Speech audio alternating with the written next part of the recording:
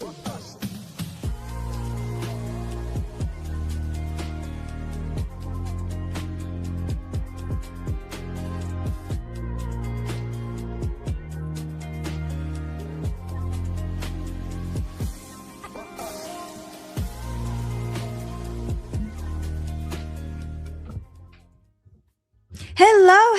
Good morning, friends. Happy Friday. Welcome to MyFundedFutures and MyFundedTV. I am Terry Trades, and we have our amazing, kind, compassionate expert trader, Tom Sabo. Hello, Tom.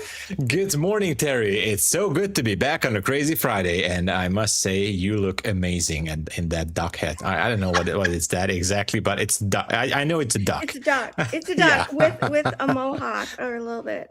I love it. I definitely love it. Good morning, everybody. Hello, chat. How's everybody? Special hello to Abhishek and Magnus and Trevor and Nate and Aaron and everybody at MyFundedTV crew. So, Terry, I love that outfit. It's really great. I need one of those as well. Do you know why I'm wearing this? I know that Pine Tree is, I think he has some wardrobe ideas for you. So. Shout out to Pine Tree Trader. Pine Tree did buy me this hat because he heard that we're having a duck race today for our giveaway, for one of our giveaways. Oh my gosh, I can't wait for that. The duck race, everybody. That's super fancy. Quack. All right, let's get started. I can share the schedule. Yeah, let's go.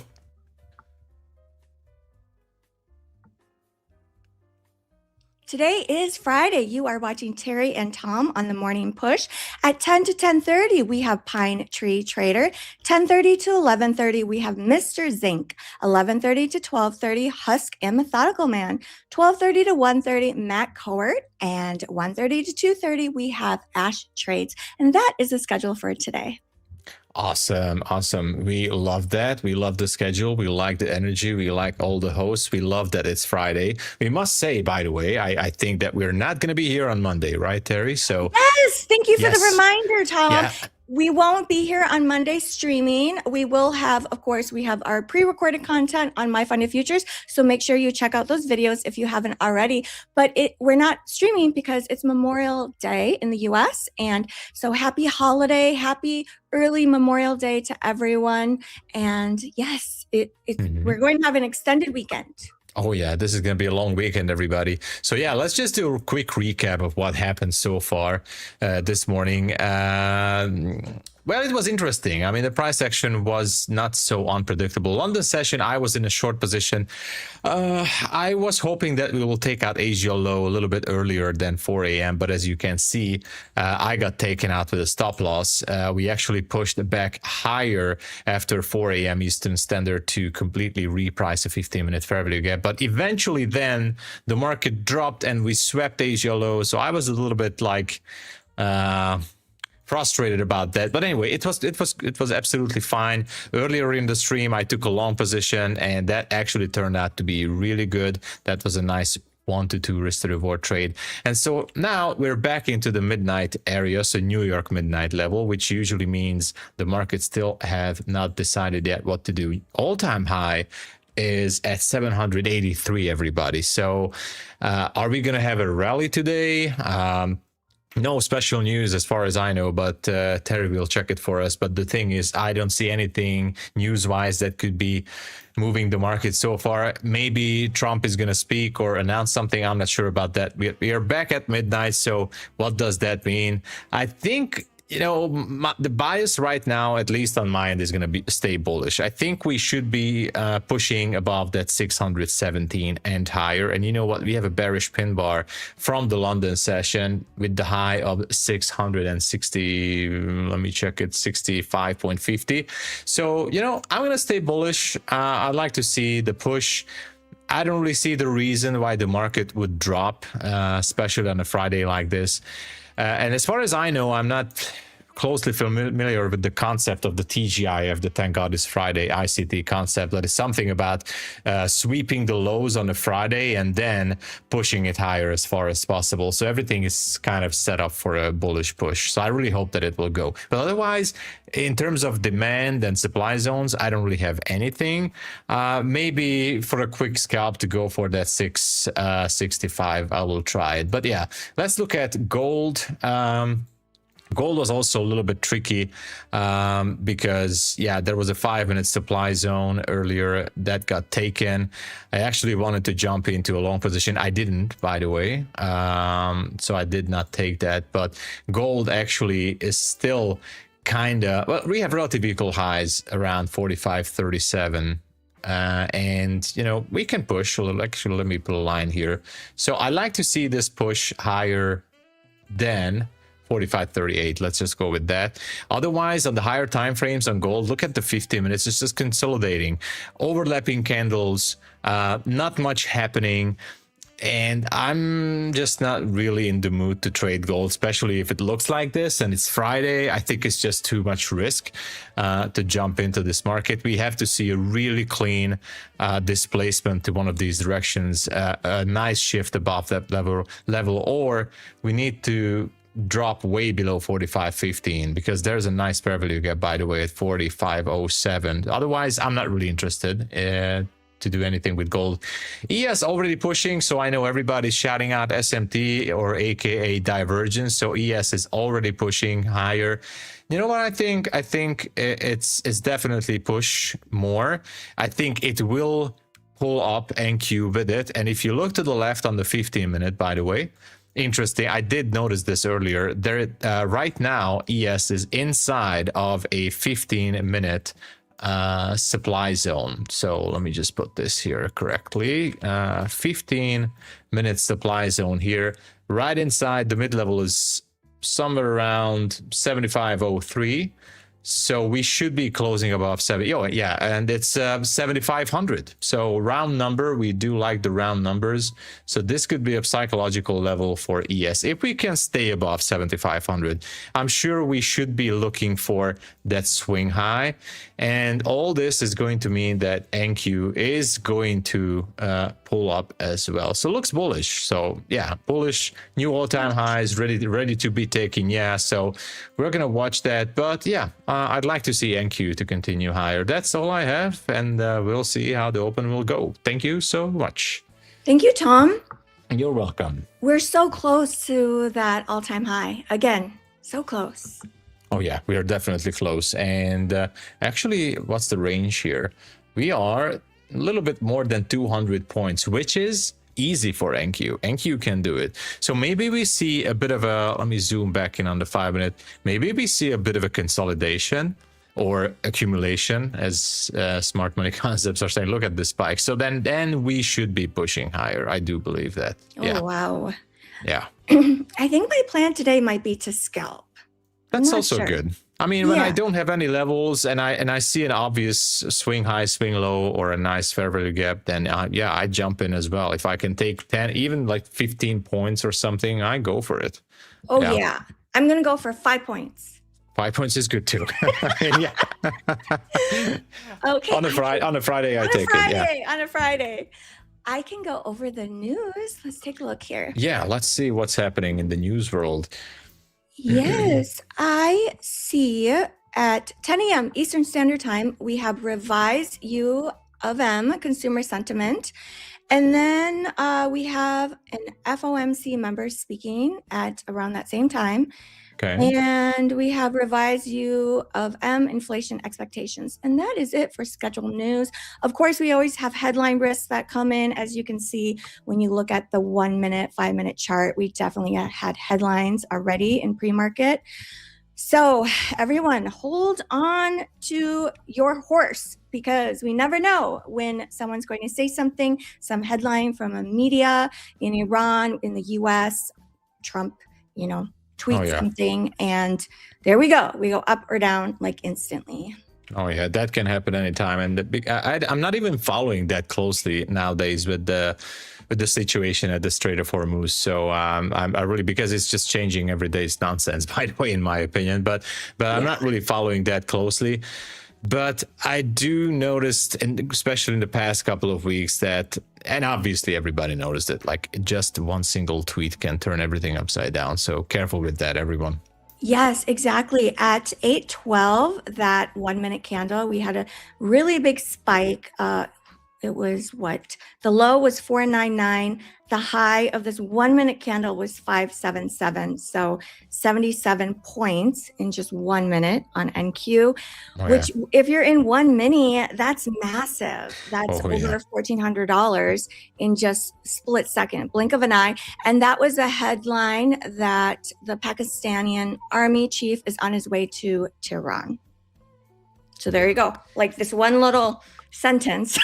Well, yeah, and there's so many things that you can speculate from that. Like, what is going to happen? Are they going to finally agree in something, or are they just going to make more rockets, or I don't know, whatever. Yeah. So who knows? Who knows? Yeah. Who knows? Exactly. Oh, how are we doing on likes today, Tom? Yeah. Let's check that, everybody, because we need to know. We need to know how we're doing. And I'm refreshing it. I'm seeing 85 likes, which is really good. 12 minutes in the show. Let's go. Almost 400 viewers. Thank you so much for hanging here with us. Thank you. And all we need, let's go, everybody. Let's go. It's Friday. Yeah. All we need is that we need that minimum 200 likes by 10 a.m., of course. And if you're watching us on X or TikTok, you know the drill. Just come over to YouTube, smash the like.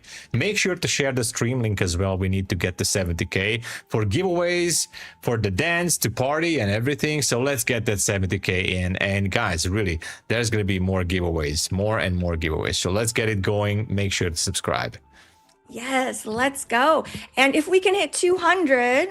I will quack like a duck by the end of our segment. Oh my! I will quack like a duck twice during our segment. Once during the giveaway that we're going to do. We're going to do the duck race. It's a special treat for us every Friday. And then, yes, at the end of our segment, I will quack like a duck one more time. I do love the commitment, Terry. I love it. I do it for the stream. Yeah, let's go. Oh my gosh. Yeah. Okay. Everybody make sure to clip that, all right? So I was thinking that. I was like, oh my gosh, I'm going to quack like a duck, and it probably will get clipped.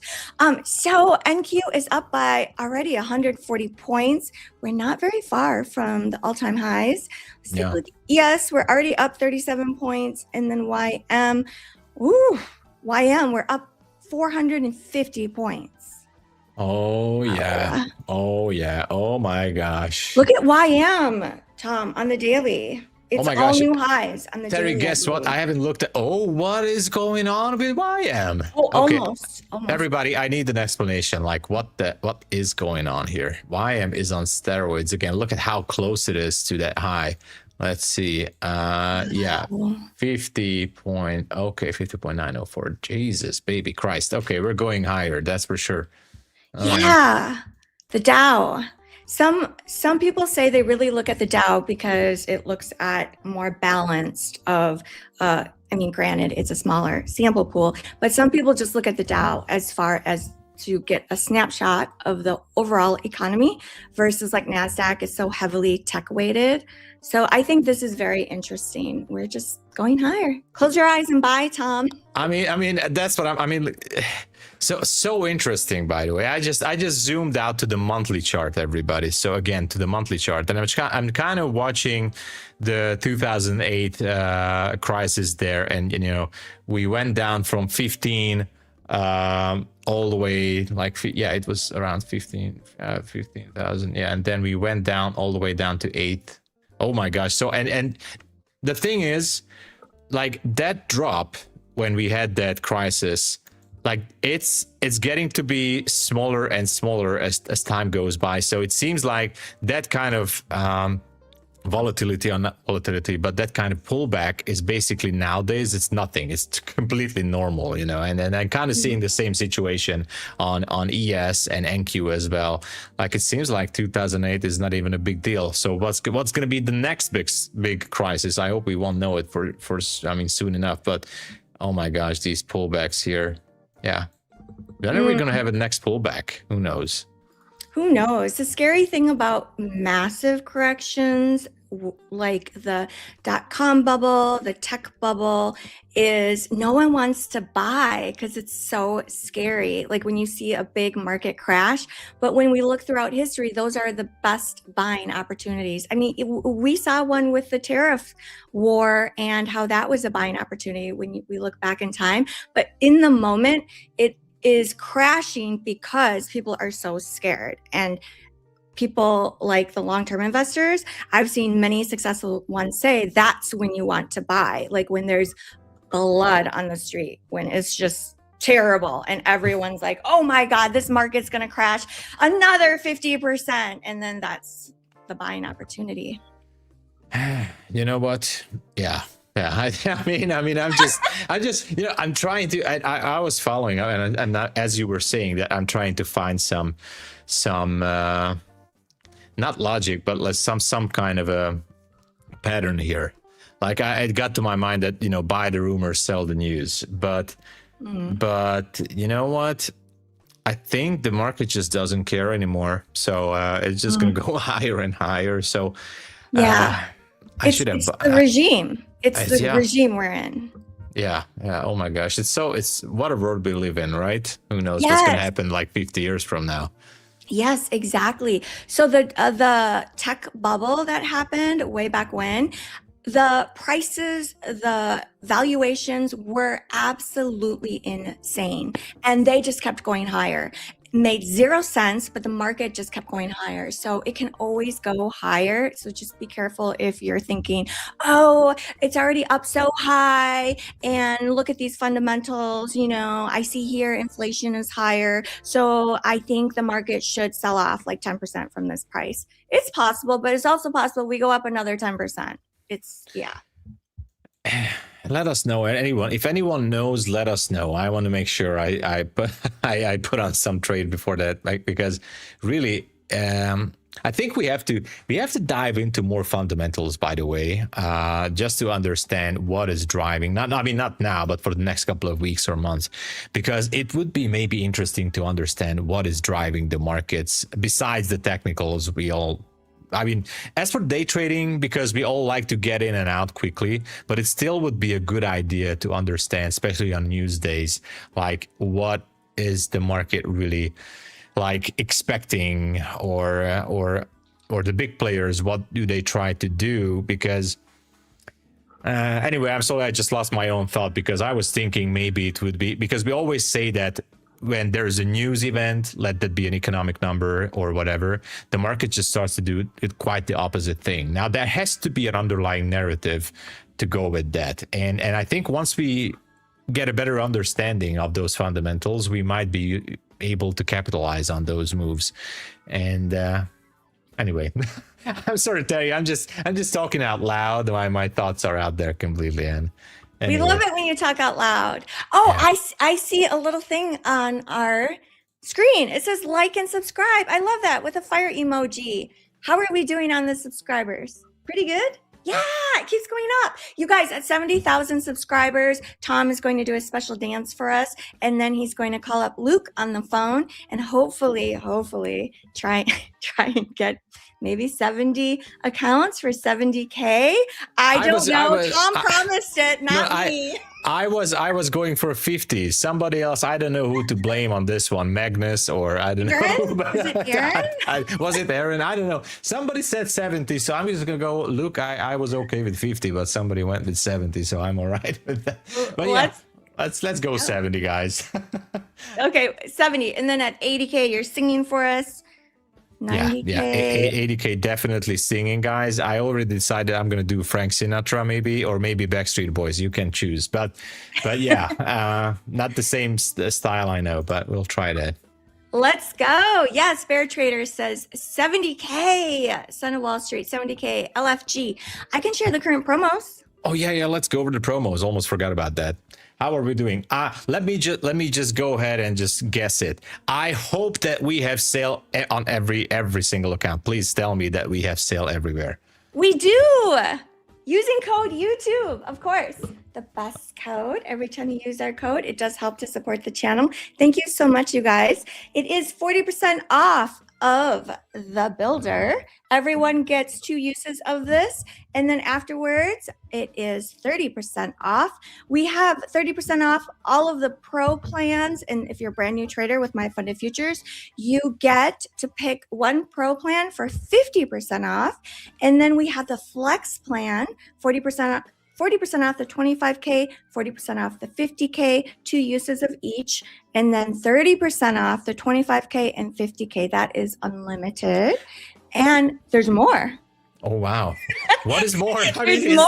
what is there? Is there something else there? Please share. There's more. There is 40% off the rapid 25K. Using code YouTube, 40% off, you guys. I think it brings it down to like $50 some or $61. It's incredible. I mean, that is a so good price. A 25K account for even $60 something. I think it's 59 or 60. That's such a good price, by the way. Yes, really good. Exactly. And then we have 20% off the rapid plans. Ooh, okay, guys. Again, the drill is simple. Just go to the checkout page, type in YouTube everywhere, and you will see that there's a huge discount on all the accounts. That is amazing. I love it. Absolutely amazing. Oh my gosh. I was looking at the leaderboard this morning and I could not believe it. Yeah, I saw that. I saw that earlier. I still don't believe it. Guys. Yeah. Check it out. I have to share this with you guys. Because I was curious. I was like, oh, I wonder what the top 30 are looking like this morning. And unreal. Unreal. I just, wow. So I was like, ooh, top 30. What are some of the lows? And the lowest I think I see in profits is here at, these don't look like they're in order. I'm not sure why. I don't know. This says 59,000. However, this is higher than yesterday because yesterday I think the lowest was 17,000 top 30 traders. So this is out of the entire firm, which is so impressive, you guys. And some of these accounts is just from one account, like this one. First place, Tom. When I saw this, I'm like, is this Tom Sabo? And he's that's my twin. Secret. But actually, yeah. Oh my gosh, I'm just still kind of, under the shock, not just about the second place, but I'm going through all the other accounts. And I just have one word here to say, like, how? Really, I'm not afraid to ask this question because I'm always having that positive vibe when looking at the leaderboard, like seeing all these traders pulling out these multiple $10,000s from these accounts. Yeah. And I just, if any one of you guys are watching the show, please consider joining us here. We would love to, interview you and just have a couple of questions because we got to pick your brain. Because obviously it takes a certain risk management style and trading style. We would love to understand that. Also, I would think the chat would love to understand that too. But this is amazing results here. Amazing. Yes, Tom and I would love that. Speaking of people from our community, on Tuesday, Adrian is in chat right now. He is a community member. He will be joining Tom and I on Tuesday. I can't wait for it. By the way. I do love when OG viewers join us, and this is just going to be amazing. Yes, exactly. What is really interesting about Adrian's journey is he is like a pro gamer. He has a gaming station, a YouTube channel. Station. That's like a radio station. That's a station, basically. We call it a station. Exactly. And so he's transferring his skills to day trading, which I think will be really interesting for us to learn more about that experience and also more about his strategies and kind of what he has learned from the gaming world that he can apply and is applying in the trading world, because I think there are a lot of similarities as far as what makes someone a successful gamer, and then also what makes you a successful day trader? That actually interests me as well, because I was actually gaming back in 2018 and 19. I was also streaming on a different platform, but and I was trading back then. Of course, I was burning away my money on Forex, but that's why it's going to be. I do have quite a few questions for Adrian, so I can't wait for it. That will be interesting. Yeah. Oh, that'll be so good because you have a way more gaming experience than I do. I have it's very well, limited. I'm far being a pro gamer, but I definitely can feel how that works. And yeah. And by the way, I do see that many gamers nowadays, I don't know if it's a trend or what's happening, or it's a different generation. Obviously, I don't know, but like I'm seeing more and more gamers, because obviously they have time to sit at the computer, and obviously most of the gamers have like all these super huge computers, rigs, setups. Like they have the hardware and the monitors, the screens, everything, and they just put on a trade on one of their screens, and they just they have time to do it. They have the time to observe the market, and next to it they can do so many things at the same time. They multitasking. That's it. New Yes. generation. That's And it. quick reaction times. So quick. Yeah. Quick reaction time. Decision making and then reacting like And immediately. maybe, I don't know if there's any correlation between those things, but maybe because of gaming, they might not be putting in too much emotion for that click, maybe, or they just able to observe the situation from a different perspective. Anyway, Adrian will answer these questions for us next week. That's interesting. Like you're almost becoming desensitized to Something, maybe it's easier for you to That's detach neat. from the charts a little bit more. I don't know. Yes. Oh, speaking of detachment and attachment, I think that is part of the struggle with when we get a little tilted is that attachment, because I know when I've experienced tilt, it's getting attached to like a bias, or getting attached to a P&L, or getting attached to I have to be right. Like there's this major attachment that happens psychologically, versus when I'm trading well, it's like no big deal. Like, all right, moving on. Like it's not. It's like a really bad date, and you're like, whatever. But yeah, that is so true. And by the way, the magic word is detaching yourself, the detachment from the profit. And I also destroyed quite a few evaluation accounts in the past couple of weeks, by the way, guys. I talked about this in my stream as well. I'm not ashamed to admit it. So I was going through a rough patch. I did secure some payouts, but the thing is, I was having a bit of a struggle because I was focusing too much on the profit again, even though it's just an evaluation account. And I was still like focusing on the number, like, all right, this is the X amount of dollar which I need to achieve in like X days, and I need to do that. And that just actually messed up my mindset. And I was forcing myself to do more trades. And so we will talk about this more after the market open, because I know it's almost market open. But detaching yourself from those profits, even though it's just an eval, that would be a key factor, by the way. That saves you from rage trading, over trading, all those things. Yeah, and you can feel it. Like you can feel that attachment, the physical sensations of like, to me, it feels like my brain is trying so hard. So whenever I start to feel that, like, oh, I just really, really want this. Like I just trying to like make it go there. It's like, wow, Terry, you are so attached to this. Oh, there we go. Market is open. There we go, everybody. Good luck. Buckle in. Bye-bye. That was super good. What is going on? My chart froze down. Okay. Oh no. Okay. No, it's fine. Pushing down. Okay. I would love to jump into a scalp, by the way, to go long. I don't know what you guys think, because there are some relative equal highs up there at 618. So how about that? I'm jumping into a nice little scalp here, because this spike down, I do love that.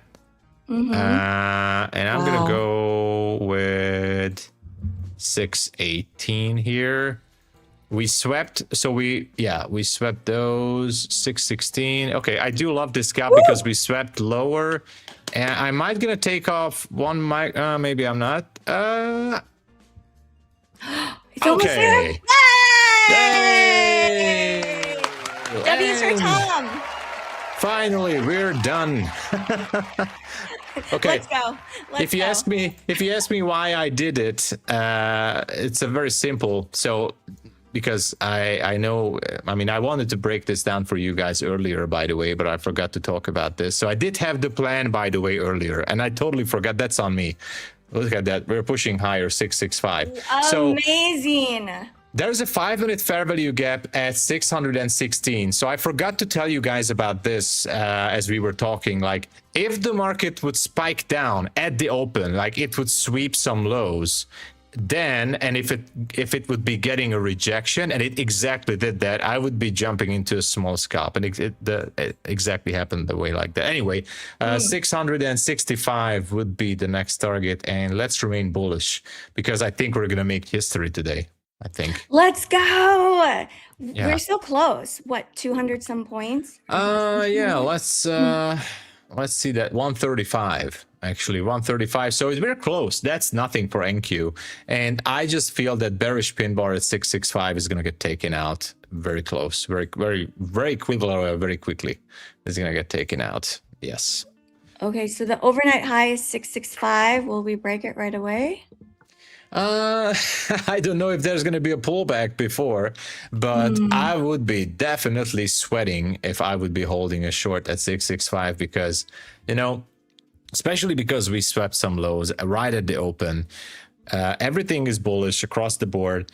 I would say, yeah, 665 has definitely, of course, let me just go down to the 1 minute here. Of course, this was a strong push. How much was this?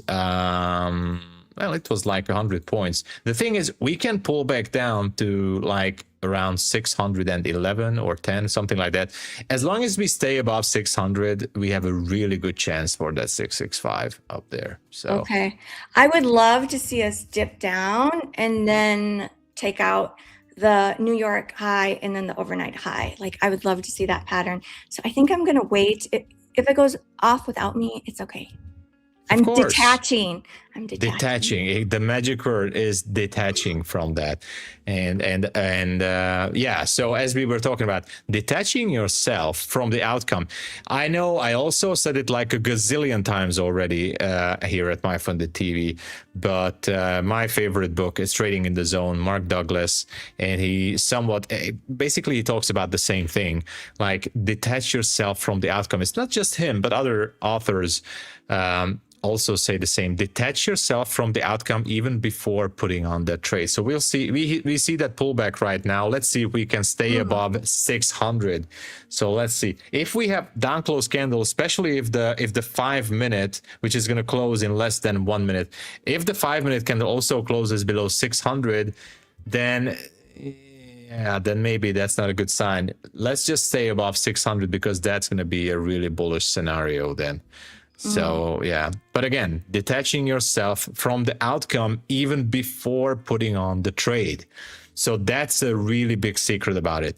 And I always get the question like, but Tom, why don't you move your stop loss? And we talked about that multiple times. I'm not moving my stop loss because I want to accept the loss before going in the market. And yeah.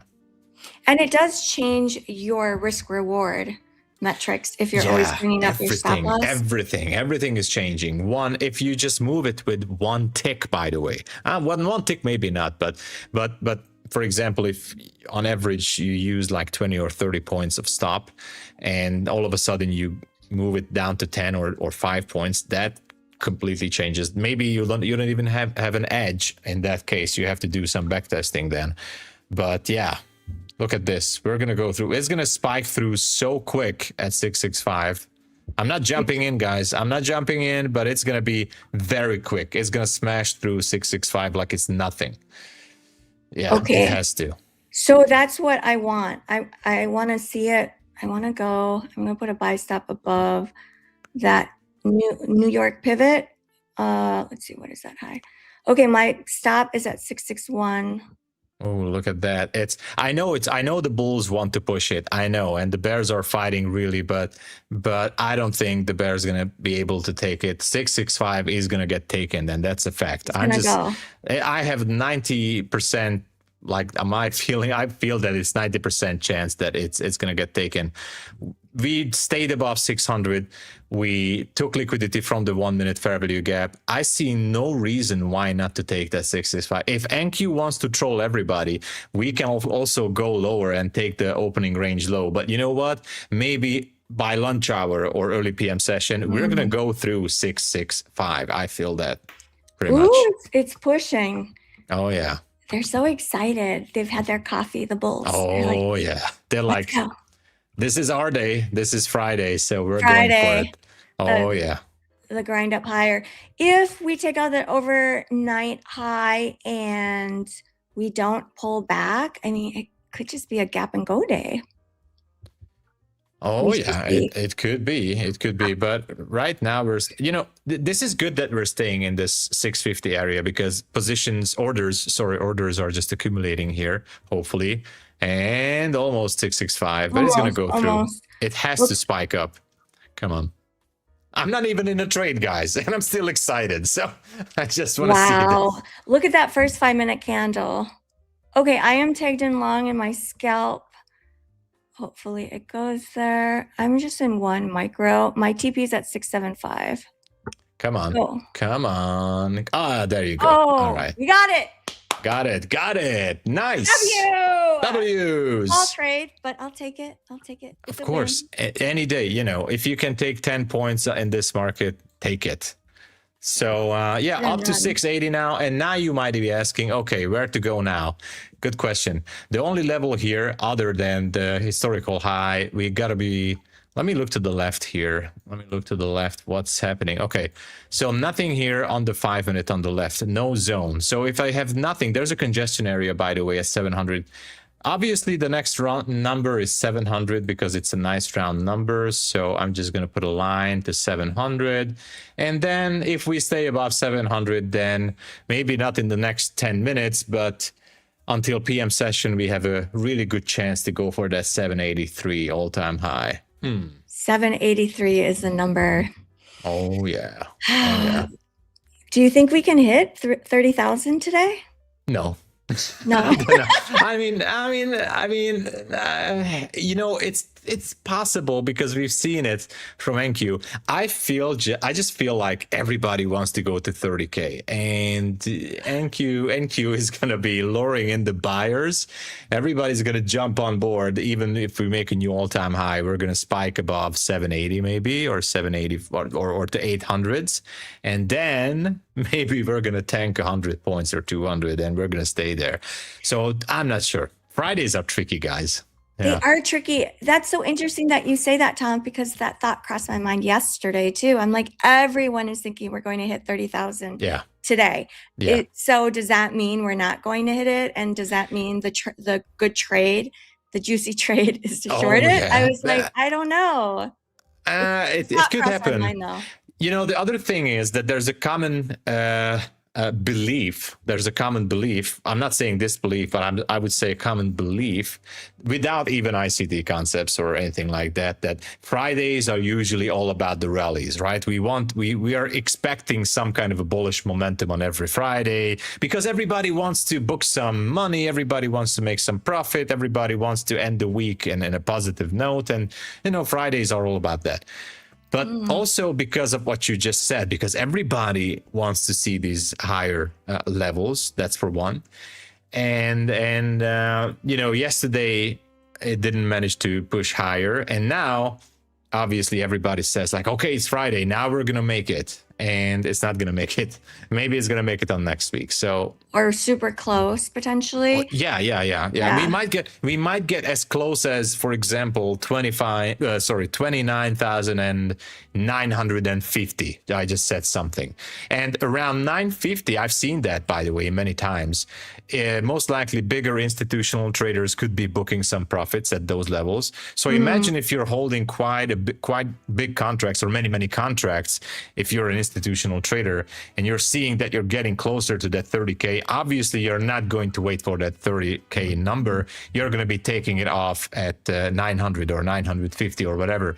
And what I would be expecting, even if we get above that 900, we should be seeing some relatively bigger pullbacks, because that will be profit taking from bigger players. From 30K. Yeah, like whenever we reach it, get ready for some profit taking. Even before reaching it. So once we get above 900, expect pullbacks in any second. And those pullbacks are not going to be like 10 points or 20 points. Those pullbacks are going to be 100 points, 150 points or something like that. So, I mean, maybe not many, but maybe one bigger pullback for 150 or 200 points. So what I'm saying is, obviously you can do it. We're just guessing here, guys. We're just speculating. But we've seen that. Possible. Yeah, we've seen that many times happening, that right before getting to a big round number, psychological strong number, profit taking starts happening before that, and it's going to pull back. So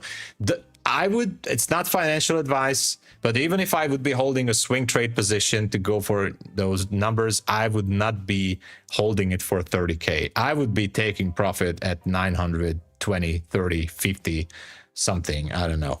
On the way up. There. Yeah. Hey, it's time. Is it the duck time? I think so. I don't know. I hopefully. Is it the duck time? I saw lots of people saying, get your ducks ready. Yeah, get your ducks ready, everybody. Is it time? Oh, look at this. Market is pulling back. Okay. There's a form. There's a form. Oh, this is the time. It's time. Almost. It's time. For me to quack like a duck. Everyone get your name on that form. Make sure to clip it. Everybody, and someone send me the file, and I'm gonna make sure to put it on the message notification on my phone. and we did get over 200 likes, so I will be quacking twice, two different periods during our segment, during the duck race. Terry, we are already over 200, so 216 likes already. So you're not gonna get away from this. I have a really good quack. It's good. It's a good one. So. Get ready, everybody. Get ready. Oh my gosh. Okay. Let's go. In a few minutes here, we will be doing a race. And if you're in it, hopefully you'll get a chance to win. It's the top winners that win the free account, right, Tom? Oh yeah, the top 10 is going to win. MyFundedFutures already put it out. Top 10 ducks will win. By the way, and we will talk about it, by the way, I think this website also has other than so many things. Ducks, zombies, cars, rockets, anything you like. So we will, discover all those things maybe. But everybody loves the ducks, everybody loves it. Yes, I do not recommend the zombie one. Bad dreams, Have you seen the zombie one? I didn't see that. I didn't. I don't recommend it because the zombies walk so slow. It's like, oh my gosh, it's going to take So forever. slow. Yes. And it's not exciting. It's not our vibe. Yeah, we want vibes, everybody. Yeah, absolutely. I'm still kind of, I'm watching the 1 minute chart, by the way, as we wait. And I just don't understand what is going on. We actually picked up liquidity. So yeah, let me just go over something. I think this would be the department for Ash, because this to me seemed like a bullish unicorn setup. We were having lower lows here, maybe, I'm not sure, on the 5 minute, and higher high, and we actually pulled back to 625. Now, if you guys are kind of going with this type of setup, sometimes I also use this, by the way. Nowadays, I tried it a couple of times on the 5 minutes. So this is a really good pullback to 625, to the 50% retracement level. So I'm not gonna jump into this because I'm already doing great for or should I jump in? I don't know, but I will wait for a bit of a deeper pullback here below 625.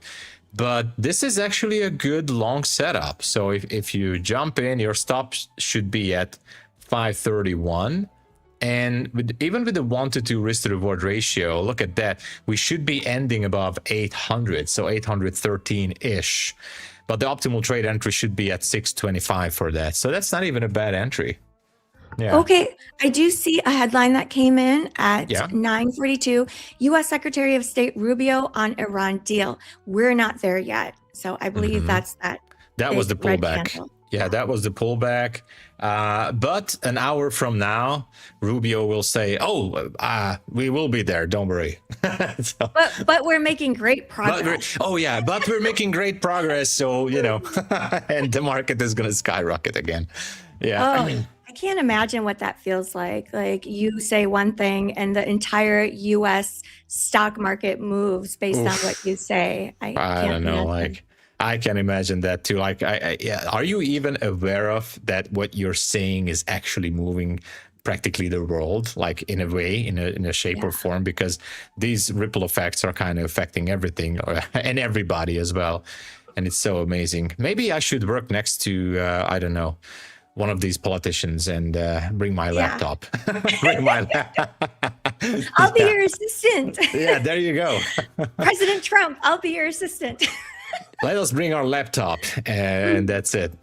Yeah, I do see that NVIDIA is in the red by about 0.4%. So I think that is interesting. NVIDIA is a big one, and we just had earnings the other evening. So it'll be interesting to see how NVIDIA ends on the week. It was down yesterday after the earnings report. So. I was actually surprised, as we talked about that. I was surprised that everything was positive, but it was down. So was it profit taking? Maybe, I don't know. But now you see, that's also one more reason that we need to dive into at least the Mac 7 or some of those fundamentals, like what's happening behind those tech companies. I feel like not just Nasdaq but Dow, ES, like NVIDIA, Meta, and Microsoft, so the tech companies are the ones that are going to drive the market anyway. So we just have to focus on those. Yeah. Yes. Yeah. Absolutely. I went down to the 1 minute chart just to see if I see a good scalp to take. I was thinking that, Tom, like depending on your time frame, it should dictate what time frame your chart should be. Like if you're a quick scalper, you shouldn't be trading off of a 30-minute chart. Yeah. So I'm so glad that you mentioned this. So if you are a scalper, your entries, at least this is my opinion, you do not have to agree with it, but I believe that if you're a scalper, your entries definitely should not be based, for example, on the 30-minute, not even on the 15-minute maybe. So if you're a scalper, then of course, please do look at the 30-minute and the 15-minute, even the 1 hour chart, but only for specific levels. You're looking for only levels on those charts. So for scalping, I also tried, as you guys seen it, the 15-second chart. Every now and then, if I want to go crazy, I go to the no offense, everybody, if you like to trade on a 15-second chart, go for it. So anytime if I want to go have a little bit of extra fun, I go down and check the 15-second chart. But usually for scalping, I enter on the 1 minute time frame and looking for levels anywhere between even the 5-minute, 15-minute. The 30-minute I don't really use, by the way. If you ask me why, I don't know. I have no explanation for that. I just actually skipping through the 30-minute chart, but like 5, 15, and the 1 hour chart is the ones that I'm looking at. But the entry is always on the 1 minute if I am scalping. Yeah.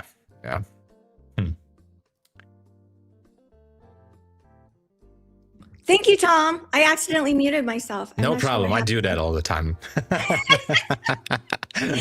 Are you guys ready for the duck race? I'm ready, definitely. I want to hear you quack. So, oh, you're doing it. I'll give you a preview. Okay, preview, everybody.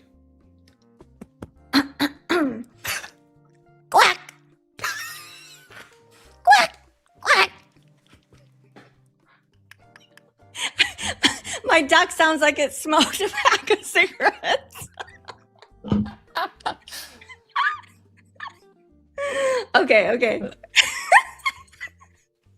All right, let's focus on trading. I love that. That was so awesome. I loved it.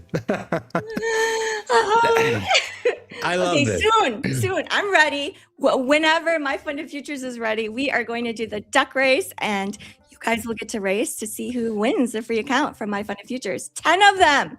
Top 10. 10 winners, everybody. 10 winners. Oh, that was so amazing, Terry. Thank you so much for that, because that was amazing. I think you're natural, really. I mean, I love that. I'm a natural duck. Yes, you're a duck. Well, They're technically. so cute. They're adorable. Yeah, they are. Yes, they're so cute. Baby ducks. Baby ducks. Oh I yeah, don't we know used to about see adults. those. We see the mother duck. We in my hometown, there's a small little lake, and we see the mother duck and the small baby ducks crossing the street. Every now and then. It's so cute. Yeah, and everybody stops the car, and everybody's like, "Hey, nobody moves." The mother duck is going with the baby ducks, and the whole traffic is stopping. Like nobody's Everyone's going stopped. anywhere. Yeah, I love that. And then everyone is in mind. Ooh, look at the market. We are I don't know what's retracing that whole happening. move. Yeah, opening range low is gonna be 531.50. So I'm not in a trade, by the way. This was just a possible setup, but 531. If we close below 600, then maybe we go back down. What an interesting push. Oh, sorry, Okay, drop here. and Yeah. Nvidia looks like it's taking out yesterday's low, so that is interesting. Maybe we go a little bit. Maybe we go lower for Nvidia to take out yesterday's low.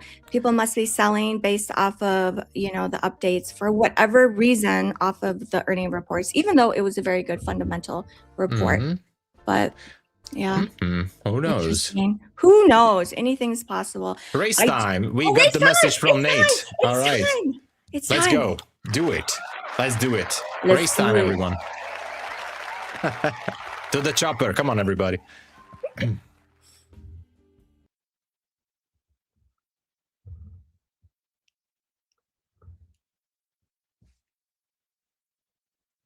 Are you ready? I'm ready.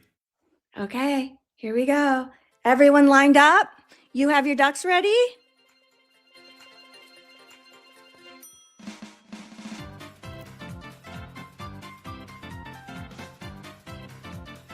All the ducks are in a row. Let's go. Let's go!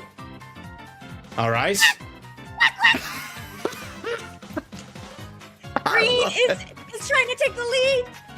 Oh my gosh. Green is there almost at the first place, but look at Pigeon is also there. Look at Pigeon.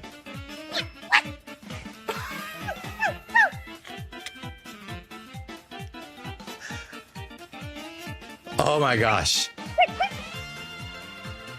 Oh, Let's go. Who is this? I see Baxter. Baxter coming up strong. All right. Ooh. Look at that. I can't do it. I'm chicken down. Oh, who's the green duck? Green duck is coming out of nowhere. I don't know who is that? Who is that? Oh my gosh. Quack, quack, quack. Quick, quick. Everyone, push your duck. Push. Push. Oh, look at this. 10 more seconds, We have the everyone. panda-looking duck taking the lead. Oh, falling back. Oh, wow. What happened to that duck? So close. My God. Quack, quack, quack, quack, quack, quack. Congratulations. Woo! Oh my gosh. Those are the winners right there. Congratulations for the first 10 places there. So amazing. Congratulations, winners. Great job on pushing your duck to that finish line. Oh yeah. It was, oh my gosh. That was amazing. I love Fridays, guys. That was super amazing. Ethan says, to be honest, Terry, quacking was better than the entire race. Yeah, it was amazing. I love that. Oh, so my gosh. fun. Congratulations fun. to the winners. Oh, we should do this every segment, right? No. On Fridays. On It's a special Fridays. treat. Yes, we made it another week, right? Oh yeah. And I'm just so glad. I'm also very happy and so grateful for MyFundedFutures for all these giveaways. Yes. It's awesome. Yes, it is, because you guys use code YouTube. Every time you guys use code YouTube, it does help to support the channel. We're able to give away more accounts, bring on more hosts, and develop great programming for you guys. So thank you so much for doing that. And thank you, MyFundedFutures, for doing the account giveaways. It makes it so fun. It makes it Oh yeah. it's more fun for us. Yeah, we love fun. We love fun. Without fun, trading would be still awesome, but with fun, it's even better. I agree. Exactly. Like it's the expression that, good trading is boring. Yes, I concur. However, we can still make it so fun while we're streaming, and cuz life is just more fun when it's fun. I don't Oh yeah. If life is boring, it's not as much fun. I second that completely. Life just has to be fun anyway. So I also I wrote this, Terry, a little bit earlier on Discord. Like I think you got to feel good like in life, because that's the vibe that you're going to bring to the charts as well. And of course, the community is awesome as well here at MyFundedTV. So that's just the best of the best. But you got to make sure that you feel good outside the charts. You're going to bring that attitude, that mindset to the charts as well. And that magic word that you said, Terry, earlier, detaching yourself from those P&Ls, that is the next, puzzle piece there that you have to put in the equation, because these things are going to help for sure. And of course, I don't need to remind everybody, but because that if you are down for the week, so if you're in the red, then Fridays are not about making it all back. And if you're in the green, then Friday for you, if you're definitely up in the profits, that's awesome. But Friday is about protecting those profits, protecting the capital. So Friday has a very special meaning trading wise. So if you're in a positive feeling, keep that feeling for the weekend. But yeah, make sure to feel good. Bring that back on a Monday. That's what it's all about. Yeah, I like that reminder, Tom, to remember that there's more to life than just our P&L and our trading. And Tom did remind me, you guys, like backstage, he messaged me. He's like if you regroup and you focus on all the other things in your life, that's good, and get recharged, like it shows up in your trading. And I truly believe that. So it's a great reminder. 100%. I 100% believe that, Terry. That was one of the key takeaways in the last couple of years. Like, so if something negative happening outside the charts in your life, you like it or not, even if you're trying to shake it off, your subconscious mindset might gonna bring some of that negativity to the charts. Maybe you're not gonna be that disciplined enough, or you might gonna oversize or do some stupid decisions, maybe, who knows. But the thing is, once you feel good outside of trading, I truly believe that, again, huge key takeaway, that if you fix those things, maybe it doesn't have to be big problems, hopefully, so you don't have to think about bad things all the time. I'm just saying, like, I don't know, like you had a flat tire in the morning, don't worry about it, it's gonna get fixed. And just don't sit down to trade like, oh my gosh, what am I gonna do with the car because blah blah, or your car broke down. No, don't worry, it's gonna be fine. Okay. But don't dwell on it. Yeah, exactly. That's the word. Yes. Less than 1 minute we have here, Terry. Oh my gosh, time flies so fast. It does. Any last minute thoughts before we head out for the long weekend? Well, I think I just said it. So, recharge over the weekend, guys. It's going to be a long weekend, so no stream on Monday. But use the time, spend it with family, friends, your spouse, touch some grass, feel good, go out, party, but not too much. And, just feel good. And I would like to thank everybody. The vibe is so amazing here at MyFundedFutures, and you guys in the chat. I love you all. Everything is great. Thank you. Yes, Tom and I quack for you. Exactly. I'd like to say a special thank you to all of our troops. We honor you. Thank you for your service, and thank you for all the people who risked their lives and lost their lives for our country. Without our military, we would not have the U.S. stock market. So thank you so much. We appreciate all of you. Thank you. Have a great weekend. Tom and I will be back on Tuesday. Please welcome Pine Tree Trader. Bye, guys. Bye, everyone.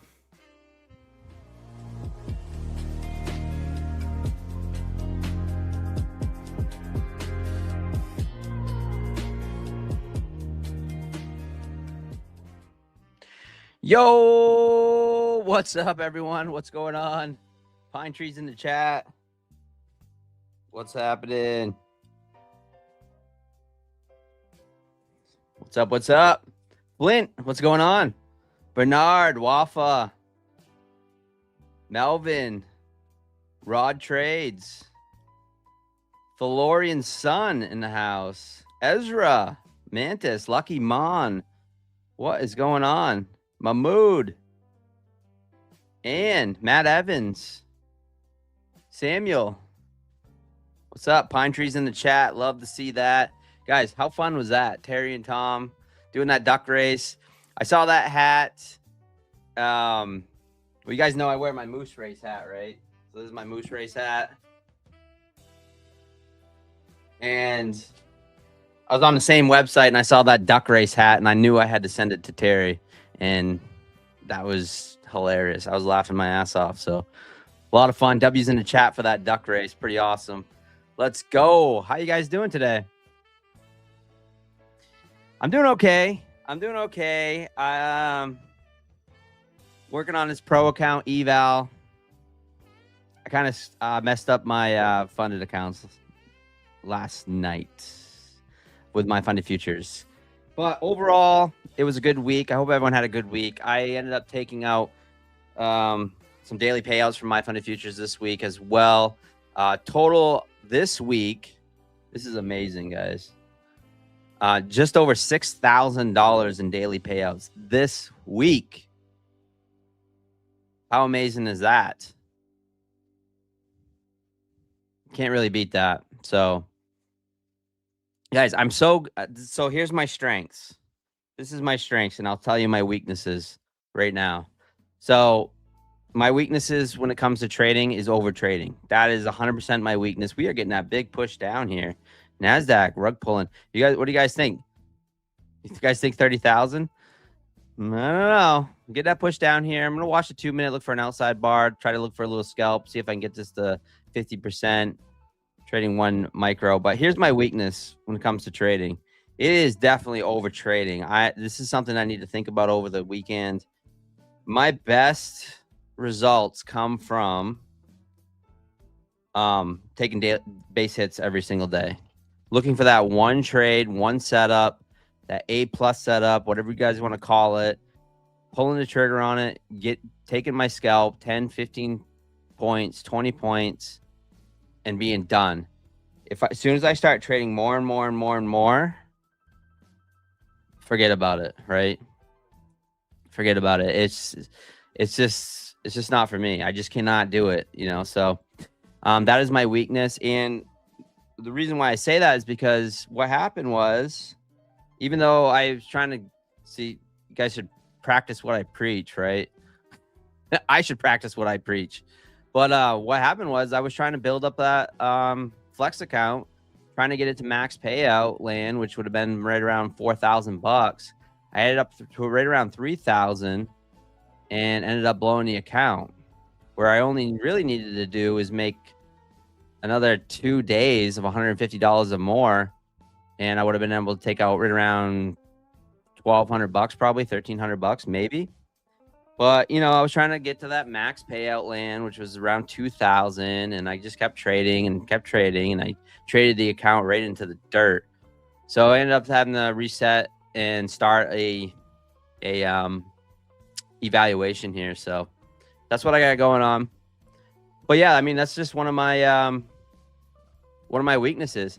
Now, my strengths this week was simply I had accounts over the buffer, daily payout accounts, including a MyFundedFutures Rapid, and just got to what I consider a minimum. Like what I'm targeting is $300, and if I'm copy trading some accounts, looking for like 15 points, I'm copy trading some accounts, hitting that $300 multiplied by how many accounts I have, and at the end of the week, it all totaled up to be right around just over $6,000.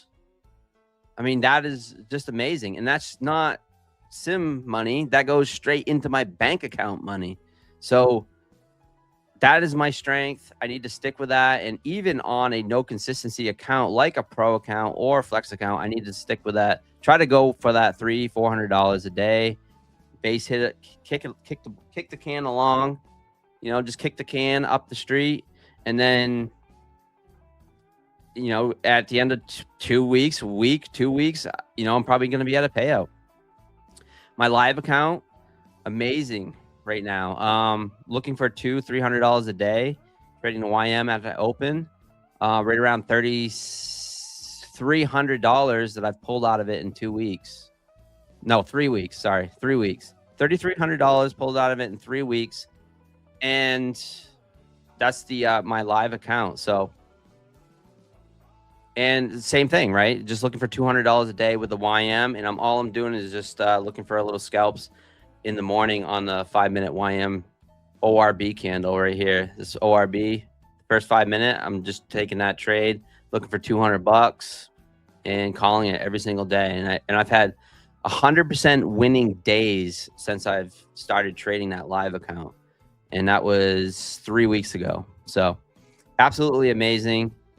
I couldn't be happier, but it did feel bad and it did feel embarrassing. Like I was just like, man, I can't believe I blew that freaking flex last night. So stupid. But I just kind of got caught up in it, you know, The funny thing is I went to dinner. I had an amazing night. Ended up going to dinner. Went to a new restaurant that I've never been to. Had some excellent pizza, like fancy pizza, right? Had a nice drink. Had a ice cream after. It was an amazing night. And I come back and I was like, maybe I should try to trade that flex account. Oh, it did not go well. So anyways, I just want to be transparent with you guys and to let you know that if you lost an account, it's okay. Like it's okay. So it's okay. We move on. It is a long weekend, what I consider a long weekend. It is a holiday weekend. So let's just not go tilt today, right? So I woke up this morning. I felt good. I made one trade and I'm done on a few accounts. And then I was like, well, I can make a little more on this pro account. I'll sling a micro. If I can get it up to $1,500 almost exactly, then I won't mind that. That'll be good. If I take a L on the trade, that's fine too. Don't need to pass it in one day. I actually have 3 flex accounts that I got to 50% last night, and then another pro that I got to 50% last night. So I am fully loaded right now. You can have 3 MyFundedFutures flex accounts, and then I added the 2 pros. So I am fully loaded with my 5 here. If I can get them all passed, that'll be great. But hopefully I can get them all passed, right? And then I'm going to be fully loaded. And I'm going for that big live account with MyFundedFutures. MyFundedFutures doesn't know it yet, but you know that leaderboard that Terry likes to show? I'm going to be on that freaking leaderboard. You're going to see me on there. One day I'm going to have one of my $10,000 days across 5 accounts. You're going to see me up there. Let's go. No, it's just goals, right? It's always good to try to push yourself, to push your trading. But anyways, yeah, the best trading I do is little base hits. That's the kind of things that I like to do. What's going on, Saro in the house? All right, guys. So a lot of people thinking we're going to 30,000. Now, are we going to do it for America holiday weekend?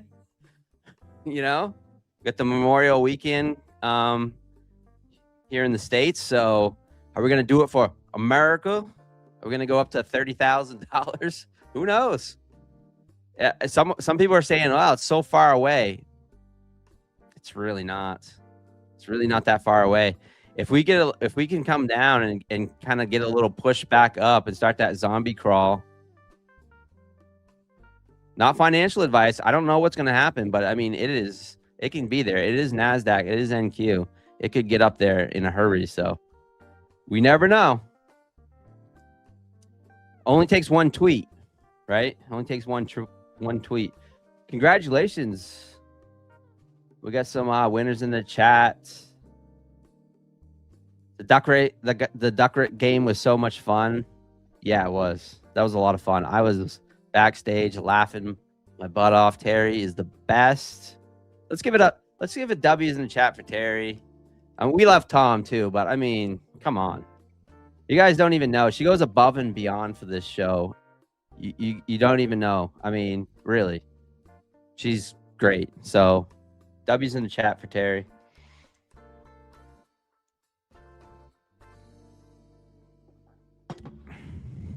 All right.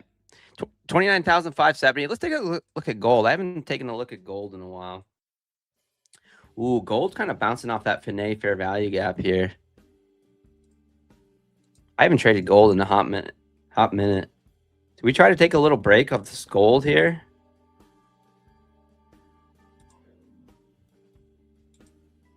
I don't even know what this bracket looks like. That's something. I'm going to take a little long on gold here. And stop's going to go. Yeah, I like the stop. Stop's going to go just below there. We're at that 45,503. And I'm just one micro here on gold. Excuse me, I'm losing my voice. It is Friday. I am so excited for the long weekend. I'm planning on doing some fun stuff. I want to do some fun stuff. I want to stay away from the charts too. So what do I need to get 50%? Yeah, this looks pretty good actually. So if we can get a little pushback up here. But yeah, I'm trying to long gold. We broke this inside bar here to the upside, and we're trying to bounce off this pine line at 54.08. Now, I am not much of a gold trader, but this is a pretty decent setup. So I'm just going to give it a shot, see what happens.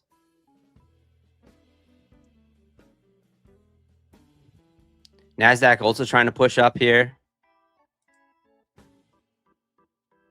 A bit of bear flagging, though, on NASDAQ on a 2-minute. Take a look at the 5-minute chart.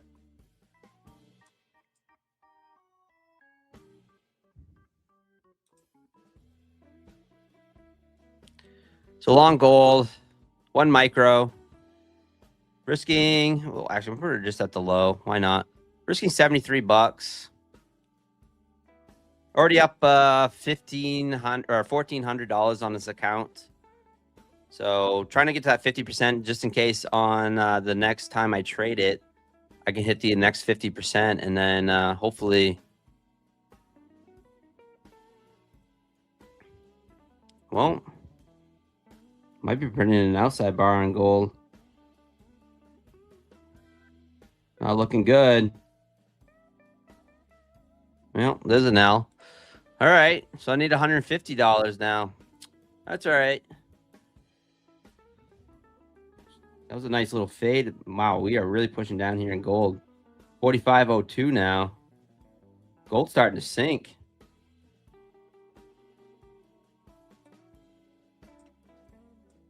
Well, there's an L.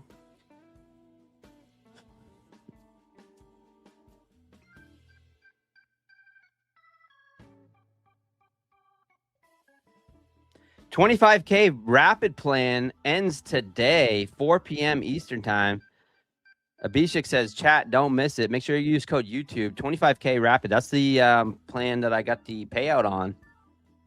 25Ks. You guys saw I got a bunch of those 25K rapid payouts. So pick one of those up. They're pretty cheap. They're like 60 something bucks, no activation fee.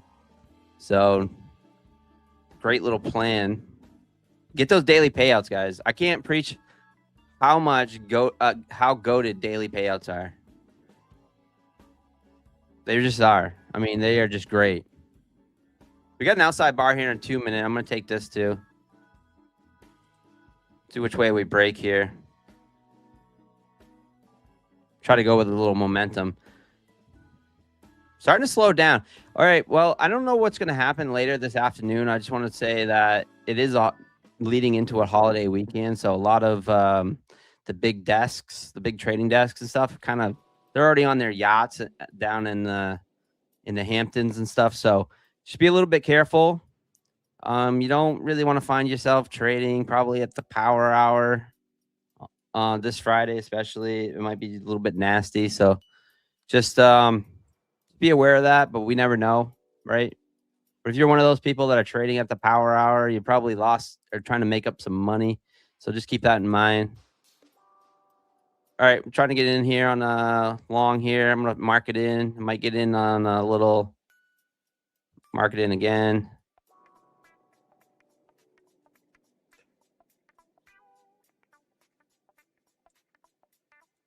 Take that off. Two micros here.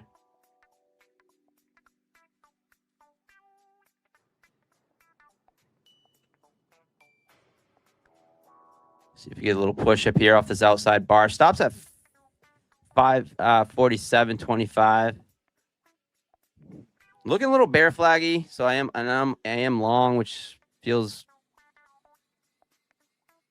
Well, let's see if we can get a nice little break here. I'm not gonna look for a scalp. I'm actually gonna look up at least up to that 20s there. See if we can get that $100. Stops at 547.25. But try to front run that 618 is what I'm gonna try to do. Who knows? It could be just one of those mornings where I get chopped. Just kind of feels like it. I could be honest with you.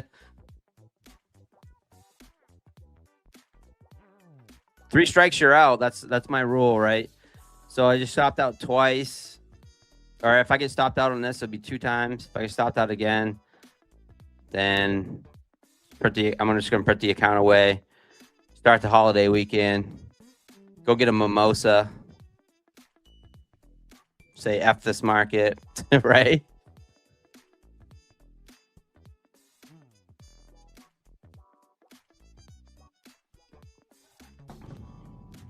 All right, getting that push back up. Trying to get that push back up here.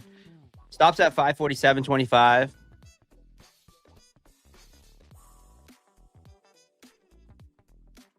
It is just chopping at the VWAP right now too. Chopping at the VWAP.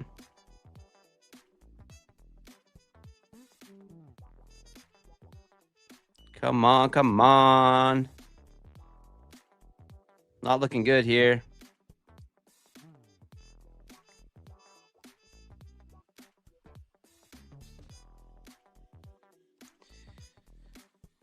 Guys, got any questions for me? Feel free to say it in the chat. I love answering questions. So if you guys got any questions for me about my trading journeys, about whatever, about what kind of car I drive, what's my favorite movie, I really don't care. Just I love to answer questions, especially trading's boring, guys. Flat out, right? Trading can be super boring. So it's always nice to just have a community to talk to and to be part of. Wow, getting that. It is just yeah, this bear flag's busting out. Yeah, stopped. All right, well, 2 pretty big L's there, especially with the micros.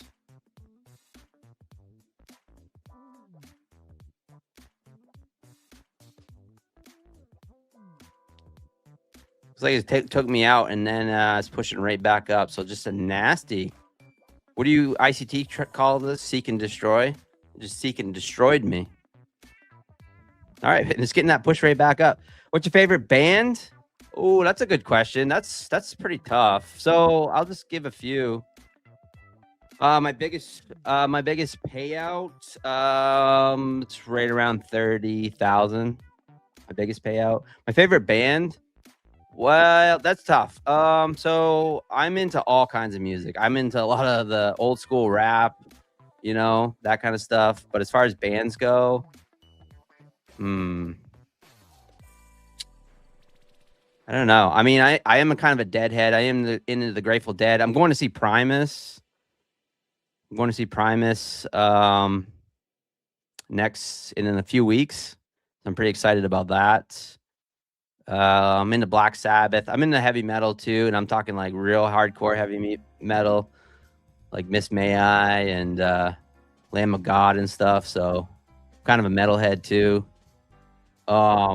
So yeah, I mean, I'm into all kinds of my music is just all over the place. I do play guitar a little bit. I'm not that good, but I do play guitar. But All right, guys, 2 L's here, 0 for 2, OFA. And it does, if you look at this structure here, it looks like we're trying to break a bear flag here. Are we going to take out the lows? I don't know. It's just, it seems very choppy. Let me look at the 5-minute here. Yeah, an outside bar break to the downside as well. I might get snip snapped here, but I'm going to go for a short. And stop's going to be at that swing high, 600s. 2 micros. I'm going to go for the low here.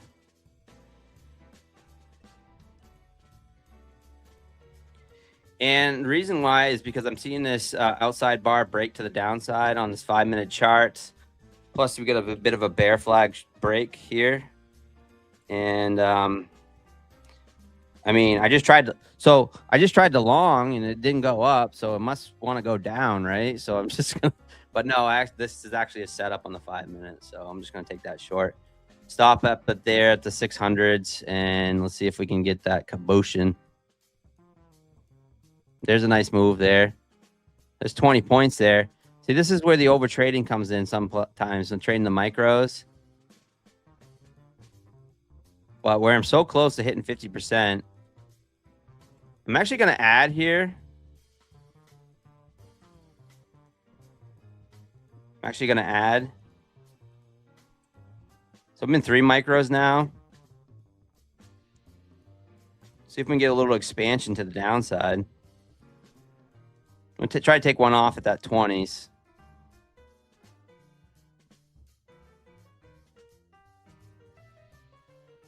All right, there's a nice push there. Come on, get down there. Take me out at 1.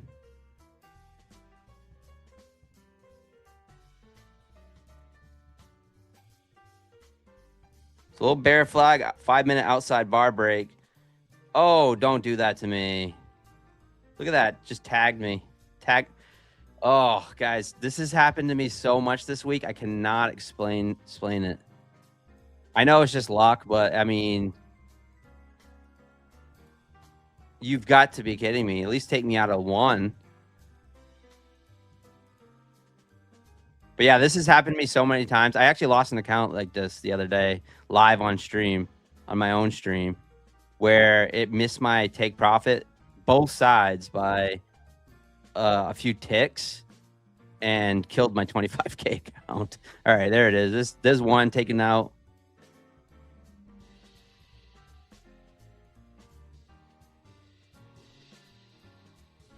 Little 5-minute outside bar break to the downside.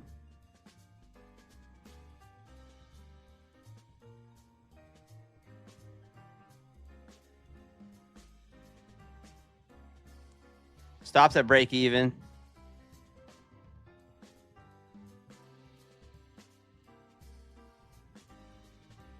Trying to front run that 500. I mean, there's 20 points right there. Oh, just missed me by a tick again. What is it doing, market makers? You messing with me or what? All right, got a little bit back there. Still up 1382. Try not to play the P&L. I'm just trying to look at those levels and where we could bounce from, which, 29,500 is a big psychological level that it could bounce from. So just took it off there at that 500. Took one off at the 20, right? Because that 20, the magical 20s, it can bounce from there too. And then there's the bounce off from that 500 area. So just kind of get out of that. So nice little trade there. But did take 2 L's earlier. So, but you see kind of how I did that, where I added into the trade when I felt more confident about it as it started to go my way. That is something that's one of my strengths. So I was talking about my strengths and weaknesses. That is one of my strengths. One of my weaknesses is like adding to a losing trade. Now, some of you guys are really good at DCAing. One of our hosts, SK, he does the mean reversion. So he gets in, he scales in and scales, he scales into a trade. So he has a level and then he scales. So like if he's looking for a short, let's say right from here, he'll say like, well, I'm going to short from 520 to like say 540, and then he'll scale in on that level and then looking for that continuation on the short, which is a good play. For me, I actually kind of do the opposite, which is perfectly fine, right? We all have our different styles of trading. So I like to try to add into the winning trade. And that also will help me on the intraday trailing drawdown accounts like the rapid to get over it quickly. So if I get on a momentum trade, and see, that was a nice cover, obviously in hindsight, but nice little cover there. And then it's getting that push back up. Just a psychological level, right? The big fat hole numbers, 29,500s, the 400s, all that good stuff. But where I can add into a winning trade and on momentum, so you can watch that P&L go up so fast if you can catch a nice move, and then you'll be over that intraday trailing drawdown in a hurry. I'm telling you, it usually when I get over those intraday trailing drawdowns on a no consistency account, it's in like one trade. And I know. Sometimes I do lose accounts. Yes, I do. But once I'm over the buffer, I'm able to slow down a bit and then just limp along, try to get that payout, the minimum payout. So if I can make $500, whatever it is for that minimum payout, then I stop right there. Because if I'm up on a rapid account and if I have $500 that I can lock in for a daily payout, I am done. There's no need for me to keep trading that account, you know. $500 a day? I mean, are you kidding me? It used to take me 3 days to make at my old job, you know. Fine, my overall view is bullish. No, not really, Tris. I try not to have any bias whatsoever. I'm a bar trader, so I just look for the scalps on the chart that's right in front of me. So I really try not to have any bias. A lot of times when I come in here and I'm like, oh, are we going to 30,000 and all that stuff? It's just BS, just to talk. I don't have a clue where the market's gonna go. No one really does. It's just because where I scalp, if I have a bias, it can get me into trouble. But yeah, I mean, it's just good talking points, right? Talking heads. I mean, there would be no CNBC if they didn't just like act like they knew what was going to happen in the market and stuff, right? But yeah, it's all good and fun, right? So Pine says 30,000 by July 4th. I mean, I don't know. It's just right there, right? And I just know how us retail traders work. But I also was having this discussion the other day with someone, actually yesterday, and I was saying, they think everyone is talking about the 30,000. It's right there. I said, wouldn't it be funny if we push up there for Memorial Day just before the holiday? I said, but when something is that evident, so let's just say we have an all-time high just sitting right there, and it's that evident. How oftentimes will you be up in all-time highs and be right up at the top and thinking that we're just going to bust right through it, and then all of a sudden the market will just rug pull you and just yank the market right down, because it's like where everyone's thinking that it's going right there. If you ever look at the meters and stuff where you can see how everyone's bullish or biased, oftentimes I like to try to fade those masses. So anytime I see a poll in the chat and everyone's like, I'm so bullish today, I'm like, I'm shorting. Like, it's just funny, guys. I don't know. It's just one of my things. But guys, I got a few seconds left before Mr. Zinc comes on. I want to also thank the troops, right? And the ones that we lost. Just hug the people that you love the most, right, over the weekend. I want to say that it is a holiday weekend. Spend some time away from the charts. Spend some time with some friends or family, wherever you got. And hug the ones that you love, because you never know when the last time you're going to see them again. It happens. I know it sounds morbid, but really, I truly can't stress that enough. Thank you guys so much for an amazing week. And let's give it up for Mr. Zinc. I'll see you guys next week. All right, guys. Peace, guys. Thank you.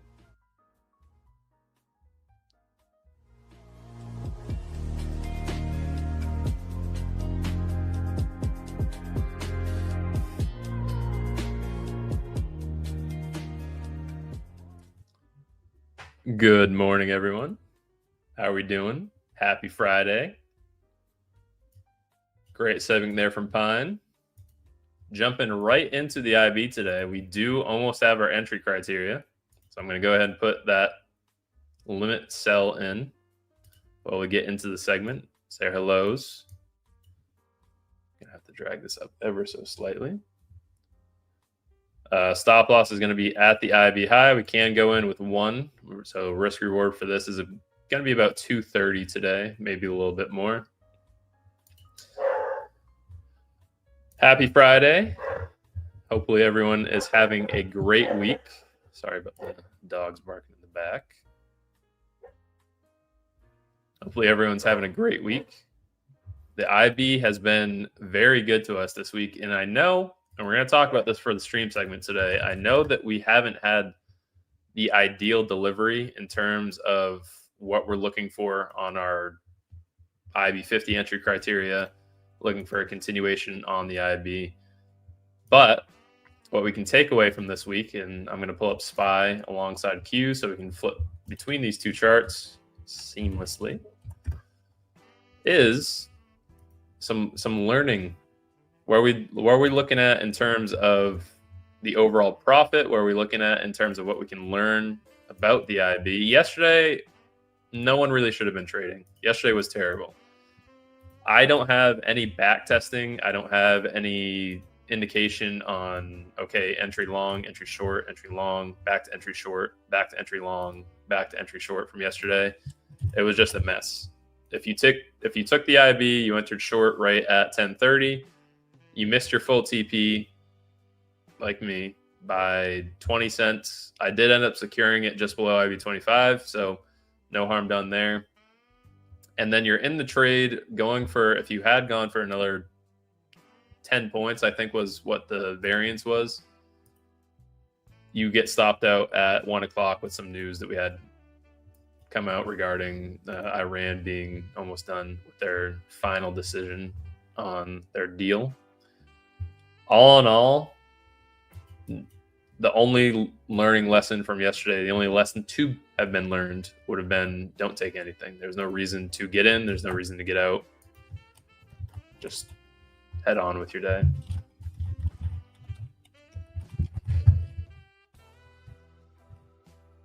Let me get the alert out for this.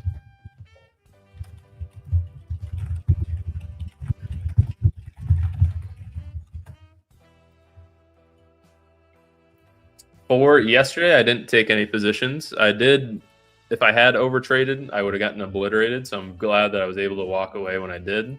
Now, Tuesday, this was a massive day for me. This is one of my bigger wins that I've had for the past several months. I took longs on the IB, even though it was indicating a short, because I've noticed that the days that we barely missed a TP, same thing that we did yesterday, barely missed a TP, those days typically turn into, also, we're going to get our entry right here.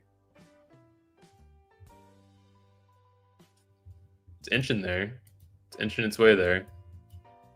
The days that we miss the TP and then have that reversal with the 5-minute or 15-minute time frame, those ones typically go and take that low. I do want to add on to that point that Pine ended his segment off of. It's very likely that we do hit 30,000. I'm on that whole bandwagon too. I think that we're going to continue up to 30,000. I think everyone does, really. What's the likelihood that everyone's right and we hit that TP on the same point, same mark? Probably not entirely likely that everyone is collectively correct. A little tongue tie there. Probably not all that likely, right? Retail traders and big money traders. There we go. We got filled at IB50. Beautiful. Our TP is going to be at IB low. Buy one limit. TP at IB low. Stop loss at IB high. 1-to-1 risk reward. Looks like 113 points is what we're in for. So risk reward is going to be about $226. 113 points, 226. Not a bad looking trade. So we are in on the IB. While this is developing, we'll go ahead and talk more about that 30,000 level. I think it's going to hit. We've been waiting for it to hit for about 2 weeks now, 3 weeks, right? Is it going to hit when everyone's expecting it to hit? Probably not. Is it going to hit when everyone's least expecting it to hit? Most likely, meaning that we'll have like some bearish news come out or something along those lines, and we'll go and take it after we inverse bearish news. I can't see the future. I'm just spitballing what might happen. Oh, already getting that giveaway chime. If everyone hears that, forms are about to drop in the chat.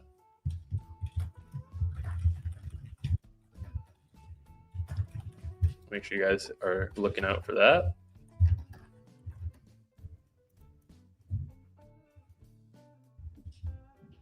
Right at IB50, pretty good entry. SPY is also about to hit it. My only worry for today is that we do get sent off on a bullish note into the weekend for that 3-day weekend. But I got to play the stats. Everything's lined up right now for me to go short. We have SPY and Qs lined up directionally short. SPY is hitting the IB50 right now. QQQ has already hit the IB50. Only thing that could put a damper on it is if the significance of the news was kind of hogwash, meaning that even though we did have consumer sentiment come out at the lowest report on consumer sentiment ever, I don't know how many of you guys in here actually look at data in that respect. Consumer sentiment came out today, the lowest it ever has. We've never had a lower report. It's a record low, meaning that the highest amount of consumers, us retail traders, is bearish on the market right now. We've never had a higher outcome or a higher stat than where we're sitting at the moment. And then we immediately get bought back up. But we do have the IB low set on both SPY and Qs second, so we're targeting that level. We did take the outside day stat already. We took previous day's high. That was 717.11 and 744.87. SPY and Qs respectively. I need a good ice cream after today. What happened today? Zinc, are you trading just the IB? Yeah, just the IB today. Short at IB50. Looking for a continuation to the low, 715.93. 715.93. TP on MNQ is going to be 29,490. I am a little skeptical about the rejection, rather the bounce at 29.5, because that's a pretty significant psych level. And finally, my only downside to this trade, the only kind of maybe don't take it for a Friday, is Friday's IBs have been running for a long time. If you guys remember last week, that trade didn't hit the IB high until actually 2 Fridays ago. Sorry, not last Friday. Last Friday was still like an hour-long trade, but 2 Fridays ago, it was almost 4 hours in the trade. If we had taken the trade on SPY, it was a whopping 5.5 hours just to get your stop loss hit right before close.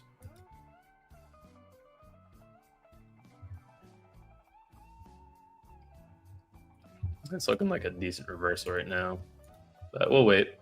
SPY is slightly weaker, but I also don't want to go and take it on SPY because that one is the one that leads to the super long holds, and I'm not looking to have a trade go for 3.5 hours on a Friday. No, thank you.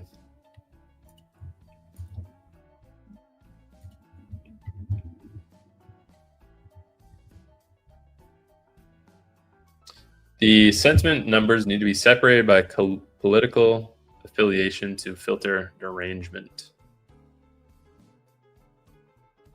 Not sure what you might mean there.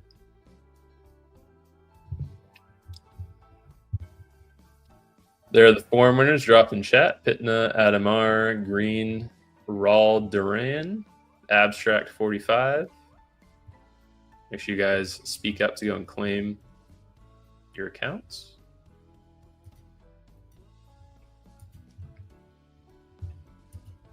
I'm not liking the push over the IB 50 right now. Not a fan of that.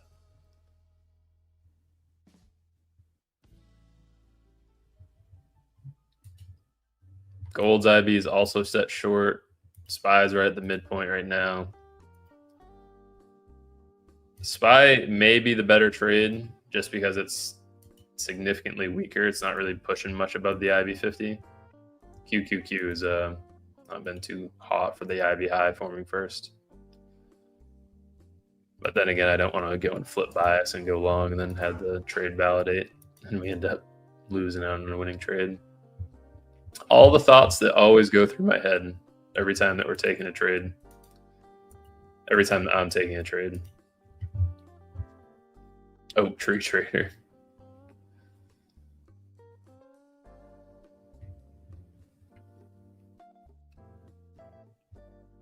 Putin announces 6 dead and 39 injured in incident. Let's see if Walter Bloomberg has anything on that on X. I don't know. I'm looking at the 1 minute time frame right now as well. This is pretty icky. This is pretty nasty for a recovery. We had a really strong tweezer candle there. SPY's just not strong at all, though. There's no relative strength whatsoever. But the 1 minute time frame on Qs is disgusting. With that climb back up, it makes me think that we're gonna have a tweezer that just continues pushing. There we go. Looking a little bit better. And bought right back up.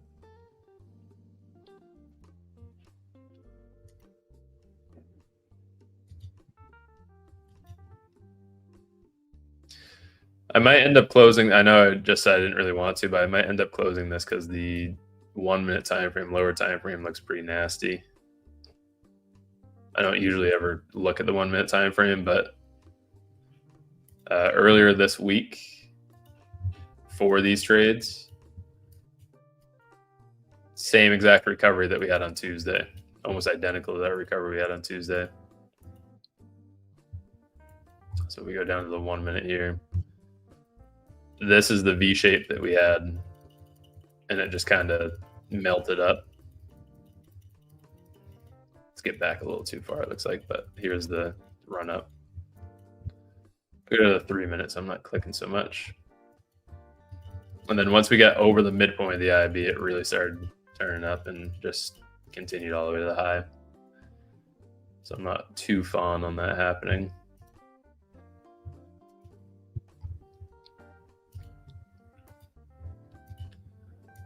It's very similar to Tuesday. The stat that I also saw this morning, someone shared it with me, is for the high forming first on the IB recently is a 50-50 chance that it goes and hits the IB low. That's over the past 3 months worth of data.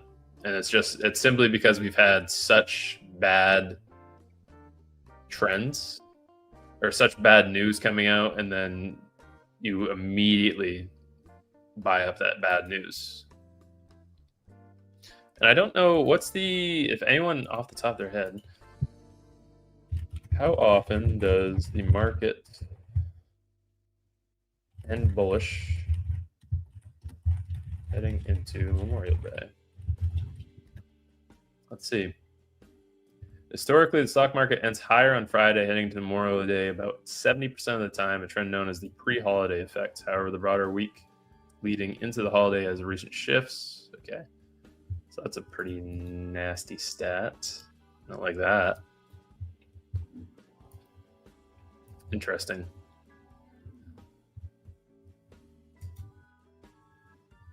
I'm going to cut it early. I'm going to save myself. I think that's the right decision. I'm going to save myself a little bit of fatigue there. If it ends up going and taking the low from here, so be it. But I am if it wasn't for this week too, both times this week that we've had the high form first. So Monday was the only one that we won on. It would be about a 1-4, 1-5 for this week.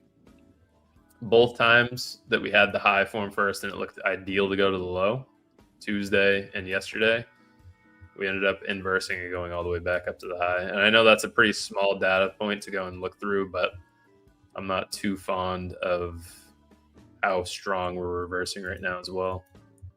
Like this is straight up on the 1 to 3 minute time frame.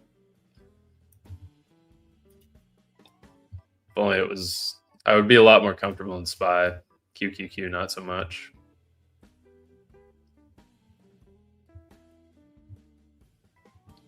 Saved myself a little fatigue on that. $70 loss isn't too bad.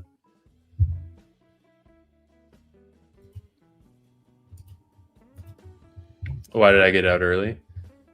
And mostly just this week, really. I mean, if this was what I also just added in, the recent trend has been when we form the high first on the IB, it ends up going and taking the high, even though we formed the high first, because the market has been so irrationally bullish. I do agree with Pine when he was talking about that 30,000 level. Really, I agree with everyone that has a indication that we're going to 30,000. It's a very strong level to go and push to. It's very confident, or it's very high confluence, because we have 29,000 broke, 28,000 broke. This is our next massive psych level that we have to go hit. I don't think it's going to hit today. I am a little weary of how strong it's reversing at the moment. That's about it. But of course, I'll probably make the wrong decision. We'll go and look back at it, and I'm gonna be made out to be a silly trader. And there's a reversal. It's okay. We're also over 29.6 again.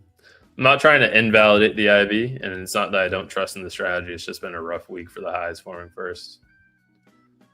Going into the Friday, going into the weekend, 3-day weekend, I also don't want to go in on a sour note, have a loss on stream. Loss regardless. It doesn't need to be just a loss on stream.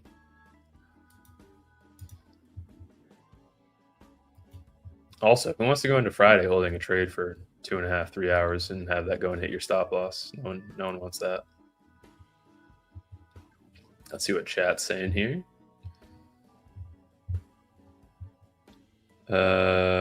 Someone once told me never short into Memorial Day weekend. Stuck with me. That's why I just looked up that stat real quick too. It's a real thing. I know that for shoot, what's the holiday that it never happens on? It's been like 17 years or 20 years. Oh, not a holiday. Definitely not a holiday. 9/11. The market has, since 9/11 happened, so 25 years, the market has never gone red into 9/11. Never closed red on 9/11.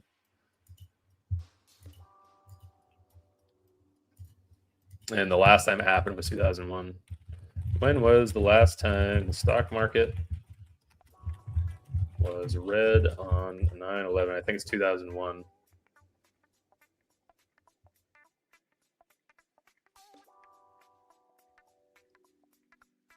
Never mind, it happened last year.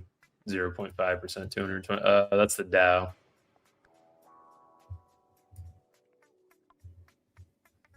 I probably shouldn't put in stock market. I meant NQ. I'm sorry. NQ was red on 9/11. I'm probably still wrong, but I don't think it was last year. 2001 was the last time.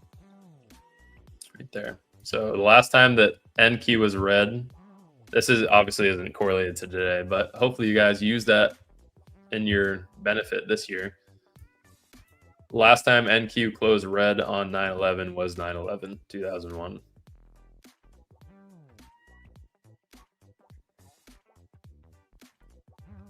someone told you they've never blown an account, they're lying their bottoms off. Couldn't agree more, Magnus.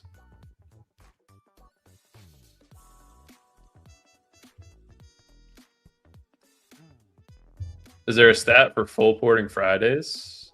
Fridays are usually really good for prop firms. So a lot of people probably do that same mindset or that same trade on a Friday. Full port Fridays. Not something I would do at all. But I mean, to each their own. Go and do what you want. Who's to tell you no? Trump speaking soon at 11. He's usually a little late, isn't he? Give or take like 10 minutes.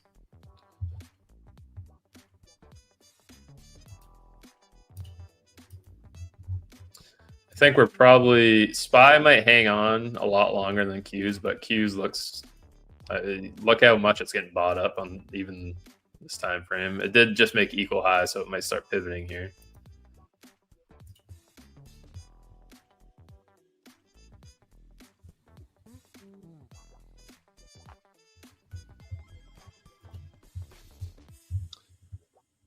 Nothing new on Walter Bloomberg. The only thing that I see here is, and for anyone that doesn't know, when I say Walter Bloomberg, this isn't me advertising for him or anything. He is an account on Twitter that just copies and pastes everything that Bloomberg Terminal posts. I've used him for the past 6 years of my trading, and probably one of the better implementations I've made with my trading is just going and checking what he posts on X. So he posts everything that Bloomberg Terminal, not everything, because there is a lot on Bloomberg Terminal. I don't know how many of you guys may have used it in here. I had access to it in high school, and it was a headache and a half because you have a new article just about every 20 seconds, I would say. There's some kind of article or news post that comes out, but he posts the high impact stuff. So the most recent one, Fed Waller, there's no chance. There's no way we can go back to the small balance sheet of 2008. Just quotes from Fed speakers. We have updates like GameStop board asked shareholders to increase share count. GameStop down 2%. Putin, I asked defense ministry to prepare options for retaliation. Ukraine committed terrorist attacks in Luhansk region. So anything that you would typically see on Financial Juice, he posts. It's the same as Bloomberg Terminal, but you don't have to go and pay for it yourself. It's a very good implementation to have when you're trading, I think.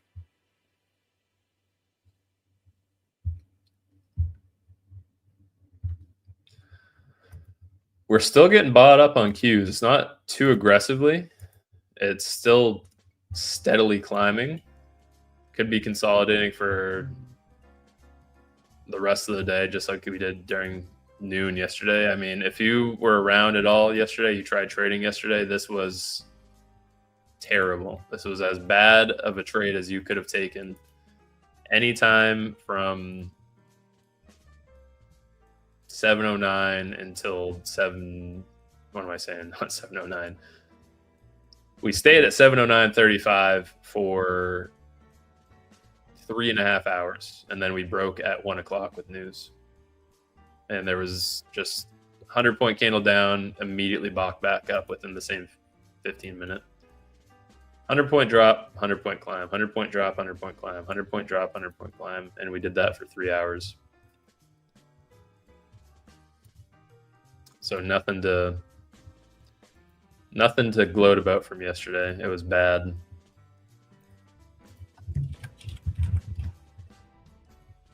What's NVIDIA sitting at? What are we sitting at there? NVIDIA is down 1% on the day. How about NVDX? I did have a cash group open on that. Not too bad. SPY is starting to show some strength here as well. I do like that quote. I don't remember who said it in chat. If you want to comment it again, never short into Memorial Day weekends. The holiday effect definitely could be a real thing.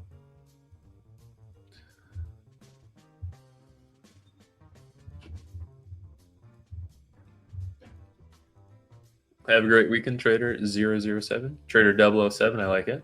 I like the name.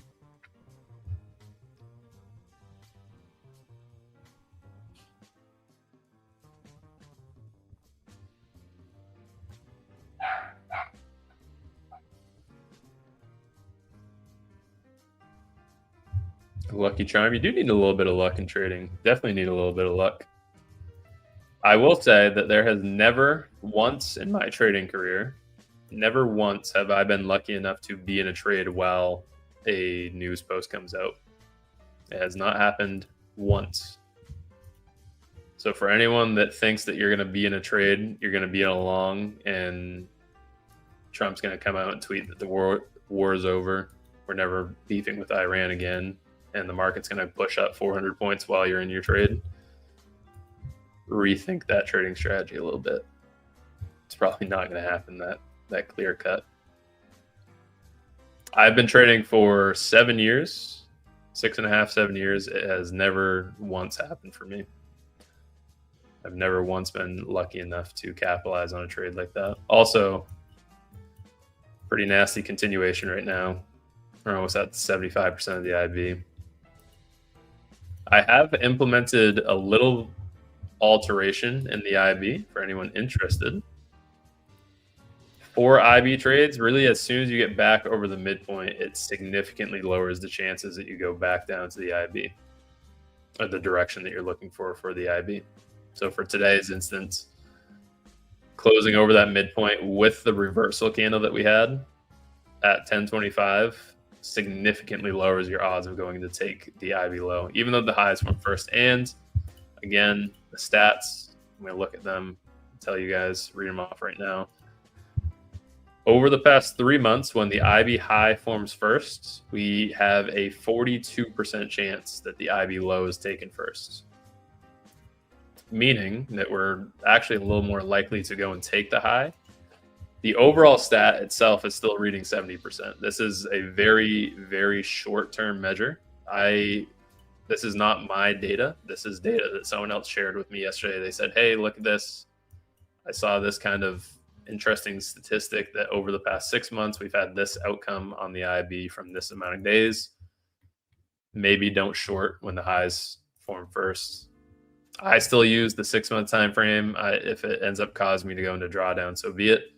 But there is plenty of time. Today is a great example. Yes, I did go short. There's a reason I go short at the IB 50. Even if our stop loss does get hit, it's not that bad of a loss. But I got out early for -70, hoping that that goes and saves me $200. I would like to see the IB high get taken today. Not because I want to see anyone lose on the IB, but simply because I want to validate a little thesis that I have. I do think that it's pretty likely that we push up higher. I don't think 30,000 is on the table today. I want to emphasize that. I just think that it's probably likely that we have a continuation now that we're over the midpoint. Also, we have SPY showing a lot of strength. I've really been embracing the fifth grader mindset with trading. If it's closer to this level, it's probably going to go and hit that level.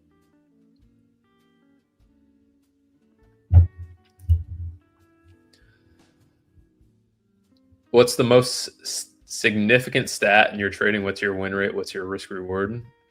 I don't care. I don't look at my win rate. I don't look at my risk reward. There's only one measure of my trading that I look at. You ready? It is the only stat in my trading that I look at is what is my profit factor. What is my profit factor? That's it.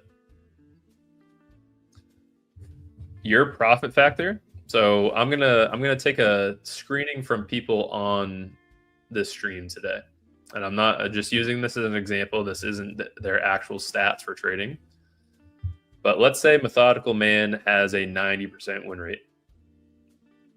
Let's say I have a 40% win rate, and let's also say that Husk has a 20% win rate. Just based off those stats and what you guys see on social media, which one of those traders do you think is the most profitable? Methodical Man has a 90% win rate. I have a 40% win rate. Husk has a 20% win rate. which one of those guys, traders, do you think has the most profitability in their accounts? We'll add Magnus in too. Let's say Magnus has a 95% win rate. Just based on what you see online, you would probably go with Husk because he has a 90% win rate. Methodical Man, sorry. Husk has a 20% win rate. First off, too little information. There's not enough data for you to go off there. If Husk has a 20% win rate, his win rate sitting right here at 20%, his risk reward is probably way up here. So even though he only wins 20% of the time, the trades that he does win drastically overshadow the trades that he loses. So if he's going long, this is with the 20% win rate, this is typically what most people have. If you have a 20% win rate, most of your trades probably look like this. And that's crazy to think, right? That's whatever risk reward, 200, 18, 30, 40, whatever your risk reward is. Crazy. Who's hitting those trades consistently? No one. People with 20% win rates, they do exist out there. And if you go to like the live leaderboards of MyFundedFutures, and if they happen to have their risk reward and stats and everything, win rate, risk reward, the only thing that you should be looking at is your profit factor, because that means for every dollar you lose, that's how many dollars you make. If your profit factor is over 1, congratulations, you are a profitable trader. If your profit factor is under 1, I'm sorry to admit that you are not a profitable trader. Let's say Abhishek has a 99% win rate.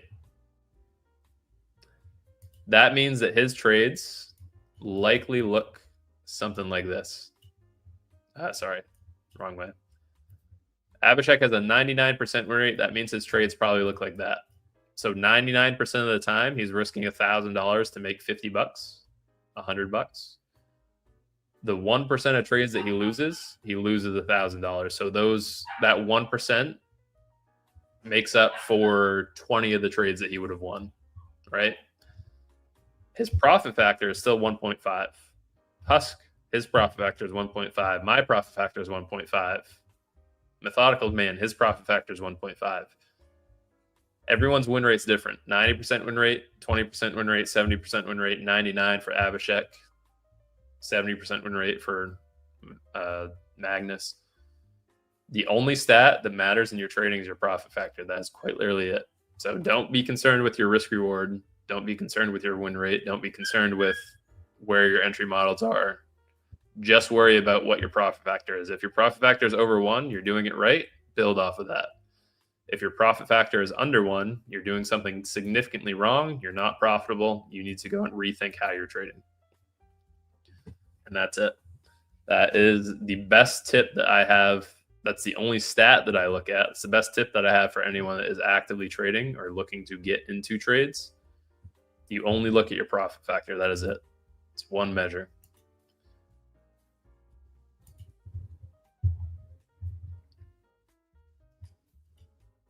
When did I start trading in that regard? I never really looked at my risk reward. Honestly, I barely ever looked at my risk reward. K. Mendez, what about a profit factor of 0? Profit factor of 0 means that you're losing an infinite amount of money. If it was 0.0, that means that you were never, ever, ever making money.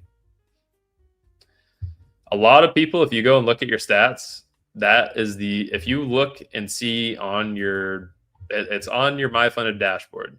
You go onto your MyFunded dashboard, scroll down to your stats. It shows your win rate, shows your risk reward. Unfortunately, that's what most people stop at. Oh, I have a 95% win rate. I'm a goat at trading. You need to go and dig the extra foot. Look at what your profit factor is. Look and analyze at what trades are winning the most for you, what trades are losing the most for you. Also, I know that we didn't switch long on this, but I'm pretty happy with the early secure on that. Negative 70, I would have been down about 160 right now, 170. So I'm very pleased with the read right there. Again, I don't think that we're going to go up to, I don't think we're going all the way up to 30,000 today, but I do think it's a pretty significant chance that we go and take the IB high. SPY's building a lot of strength right now. This is what I would be looking for in terms of position. How often do I hit 4-hour trades? I don't think I've ever had a 4-hour trade. If you're talking about also moving the stop loss up, then yeah, I've hit it all the time. I've hit 50-hour trades. I've hit 70-hour trades in that sense. But almost every trade I go into is a 1-to-1 risk reward. Almost every single one of them. Hitting a 50-hour trade or 5-hour, 4-hour, even hitting a 3-hour trade, that's not something that a lot of people have the ability to do or will go and do. So if you are consistently hitting 3-hour, 4-hour trades, pat yourself on the back because you are one of the top 0.1% of traders in the world.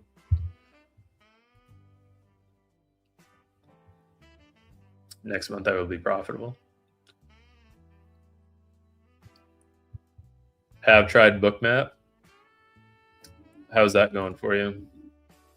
I don't have anything bad to say about Bookmap at all. I will add that a lot of the time you guys see new trends pop up. They're things that have been around and worked forever. And I'm about to shed some light on the trading world. Every single trading strategy works. Every single one of them. The only variable is the psychology of the trader. Are you able to walk away after a red day, or do you make that red day become a deeper red day, trying to turn it into a green day? Every single trading strategy works. It's just about which one is in the limelight at the time. 2 months ago, the IB was what everyone was talking about. And now I've been seeing the IB is still talked about a lot. A lot of people still use the IB, which I love to see. But now the most common one that I've seen is bookmaps. A lot of people trying to say that bookmaps have the all-seeing eye in trading, and nothing can beat that.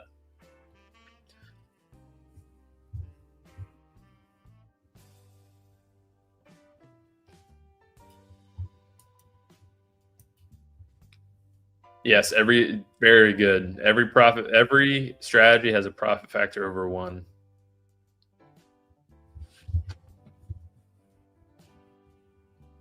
That is correct. It's the best way to look at it. Don't ask for someone's win rate. Don't ask for their risk reward. Ask for their profit factor. If it's over 1, they know what they're doing. If it's under 1, move on.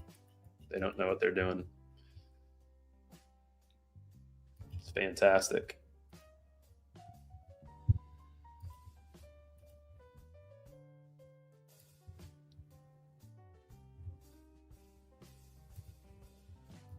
I'm still pissed I never got what?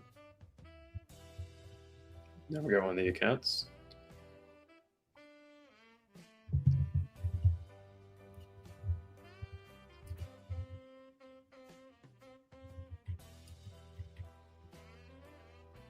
When I look at it, while I understand it, I can get better information from watching the candles in real time. Doesn't make much sense having thousands of hours than change. Couldn't agree more, Magnus.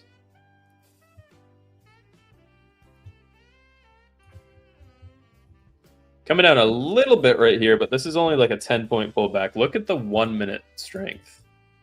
That's why I got out of the position. And I know I don't usually look at the 1-minute time frame, so who am I to validate why I got out where I did?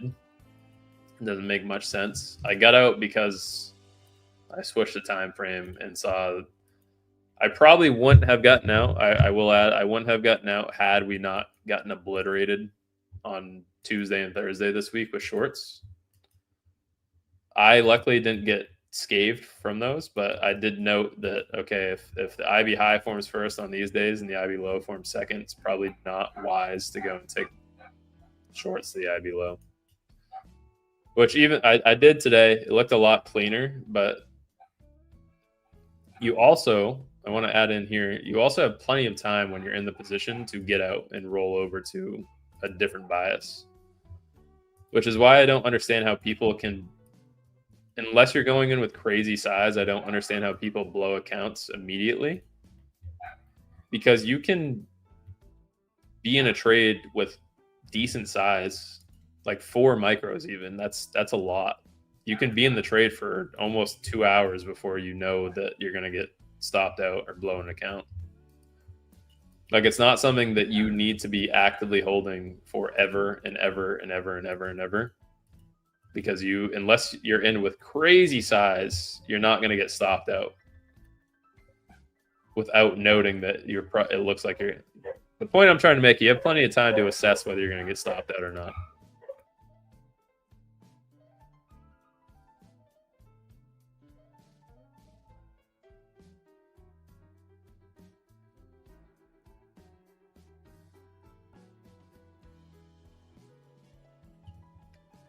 We are churning our way up, chugging along like a train up to that IBI.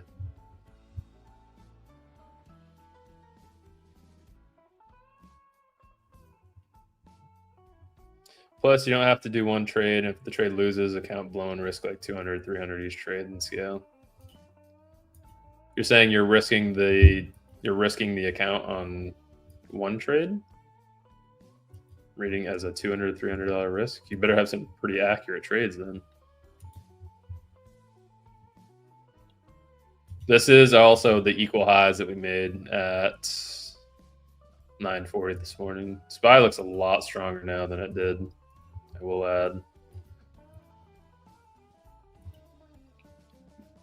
No, it doesn't do harm in general, but for me it does. I get more information from charts. Tough to change after 7 years. Fortunately, there's no need to. Yeah, don't on that point. On that point, Magnus, if anyone in here is strategy hopping, take a look at what you're doing and try to build off of that one model before you start hopping back and forth.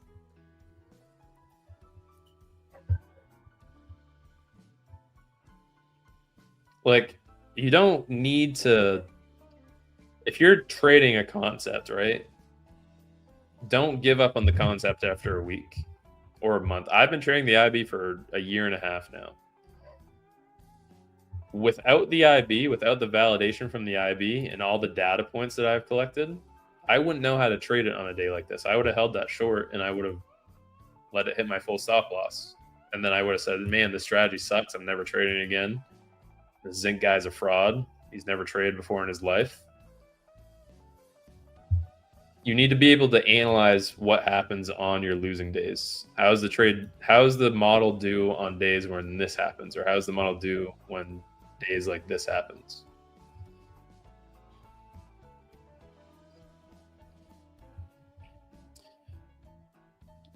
Mr. Zinc, how important is psychology compared to trading concepts? Psychology above all else, mental above all else. You can have a 99% win rate, like Abhishek in here, and Abhishek has a 99% win rate, if you guys didn't know. You can have a 99% win rate, but the 1% of the time that your trade loses, do you go and blow the account trying to chase back to green, or do you let that data play out? Do you know that, okay, I only lose 1 out of 100 trades. Why am I going to completely blow all my progress on the one trade that I lose? If I know that the IB, this is something that helps me significantly. If I find myself tilting at night, or if I find myself tilting in the afternoon of New York session, and I'm trading when I shouldn't be, I know that I read the market much better during New York Open. Between like 10 o'clock and 11 o'clock is when I can read the market like no one else. I can read the market better than any other time in the day. Why during that time frame would I trade outside of when I know I can read the market really, really well? I read it incredibly well from 10 to 11. That's probably when I should trade.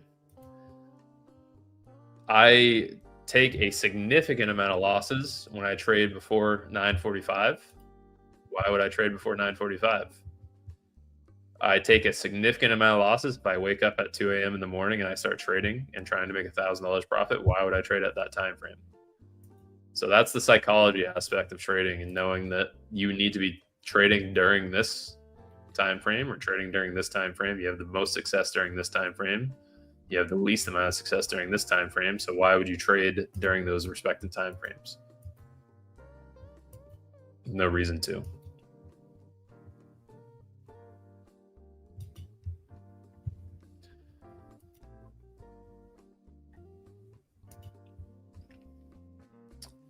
After 9 a.m. PST, my win drops a lot. So don't trade after 9 a.m.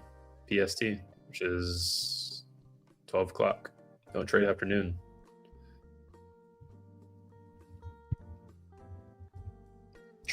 The psychology behind trading it's incredibly important. It's more important than arguably any other aspect of trading. If you can't get your psychology in check, then there's no reason. Also,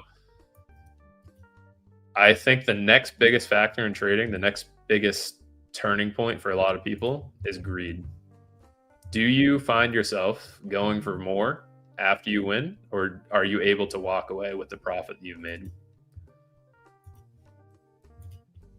Because I'll let you on a little secret. If you go for, let's say you're at 400 on the day, you want to get to 500, you will take 5 times as many trades going for that additional $100 profit than you did going for the initial 400.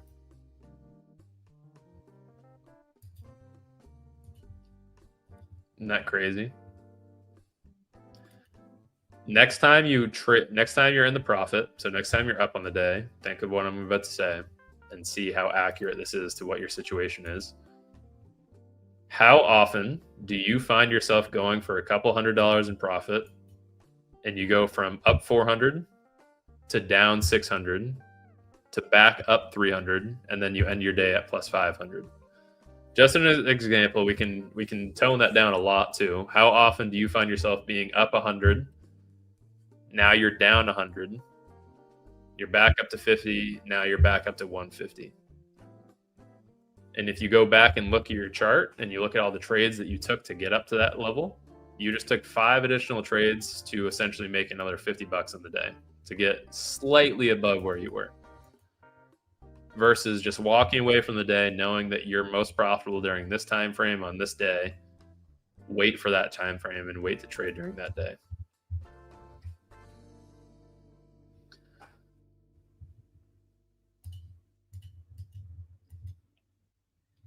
Love what you just said, Magnus.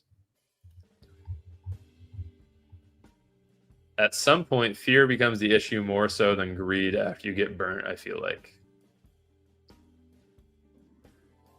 What 2 emotions drive the market, Magnus? I don't know if you meant to say that on purpose, but what 2 emotions drive the market?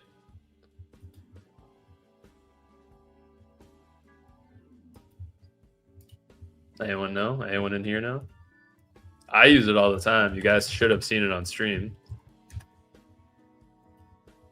The fear-greed index. These are the only 2 emotions that drive the US market.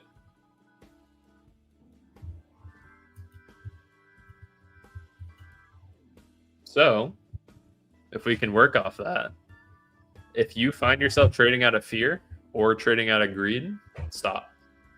If you're not in a neutral state in your head, if you feel yourself trading because you're scared to lose the account or you're scared to be wrong, stop.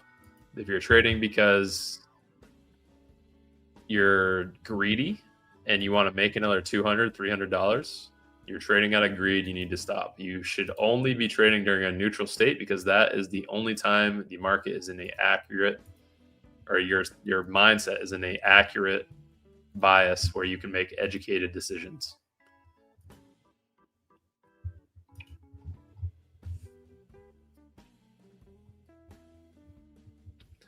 Of course, the fear of greed. As a beginner, I feel like it's greed. Hesitating on high quality setups. Something that helps significantly there too. If you're struggling to add into your wins, first off, don't worry about adding into your wins. Don't worry about that part of trading. Sizing up, sizing down. the easiest fix to that is just sizing the same into every trade that you take. There's no need to have higher confluence on one trade, because the trades that you do go and size in on, those ones typically lead to just further losses. There's no continuation, or there's no reward to sizing up on a trade that you feel more confident on, because those ones typically just go and lose. Then you get burnt long enough and fear takes over. Exactly. And you start fearing that you're not a profitable trader, and that goes into a whole nother pipeline.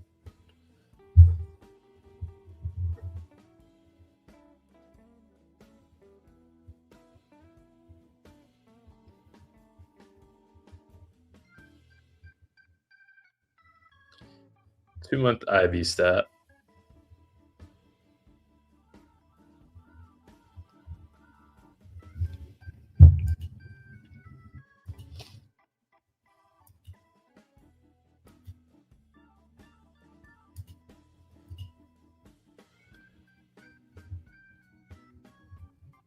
I did take a small loss. Yes, I took a small loss going short, and then it was negative $70. I went short and immediately pivoted to getting out of the trade. I didn't go long, not in a long. You can see there's no open position. I went short right at the IB 50, limit buy or limit sell, got out at 29,638. So this was a negative 35-point trade, negative $70. I took the loss because of the 1 minute time frame is what I took a look at. And this is having a crazy continuation up. Should break the IB high very shortly.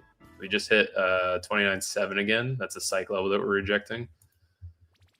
Even if you're not at the correct IB level and you think that it's going to go all the way back and pivot back, the IB is very good for inspiring the direction for the day. It's just as good at telling you which level you're going to break, though. So the IB itself has a 98% chance on breaking on any given day. So if you know that we're like 20 cents away from breaking the IB high, it's probably not going to pivot all the way down to the IB low in that event. So you're good to go and take the trade to the high. The only issue with that is that where's your stop loss? Where's your TP? How long do you hold the trade and drawdown if it pivots against you? So it's not that good of a concept to trade. I would argue that you're better off just taking the 1-to-1. And then today, you guys see me trade every Friday, obviously. I am okay with securing my wins early. I'm also okay with securing losses early, which is exactly what I did today. We secured the loss much earlier than where we are right now. I mean, saved myself easily $180 at this point. Not only saved myself there, but I saved myself the mental drawdown as well. Going into a long weekend, being worried about taking a loss. I did take a loss, but negative $70. That's okay. I'll move on to tomorrow. I'm not going to take any additional trades outside of that. I have a question from chat. Ezekiel. I start futures 25K flex 1 or 2 micros. I would go with 1 personally. That's not financial advice. When I trade on my 25K accounts, I like to risk about $120 per trade. Sometimes 150, but for the most part, I like to risk about 120.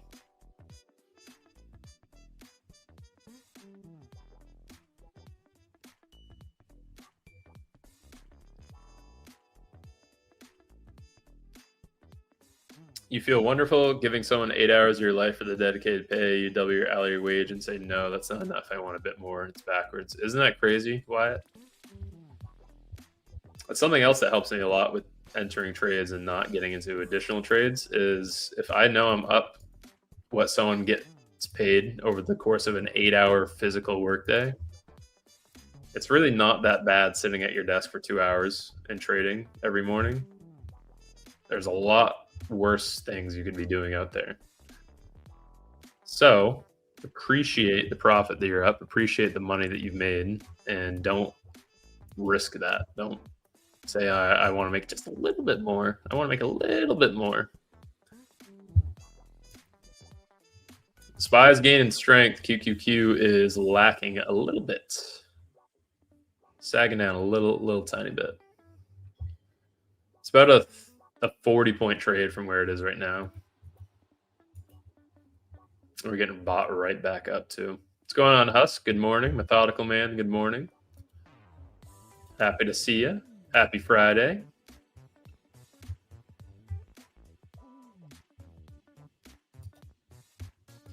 I'm going to say what I do every Friday. Don't go into the weekend blowing an account. Don't carry that tilt over the entire weekend. Go into the weekend on a high note. If you're taking a poor quality setup, I am A-okay. I lost $70 today. I'm fine with that. I'm A-okay going into the weekend losing $70. That's no skin off my back. It's a lot worse going into the weekend blowing 5 accounts and then resetting those 5 accounts and blowing them again and then resetting 20 accounts. And you're carrying that tilt all the way until Monday.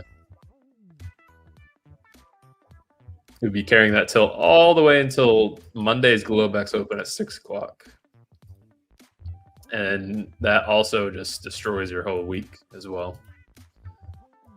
Your entire week is blown up, finished. Am I the only one thinking of shorting YM? I don't look at YM. YM is always inversing what the market does. I swear. I swear by it. I would put money on YM. Never mind. YM is about to go take the IB high. Mr. Zinc, do you think most traders lose money because they lack discipline or because they lack exposure to parts of their personality they've never learned to control? This is a great point to end the segment on. Great question, XH. Trading will bring out all of your worst qualities. It will show you, it will shine light on all of your worst qualities. So if you are a glutton, you always like eating, you never are satisfied, you're never going to be satisfied with what your profit is. You're never going to be satisfied with what you made in the market. If you're greedy, same exact thing. You're always going to be going for more. So whatever your worst quality is as a person, that is going to be shown in bright lights with your trading. You're going to get exposed in more ways than one. It's definitely a lack of patience. I would say that a lot of people lose because of a lack of discipline, a lack of patience in trades. But your worst quality as a person, your worst personality trait, is the reason that you are going to lose in trading.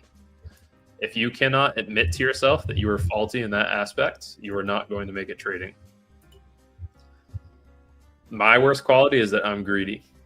That's the worst thing that I have going for me. If I make profit, I always have that little thought in the back of my mind that I want a little bit more. And it carries over to coaching baseball. It carries over to the money that I see go into my bank account. I see money go into my bank, and the first thought that I always have is I want a little bit more. Same thing with coaching baseball. If we have bases loaded, I actually made this mistake in yesterday's game. Thankfully, we still won, but I sent the kid. It was a pop-up to right field. I was greedy about the run. I wanted more. I wanted to score more, and then he ended up getting thrown out because I made a poor call. So it's very similar to anything in real life, any aspect in real life. Your worst quality is going to get shown, and it's going to be in big, bright lights. It's going to get shown to everyone that you're trying to show of your trading career, how you're trading.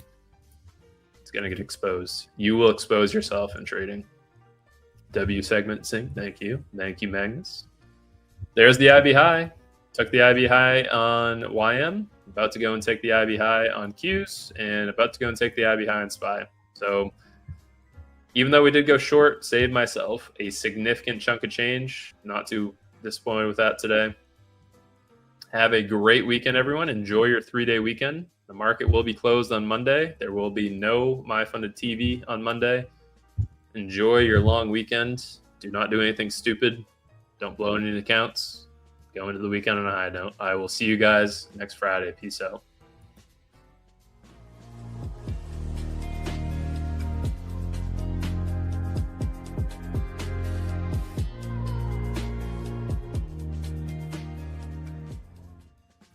Good morning, Husk and everybody in the chat. How you doing? Good morning, everyone. How's everyone doing today? We are currently in a extremely big banger trade over here, if you guys didn't know. Yeah, I heard you brought about it. I got long a little later. I actually took that last little breakout down there with the little trend line break with the 2 candles back into the 9 EMA. But I guess you got long quite a while back, huh? Yeah, we're long from 571 currently. Looking for the 770s. So nice. if this thing can push. Yeah, I tried to jump back in before this candle traced back to the 9 EMA, and that cost me about $30 because I was up a little over $100 on that trade. I'm also long on the ES as well. So from 74.97. So nice big trade over there on the ES as well. We're just holding the longs. So we're going to trail our stop up to about 100 points right here. Lock in the hundy. Why not? Don't want to be too unreasonable with it here. So, how's everyone else doing today? Did most of you guys, I feel like this was a fairly tough week of trading the last few days. I didn't really trade this morning because I had stuff I had to get ready because after we get off the stream, we got about another 2 or 3 hour drive. So I had to get my stuff together this morning. So I've been over here staring at the charts so I can just kind of get in the groove for the stream and stuff. Cause there's nothing worse to show up and just start trading, not looking at the charts all morning. That's usually the hardest thing to do. The gruesome twosome, says Weeks. Guys, let's see if we can't get these likes up to 350 today. I think we're right at 300 right now. Let me see. Where are we? 298. See if we can squeeze it up to 350. So, yeah, I wanted to target those 720s up there, but I thought 91 was the safe target, so I just let it go at 91. So that's where we ended up taking that first target. I will try another long here and just kind of stay with the trend if we're kind of building out our Sabo box here, because this is kind of what we're doing. We're staying in a trend. So if we can pull back down here around the 9 EMA again, or even a 21 touch, we will look for another long here. I just don't want to get long here. Yeah, I want to see us to hold because my stop is just below the 21 on the 2 minute. So we need this level to hold. Might be a little too close here, to be honest. I might need to move this back a little. So it feels wrong not to lock in something though up over 100 points, Oh, yeah. Is Trump speaking? I don't know. Well, hopefully since it's the holiday weekend, everybody's taking a break from speaking. They're just chilling. Go to the beach house, or where do the presidents used to go in Texas, or do they still do that? Is that still a president's thing? I have no idea. Yeah, it used to call camps Kelly camp. I don't know. It's one of the places in Texas. I just can't remember the name of it. No, it's not that. It's not that. Bushido's all over it. I know. He is all over it. He said, I know exactly where they were going. The forest camp. Oh, goodness. I guess I opened that one up, didn't I? Somebody said he was speaking at 11. I don't know. I didn't see it. I don't see it anywhere, so I don't know. I mean, he might be. Camp Crystal. Thank you. Thank you, not. With the correct answer. I think I might have trailed this a little too tight. Where's the 21 EMA sitting at? I don't know. I'm looking at the 5 minutes. So my 5 minute 21 sent down at 5:30 or 6:38. Yeah, it's a 677. So I got my stop at 671. So you're probably not wrong. Below the probably 635 safe place for the stop. That would still be 56 points. I really do believe this thing's going to go higher. I think we're going to take out the all-time high today up there at the 787. Where is it? 784, 783.75. So I think this thing's going to go. I think it's going to go. It's funny because that ES trade over there missed my trade. It missed my take profit by like 1 tick. Dude, you never know, man. The NQ can be nasty here and bring it all the way back. You're not wrong. You're not wrong. I moved the stop. Because it seems like lately how you're like anticipating for us to run that high there at what, just 20. I mean, it's like it just won't get there. It'll stop within a few points and ended up pulling back 50 to 100 points. The reason why I think it's still going to run it though is because ES did not run it either. So if ES had ran it and then we started kind of getting this bearish reaction, that would have me a little more concerned. So sweet. Thank you guys for helping us reach the 300 likes today. So we know we reached 300. So that means Methodical Man's going to be coming after. Come on, guys. 350. Give me the 350. 350 is nothing, guys. It's a drop in the bucket. It's nothing. So no big deal. We can get there. You guys can do it. Y'all got the skills. My target on ES is 1575 for my next scale out point. And it literally came 1 tick away from it a moment ago and then pulled back like 3-4 points. Kind of dirty. So did you watch the morning stream for MyFundedFutures? Yeah. No, I wasn't able to watch. I did watch some of Mr. Zinc there for the most part. Did you get to see Terry quacking like a duck? No, I didn't. I missed that. It was hilarious. It was like the best, even though the duck did sound a little sick, but it was still hilarious. And she had her little duck hat on. I'll have to rewind it and go back and watch it. It was the best. Tom was just, he was struggling to hold it together over there. It was pretty good. Why did it sounded like a cigarette duck? A cigarette. Oh, yeah. It sounded like a duck who had been on the smokes there for a few years. It was good though. Let me let me have Terry. I'm gonna tell Terry to call me just so she can do the duck thingy. I don't know, but it was good. So we're still just kind of trading sideways right now, guys. We're still just kind of in our little box here that, let's see, kind of staying in a tight little range. I wanted to try another long, but I was trying to wait and see if we could pull back into the 70s here, kind of rerun this larger body candle in the range. Uh-oh, is that Maxie finally back giving us signals?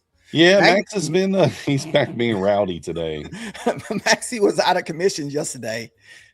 Yeah, he was, he's been rowdy today. He's been barking pretty consistently. I gave him his load of medications this morning. I haven't really seen him eat that much. They sent some dog food, like some, GI friendly dog food home with him, and he does not like that. So that's okay. My dog for some reason will not drink bottled water, or since I'm at my mother's house, they have well water. It's like he's so used to drinking the city water, I guess, with all the chlorine in it, that he won't touch any of the other water. He'll just barely drink it. Gotta get some city water with all the chemicals in it. He said, "You guys have been treating me like a peasant this whole time. Don't change it now." Guys, remember, Flex 2.0 deal is still alive. Get the 25K and the 50K Flex accounts for 40% off 2 uses each customer. After that, enjoy 30% off unlimited uses. Use code YouTube. Let's go. Best code on the prop firm streets. So there you go. If you are green, lock it down. Yeah, no kidding. It is Friday. Larry wants to know, what's the biggest drawdown you've ever recovered from? Well, Larry, if you didn't know, I started off my trading career down $35,000. That's what I spent before I ever took my first payout. So now if you're talking about in terms of an account, I think I had an account probably with like $40 left in drawdown one time, and I was able to recover it. It was a funded account as well, and was able to recover it and take its payout. But yeah, we dug a pretty big hole when we first started trading. It was all Husk fault. Oh He yeah. didn't tell me not to, so I got to blame him. Petitions to wear tuxedos next Friday on stream. Well, the problem is neither Husk nor I own a tuxedo. No. We have no tuxedos. Guys, if you are not following Husk and I on Twitter or on YouTube, please do so. Link right there in the chat. Thank you for dropping that link. But let's go ahead and give us a follow over there on YouTube. Tuxedo shirts. I guess we could do that. Should we do the Step Brothers where I just go to Methodical's house and sit behind him? And then he lets out a really long fart. Why don't you just fart? I'll be honest with you. I did fart. Step Brothers, man, that's hilarious. After like a 30-second long fart there, you know.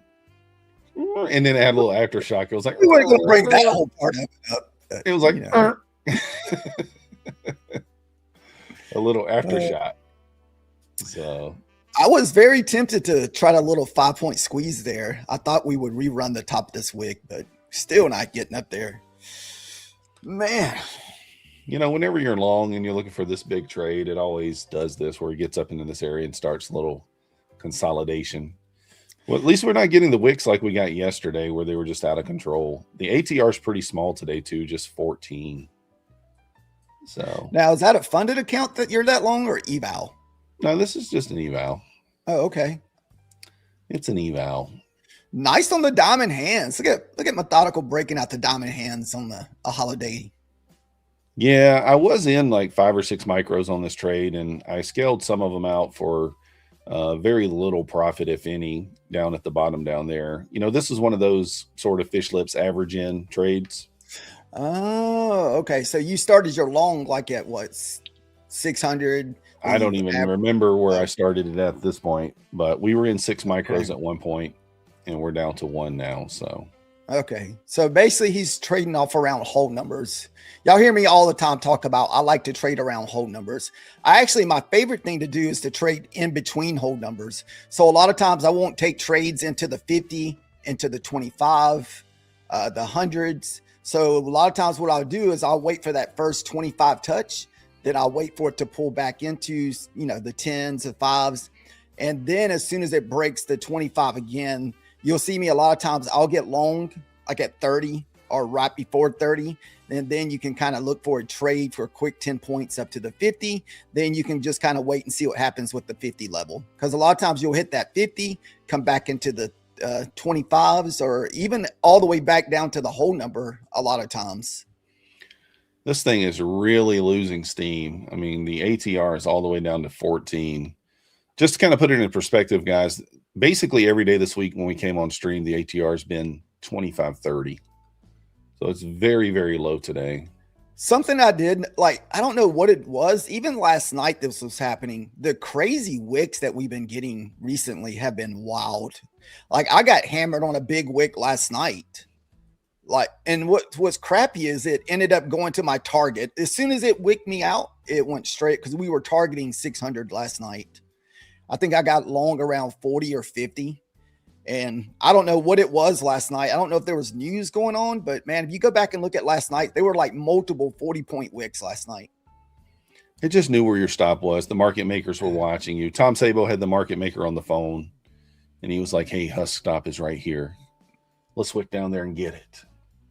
So it was kind of like yesterday. Remember, I think someone was in the long with us in a trade yesterday during this time, and we got that wick. Remember, it popped down, hit him up, and went straight to his target or our target. We were in that long yesterday. yeah, I'm up $326 on this account, and then we've locked in 80 points here, so another 160. So that should put us up 480 at least for the day on the account. So pretty solid day, assuming I don't move the stop again.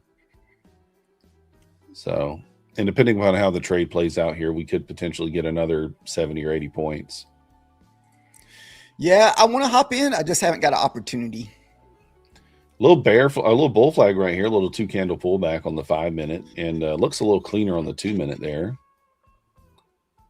Maybe. I like the little green candle there. We might be able to squeeze 5 points out of it. A lot of times whenever the volume is way down like this, I like to do like 5 points in runners. That way I feel like I get almost like a free trade. So that's usually what I'll do sometimes on these like lower volume. There could be some argument to be made for me to just take this trade off right here, to be honest. I mean, I'm up 120 points on it. You're only down to your last micro, right? You're just down to the last. Yeah, I just got one micro here. So could be argument made to just take it off since it is kind of stalling pretty heavily. I do think I'll wait and see how ES reacts to the 16 area. If it gets up there without stopping me out, and then we'll make a decision then. So now if this pulls back to the 52-ish area where that 21 EMA is sitting on the 5 minute, I will take a long off of that just for you, Methodical, just for you.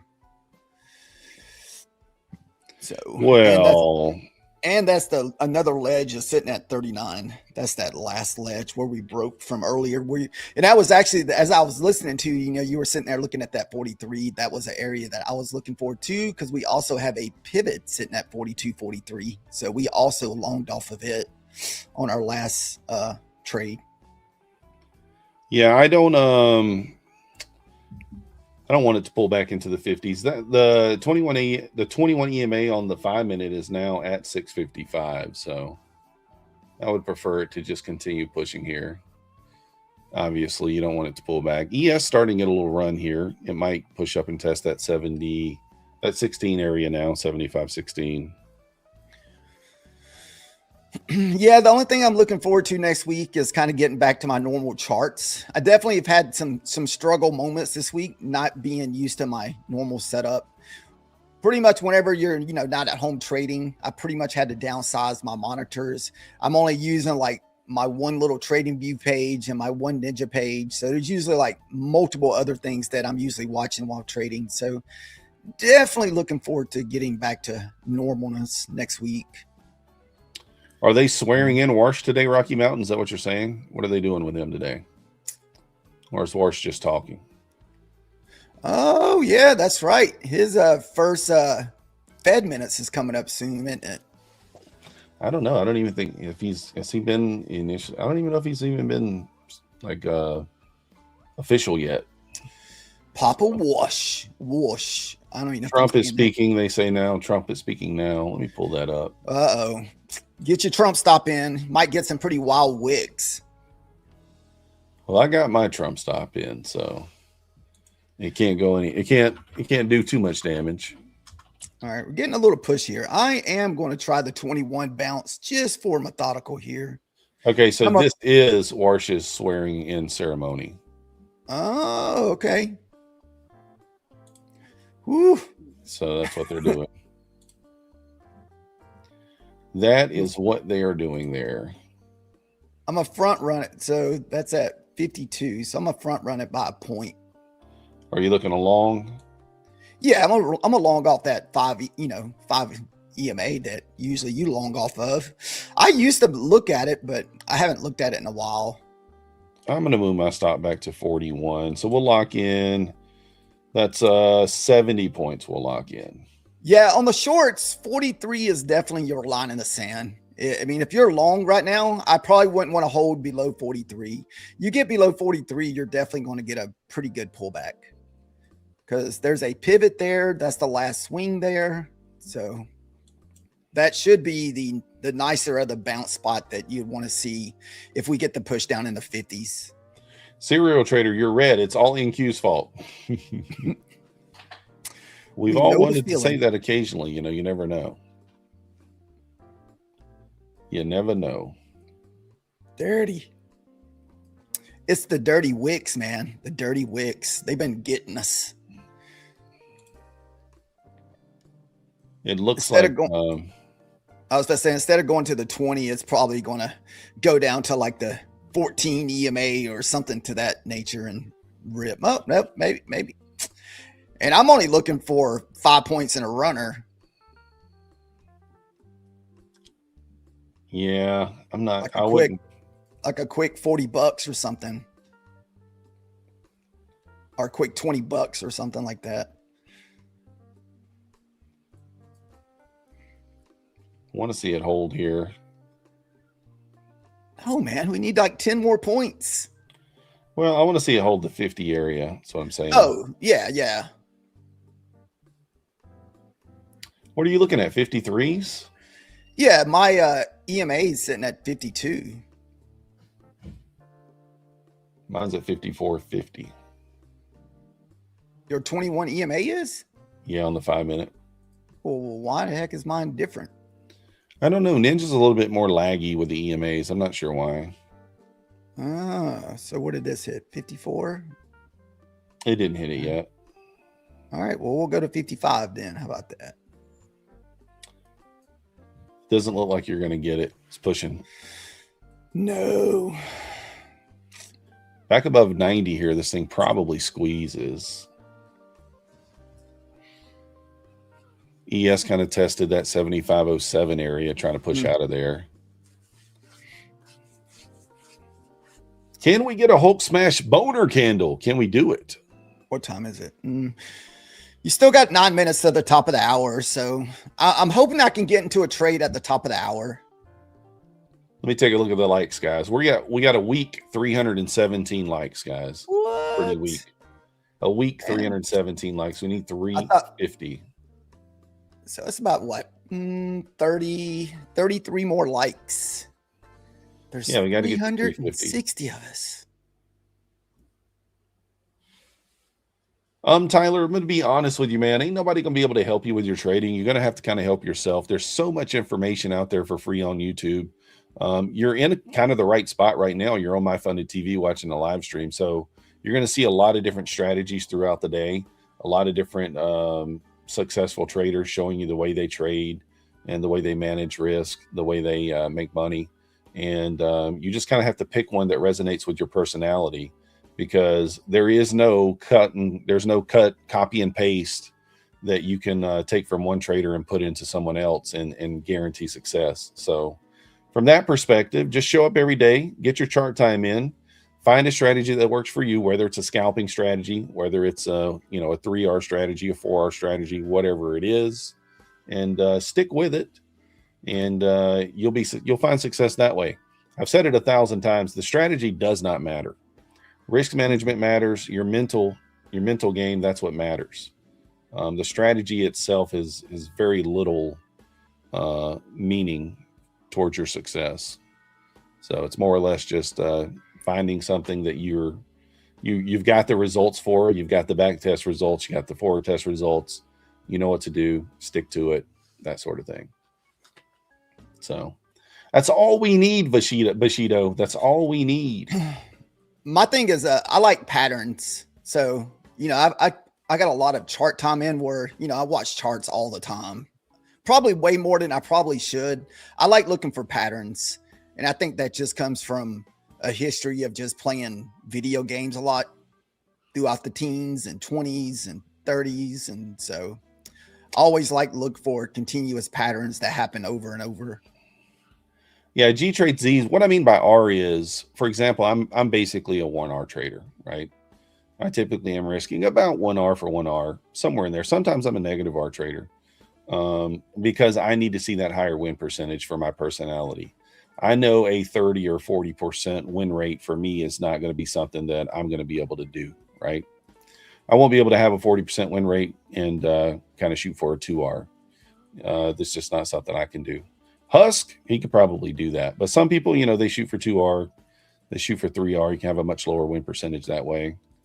I need a higher win percentage and, much lower R typically. So. Yeah, that's where the term paper hands come in. Yeah, paper hands. Yeah, methodical paper hands. Scalper. Just a scalper. Guys, we got forms dropping in the chat. Hopefully we're at 350 likes. What? We got forms dropping in the chat. Get your hands ready. So, yeah, I got what you mean, G Trades. It makes a lot of sense. I'm so disappointed, man. It didn't get the 50 yet, man. It got all the way to the 60 and decided, oh, nope. Let's leave Husk behind. I'm okay with it because I'm wanting it to push up here to give me some more profits. We need more profits. Just trying to get a little scalp in. We don't want to be too greedy. Yeah, I don't know if it's going to stay in a range here and come back down to the bottom of the range. You do got 5 minutes until the top of the hour here. That's why I kind of wanted to be in this trade already. I wanted to be in the trade before the top of the hour. A lot of times I like to be in the trade like before, like, most of the time we're going to get that breakout before the top of the hour. So a lot of times I'll try to find a way to get into it without risking either a lot or just kind of stay right behind where I'm just risking very little to see if we're going to get that big hourly breakout candle. Man, we really are just kind of chopping here. Very low ATRs at 16. Just chopping sideways, guys. This thing is not doing anything. Is the standing guy the new Fed chair? Let me see. I just see Trump at the podium right now. I don't see Warsh. He's probably up there somewhere, though. I don't even know if I've ever seen a picture of that guy. So I don't even know what he looks like. See, a younger guys, they went with the older, more. I don't even know anything about him. So yeah, I think he still uses a pacifier. Okay. I have no idea. I don't know what any of these guys look like. They could walk up to me in public. I'd have no idea. It's like, are we getting a new stepdaddy? That's what it feels like. Mama's remarrying, getting us a new stepdaddy. Oh goodness. How do you guys say Worcestershire sauce? Worcestershire? Worcester sour? Worcester sour? I can make it easy for you. All you got to say is wash your sister sauce. There you go. Wash your sister. Oh, there you go. That's all you got to do. Ricky's like the W sauce. Yeah, that's the easy I'll way. get some W sauce. See, Bushido knew. He knew. Michael knew. The people have heard me say that before. Oh. I will not wash her. Oh, that's pretty good. We got top of the hour coming up here in about 2 minutes, guys. Let's see if they can't squeeze us through initial balance high. We're still just inside the range right now. Very similar to yesterday. Stayed inside the initial balance range until what? Maybe just after noon. And then we kind of got it going. Was anybody lucky enough to catch that crazy long that popped off after our stream? Did anybody get that? Man. Huss, did you take the pre-order today? No, I wasn't even at my sister's house yet. That's why I put it in your chat and asked you, did the opening range win? Yeah, but it was wild this morning. So I had the pre-orb set up, guys. As you can see, the pre-orb is the two purple lines down here. If you're unfamiliar with it, down here at the bottom. And you can see price opened up inside the pre-orb and it wicked 27 points out of the bottom at open. I had an order sitting here for a sale for 10 points at the bottom of the pre-orb. It wicked through my order, did not fill me. It did not execute the order at all. And then it pushed back into the range. So it didn't get me in. It didn't take a loss or anything like that. So then I left the order on the top side and ended up paying on the top side. But it was kind of an annoyance because there was a super delay. Like, and I know it's very high volatility at that time, but like, come on. That's kind of what happened to me yesterday. Is it yesterday? Yeah, yesterday. I took a loss because it did that. You got a nice little bedtime story. You got to read us the story now. We got to hear the story. Can't go without the story at this point. Somebody said or I think is that Magnus? Who's that back there? I don't even know. A nice little bedtime story. Let's get it. Google form winners, get ready. Woo Yee. Ernst Jan 3906. Miguel Correa 4635. Michael Lamai. Evian 23. Are you ready? Are you guys here? Those are your names. I didn't make them up. They're in the chat. Congrats on the winners, guys. You have won a free account. Make yourself known in the chat. Raise your hand. Say, I am here, and I am from the Congo. Maybe you are, maybe you aren't. Husk, are you from the Congo or? No. No, Husk is, I think he's from Thailand. He's from Thailand. Yeah. Beautiful. Beautiful.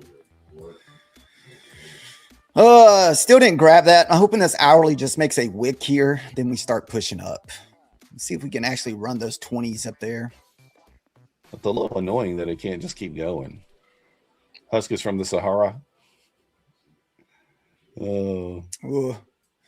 Too fair-skinned, man. I get burnt. I don't think Husk has any idea what we're talking about here. Did I miss something? Oh, you missed it. Oh, okay. Husk has no clue. I was kind of paying attention to the charts here. I was trying to see if I can find an entry here. Still.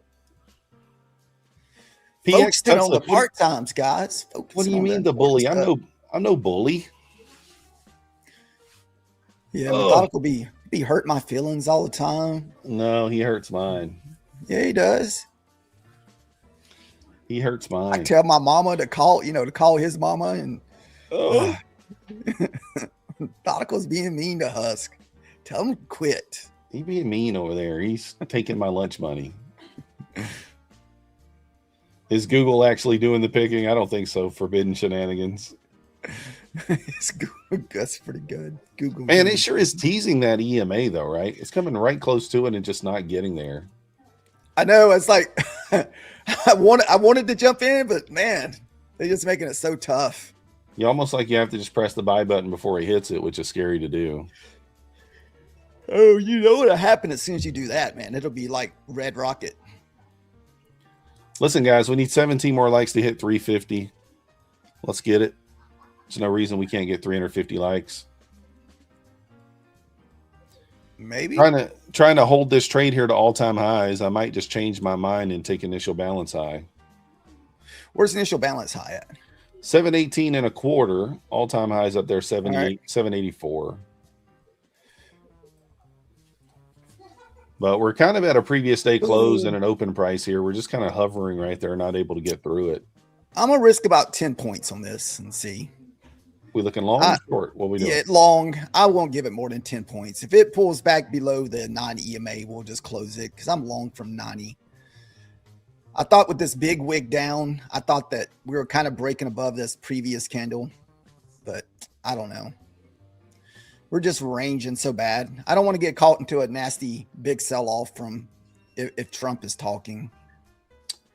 Yeah, he's talking, but that is that little swear-in process. I don't know if it's going to do much. Okay. But yeah, the only thing I don't like about that, I think you're probably long a little bit late. You know, I think you should have got long down there at 571, somewhere in that area.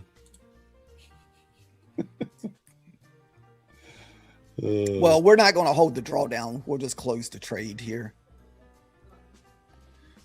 Or I might even give one DCA in if it bounces off the 9 EMA. I still have Trump at the podium. I don't see Warsh yet. I mean, maybe this one that I'm watching is a little more delayed than the one you guys are seeing. It could be. I'm still in my ES long as well, guys. I'm trying to target. I'm long from 7497 on the ES. Looking for basically initial balance there. It can squeeze up there into it. Squeeze. I'm in 2 micros left. I took 3 off at 7507. So we're going to see if this thing can go. I mean, it's trying to. I mean, like, what it's trying to do here, really kind of trying to trap people into some shorts. Like, oh, it's going down.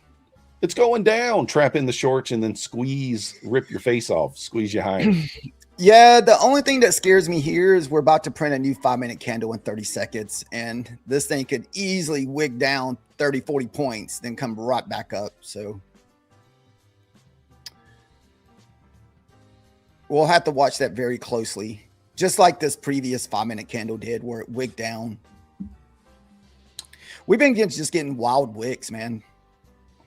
I was trying to get a little add in down there as well. We are kind of creating a bit of a range here on the 5-minute chart, right? Starting to barcode a little bit. Between 710 and 660. So I don't think buying the bottom of the range down there at 660 is like a horrible idea. So yeah, gamers, one of those days, like I thought I was bullish coming into the day. So even on the pullback, I was just like, you know, I just said to myself, I'll just hold it, just DCA into it and hold it. So it's one of those things.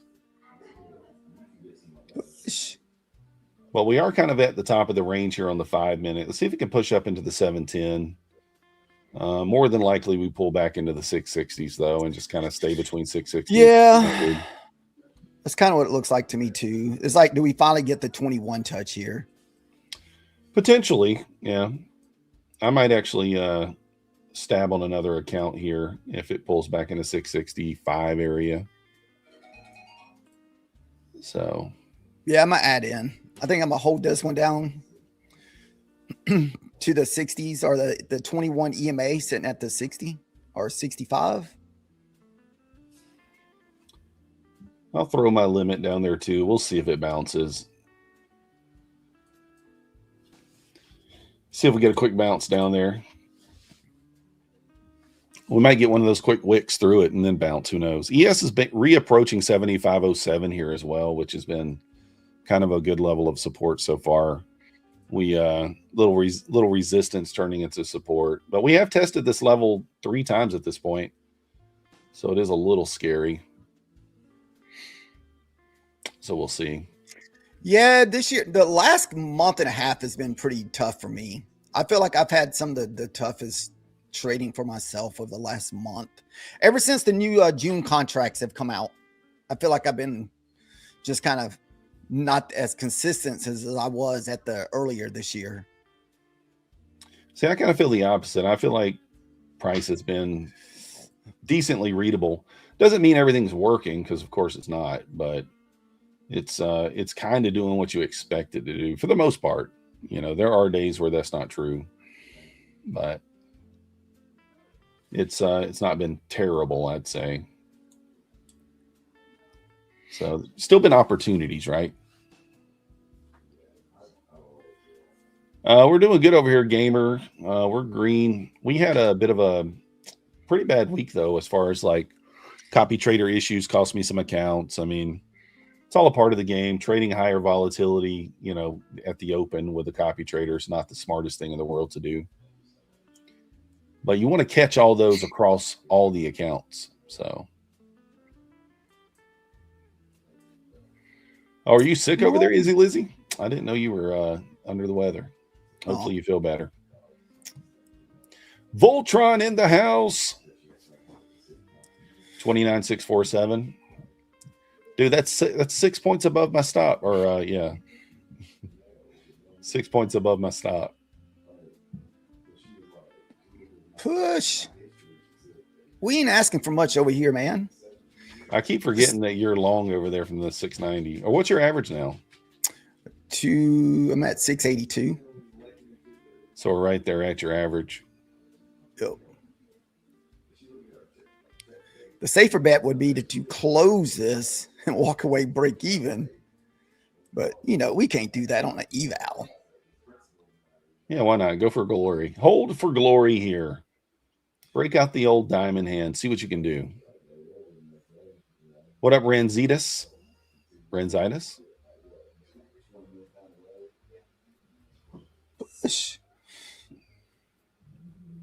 I'm still just holding this long, guys. There's not much I can do here. We're in it, but it's just not giving us what we need just yet. This is one of those where I may have to leave it on post stream and just walk away and then take a look at it later and see what happened. Yeah, usually the day before the holiday weekend and the next following Tuesday, you'll usually get some pretty choppy price action. So even next Tuesday, we can probably anticipate a little bit of a choppy price action. But again, choppy, you can trade. I mean, like if it stays in a range, we can still make money in chop. Yeah, but that's not my strong. You know, we're not very strong at trading the range. We're still working on it. We're still work in progress on the range trading. Like Wolf of Wall Street, he says, "You don't know nothing about chop. I'll chop your credit card in half. I don't remember a lot of lines from that movie. I've watched it maybe once or twice. Yeah, I feel like I might get stopped out before this thing goes and makes new highs, but maybe not. I think it kind of has to hold like 650 in order for me to still be in the game. Let's see if Max will come over here. Come here, Maxie. He's thinking about it, guys. He's thinking about it. Maxie's like, I'm done. I'm done. He's standing there staring at me, but he's not coming. So Warsh is getting baptized or something. I don't know. Is he getting dipped? He did like leak. So yeah, it looks like a younger guy. I'd say probably early 50s. Something like that. Okay. He might dye his hair. Who knows? Oh, I might get tagged in here, guys. I'm looking for a long off 63 as well. I'm still long over here, obviously, but a different account looking for a long. Oh, there's Max. He's giving us a little signal here. Long or short, Max? Buy the dip? Sell the rip? Is that what we're doing? Man, I kind of want to just press 20 bounce. I'm just going to press the button.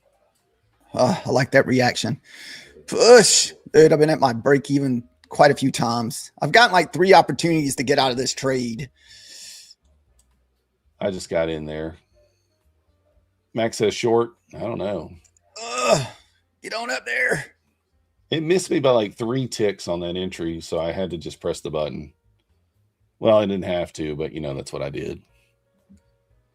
A little peekaboo below 75.07 there on the ES. Just a little peek below. Dude, that can't be that. Come on. It's going to go, man. Just give it a moment. Your average still 82? I'm back down. I got it down to 80. So we added one more at that last push down there. Anybody got any great plans for the Memorial Day weekend? One programming note, guys, we will not be here on Monday. MyFundedTV will not be streaming on Monday. Husk and I will be back on Tuesday. Same time, same place. But Monday, we will be celebrating Memorial Day. So there you go. Whoop, whoop. Anybody on the back end serve? I think I know Aaron did, but I don't know if anyone else has served in the military or not. Anybody in the chat? We have any former military people in the chat? Yeah, if you're going to be out there this weekend, be careful. There'll be a lot of, irresponsible people out there. Probably doing things they shouldn't be doing. Oh, yeah. Oh, yeah. Husk will be out there. Let's go, Voltron, 20 years. Well, yeah. Hopefully where I'm going, it should be fairly safe, because it's, well, I guess anything's possible, I guess. Dean, 15 years. Awesome. Nice. We appreciate you. Congrats, buddy. Husk is going to be out there in the wild. I'm telling you. Yeah, man. Be out there. I'm not a big fan of like going to like huge population, where a lot of people's going to be. I like to keep it small. And being up in Atlanta is usually not my cup of tea. Well, I don't even consider that Atlanta, to be honest. Oh, you don't consider Peachtree? Well, we're going to be in Peachtree. No, I don't consider it. Oh, okay. Atlanta. So. Well, I guess it's a suburb of Atlanta, right? Peachtree? I mean, I guess, but, All right. So we did get our average back down to 69. So looking pretty good now. Can we squeeze? Pretty good. Can we squeeze? Husky may have to take over for a moment. I think we got in pretty heavy on that last trade, guys. I'm not gonna lie. I think I know we were over there watching Methodical 1 micro deep. But I think I was up to like 10 micros on that add-in. So we kept adding in every time it pushed back down into the range around that 60 level. So hopefully we're just kind of building up a big old bull flag to pop here. So, but I guess as right now we're only at 1 micro, but we were in 11 and we sold off 10 for a quick $100 because we just looked, since a lot of times I do whenever the volume gets really low, I'll go in a little bit heavy and maybe look for 5 points. All right, we're back. And I say the line in the sand here is probably going to be 43. Because I don't know how many more times it's going to hold this 21 EMA. I mean, we've already hit kind of in this area. This will be like the, what, 5th time? So this could be the breakout. But we also got another pivot at 43. So, oh, look, we hit right off the pivot there at the 43 level. But if we lose the pivot, it'll be an instant, I got to close this trade because I like to trade in between pivots. That's usually kind of like one of my favorite things to do is to trade in between pivots. And actually this right here was a trade earlier that we took, even though I got in a little earlier, but if I didn't get in it earlier on this breakout, I would have took it here when the pivot hit off the 43. And these are Fibonacci pivots. You don't really get clean setups every day, but I say at least 3 times a week, you get really nice setups off these pivots. And my favorite is when we just barely push above it and you get a nice 5-minute candle that wicks back into it. And this way you can have a very low stop loss because if the pivot's not holding, more likely we're going to have a deeper pushback down. That was a nice little trap right there. Let's see if it can squeeze off that. Can it squeeze? I don't know. It almost stopped me out. Emma stopped down there at 41.75. So that type of price action has been insane lately to me. Some of these like 30-point wicks just bomb out of nowhere. I might take another stab over here on this other account. I'm waiting to see if ES gets back above 7507. Get a candle closure back above 7507 will be a great sign. And that could have been the opener of the 15-minute candle. I don't think I'm going to risk more than 20 points because, I mean, there's no reason. What are we down? $15 at the moment with the 1 micro. We're up $100. So just in case. We have footprint sellers holding this down. Oh, you footprint traders. I don't have any experience with the footprints. I've seen that, around a few times online, like social media, people kind of pointing it out, but I've never really tried it. Yeah, I don't know a whole lot about it either, but I do know it works. Usually, I kind of go back to like where, you hear people like, most strategies will work. I try not to like overwhelm myself with a bunch of different stuff. So I like to usually just keep it fairly simple. Ah, shoot, we're right there at it. Yeah, it almost stopped me out too again. Didn't quite get there. Yeah, that's what I'm looking at, Voltron, 7507. If we break 7507, I think we squeeze again.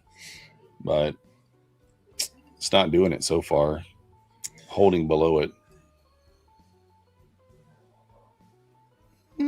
We added one more contract, so we got our average down to 64. Push.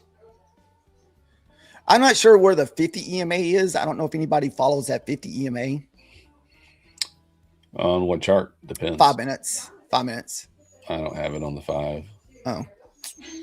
I only use the 21 on the 5. That's my favorite 5-minute EMA. Dude, is that Maxi whining back there? Yeah, got a little wine going. Oh. Shut that dog up, man. Caleb, all right, we're going. Yeah, Caleb, like I said. Home, so. Oh, okay. Oh, I don't know. Might have to close this. I got my stop at 64175, locking in 70 points, but Bounce. We need to bounce off the pivot here, man. We're right here Oof. at it. Dude, it missed me by stopping me out by like a tick. So by like a tick, it didn't stop me out.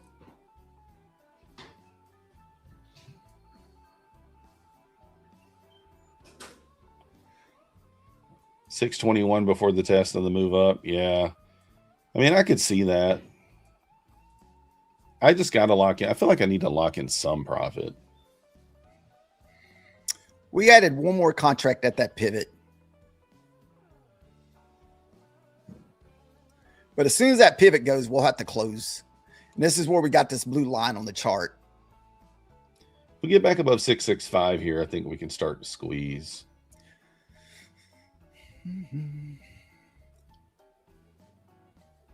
Potentially. That puts ES back above 75.07 probably. Push. I think this next run back into 75.07 probably just pops it. We don't even really have to wait for a close on it. Let's see.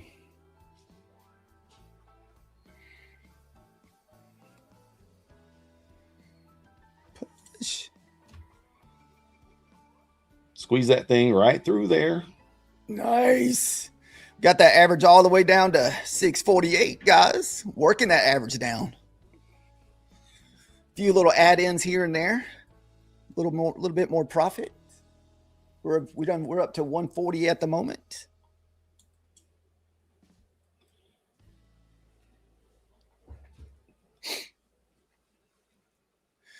Now this way I only have to risk probably 10 points, less than 20 bucks or something. As long as we stay below the 43. Because you can see we retested that pivot. And even that's a nice entry sometimes if you take those retests of the pivots. I jumped in on that little pushback up just for a little 5-point scalp. I think I can get more out of it, but I feel like I'm probably going to get stopped out on this next pushback down on this one micro runner that we had going on this whole time. Yeah, there's nothing like good old lunchtime. What is that, Tyler? I think it probably still goes. Yeah, it would be nice if we kind of take out all this trend line buildup that we've done, all these lower highs all the way down. We finally get the breakout and run those highs. And above 65 here, I think we just push. Got to really get above that 65, though. Yeah, so that's what you'd be kind of looking at if you build up all that trend line liquidity all the way down. Push, because we never did take out that wick. I'm not sure if that was a data wick or that was just from this morning wick that went all the way up to 720. Yeah, that's just your 930 open, like okay, open price. Okay, Initial balance high. ES just unable to get back through 75.07 there. I'm about to get stopped out here, guys, on this runner. Yeah, I got my stop loss sitting at 38, which is right here below this last leg that we broke out. So you can see we had this little bull flag from earlier. So this was actually my original entry before I got on the stream. We had took this from 38 all the way to 88 or 91. So we had a nice 50 points before we started the stream. Yeah, ES just cannot get back above 75.07 there. It's just not wanting to do it. It is not wanting to do it.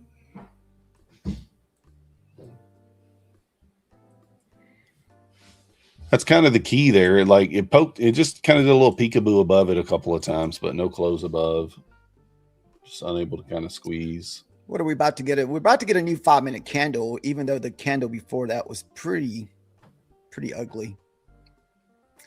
You're kind of hoping it'll be like if you go back and sometimes you can go back and look at and find these type of candles. Hopefully the next one will break back above 62 here. But I don't know. I think it'll take a little bit just because of all the resistance that we build up kind of popping into the 60s there. So I think it'll take quite a bit to get back through the 60s and 70s. All right, I'm stopped out over here.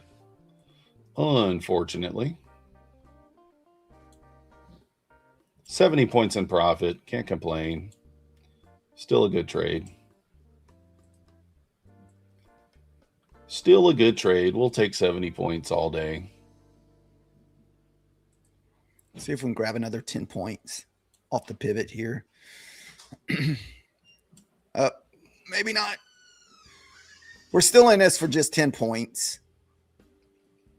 Where do you got your pivot at? 43. Oh.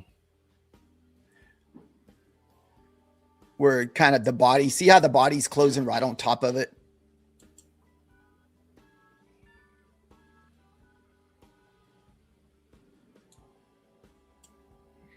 Yeah, trying to hold it. Yeah. Maybe we can get another 10 points, another add-on.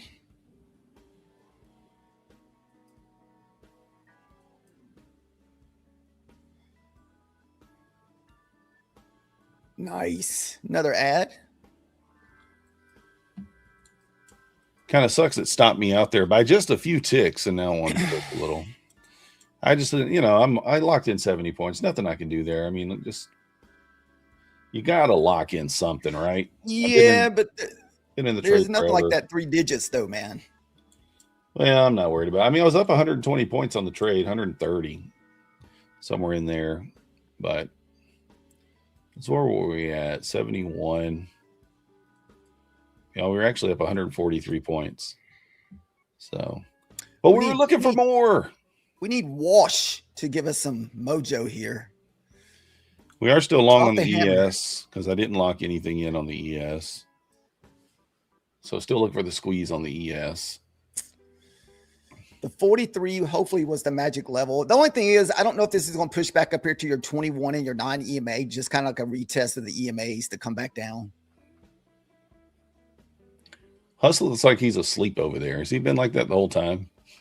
No, I'm not asleep. Dude, I have to look down at my laptop, man. That's why. It's not, sorry if I'm looking down, guys.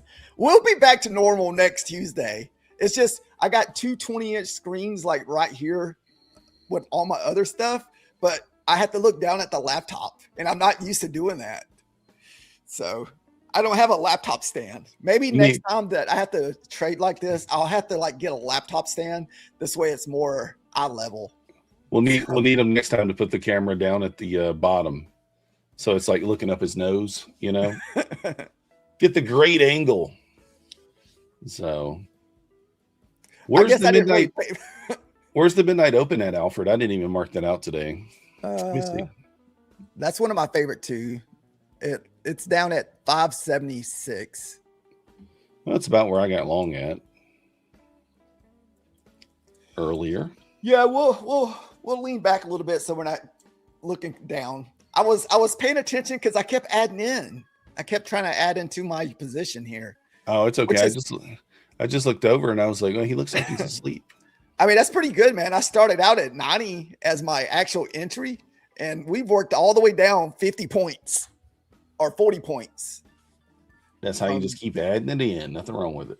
Adding it in, taking a little off, adding in.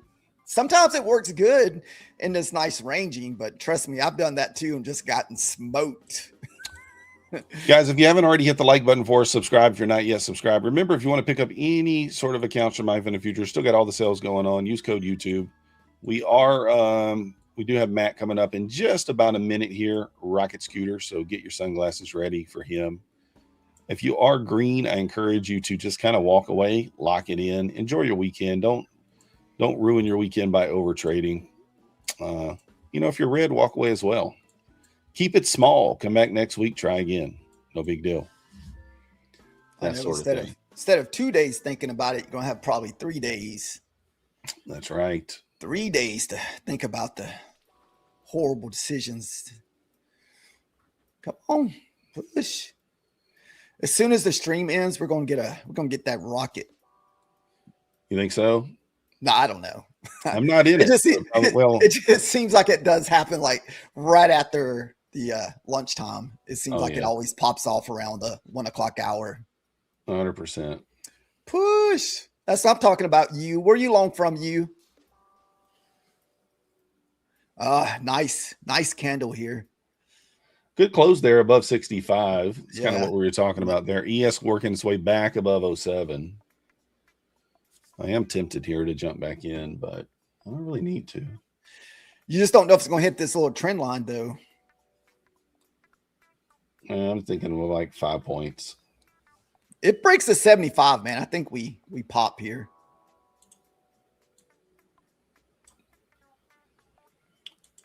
We are at the trend line kind of right now. I'm actually going to go, do I give it one candle? Be risking like 10 points. All right, guys, Matt is ready to go. So that's going to do it for Husk and I. We will be back on Tuesday. Everybody enjoy your weekend, and we will see you next time. Thank you, guys. I'm going to target 84. Have a great weekend. Be safe out there. Electric veins in the night. Feel the pulse, feel the bite.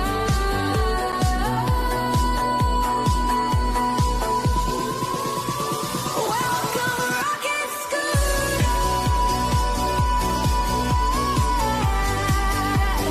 Burning trails where you're. Everybody, welcome to Lunch Money with Matt. I'm your host, Matt. You're on MyFundedTV happy hour time. How y'all doing today? Hold on one second. I'm gonna get situated here. Market's been fun. I need to update my P&L for you guys. Hold on.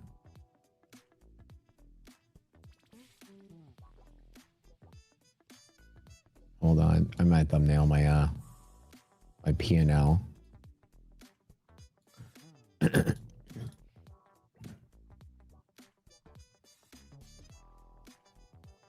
This is current.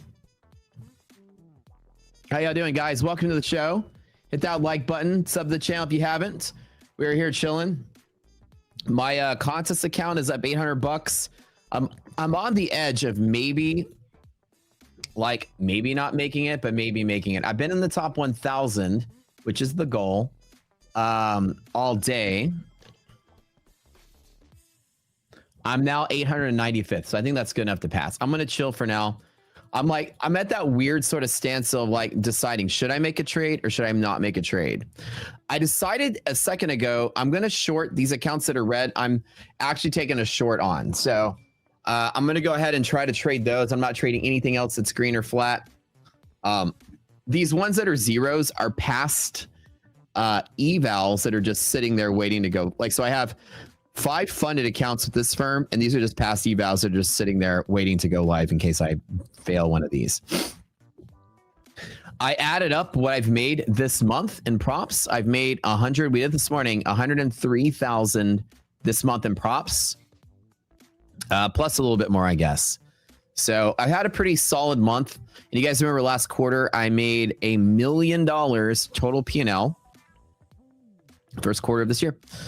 I took out $800,000 total from that challenge account. When you subtract whatever I put in, plus the deposits, that was a net. I put in like maybe 230 total. So the net of that was 570, 600, something, whatever. And then I made 400,000, give or take, with props. So, $1 million. That was a good quarter. So now I am trying to put in a short off of this area here to take these couple accounts. Earlier, I put in a short at yellow line and stopped out on one of the accounts that was red and actually walked through all the trades I did. So today I was doing a lot of shorting. Out the door, market rallied up to here. I waited, and I think I shorted here to there. I think I took that leg and that was it. And that's what all those gains came from. Then we touched yellow one more time.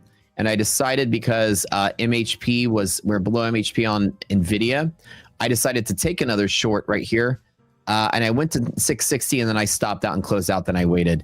Hit green line. We're pulling back again. Now I fired off some more shorts. Just in the 2 that are red, I've rotated those 2 back in. So everything that's green, I haven't touched.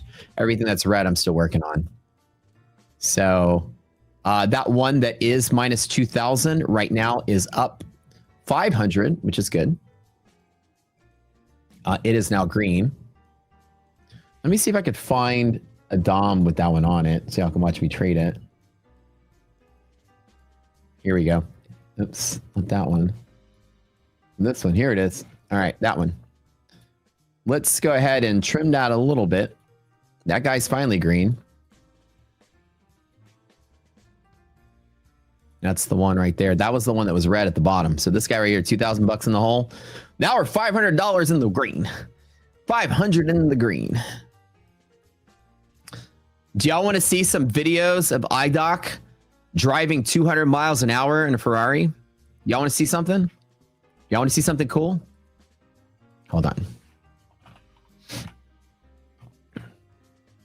Yesterday, we got invited to this very exclusive invite-only event, and you have to like essentially not only do you have to be part of like the Ferrari Club of America, but they only invited 50 people from Houston out of, I don't know, the 1,000 people maybe in the club. So we're pretty networked with the car clubs and car culture in our city. So we get lucky to be invited to a lot of these cool events and stuff. So we got very, very, very lucky. Circuit of the Americas, COTA, which is the big F1 racetrack in Austin, had an event, and it's like the final public event they're ever going to have, because they were saying something like it's like private now, and there's no more public events being held there. There was a public event that they held to reveal the new Amalfi, and then the new Testarossa. So A49 Testarossa is their new car. So let me show you. I had to stay here and work while she got to go play and have fun and drive some cars. So this is the new one. This is the that would be the Amalfi, which is like the spiritual successor to the Roma. So she got to go to COTA and race cars while us degens had to sit here and trade. I'm so jealous, you have no idea. Hold on. So jealous. Look at this. Look at this.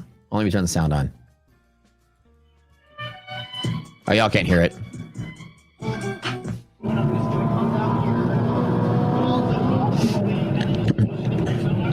I don't think you can hear the sound, but so she had one of the racers was driving them around, then she got to drive herself.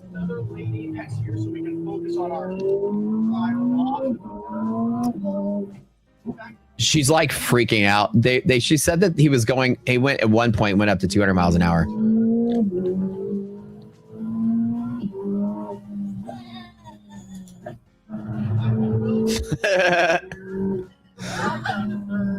Look at her like freaking out.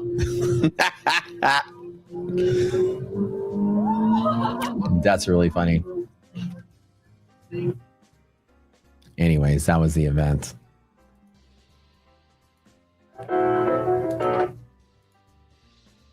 And then because I'm such a hard worker, she decided to bring me a little gift. So I was sitting here yesterday after work, and she brought me a t-shirt, which I'm wearing right now. So I got me a little bitty gift from the event, which is kind of fun. But I wasn't able to go. I'm so sad. I'm so sad. I had to stay here and trade. But that's all right. Leg swing is hilarious. Oh God, that's the first time she's ever been in a car going fast like that, which is kind of funny. I speed sometimes down the road when I'm with her just to kind of like floor it, but I've never gone 200 miles an hour in the Aston, that's for sure. The A49 is a 1,050 horsepower car. It's a twin turbo V8, which is like 860 or something horsepower. Then it adds like another 2,000 horsepower from the electric motor on the back. I'm kind of happy with this P&L. Let me take it. I don't really.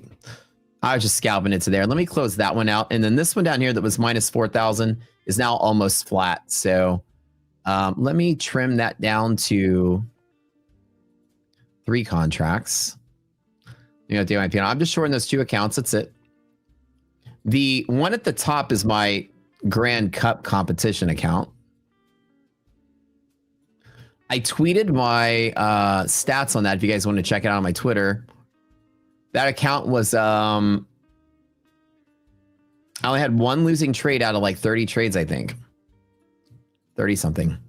I mean, I know I only had one losing trade, but I don't remember if it was like 30 or 40 or whatever. So basically, this is like my 4th day in a row of pretty much all greens. I've been doing fairly well in this bull market. You guys know me. I do pretty good at bull markets, I would say, compared to other markets.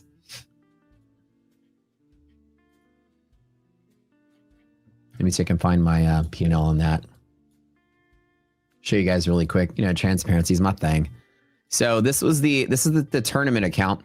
So you guys remember my team or my community, which is you guys, plus my community at Rocket Scooter. We had 17 people in the top 100 in the Niche Trade Arena Cup out of 10,000 in the first heat. So to have 17% of the first 70% of the top 100 was from our community out of 10,000 people. We had like 70 something in the top 200, which is crazy. Here's my tournament account right now.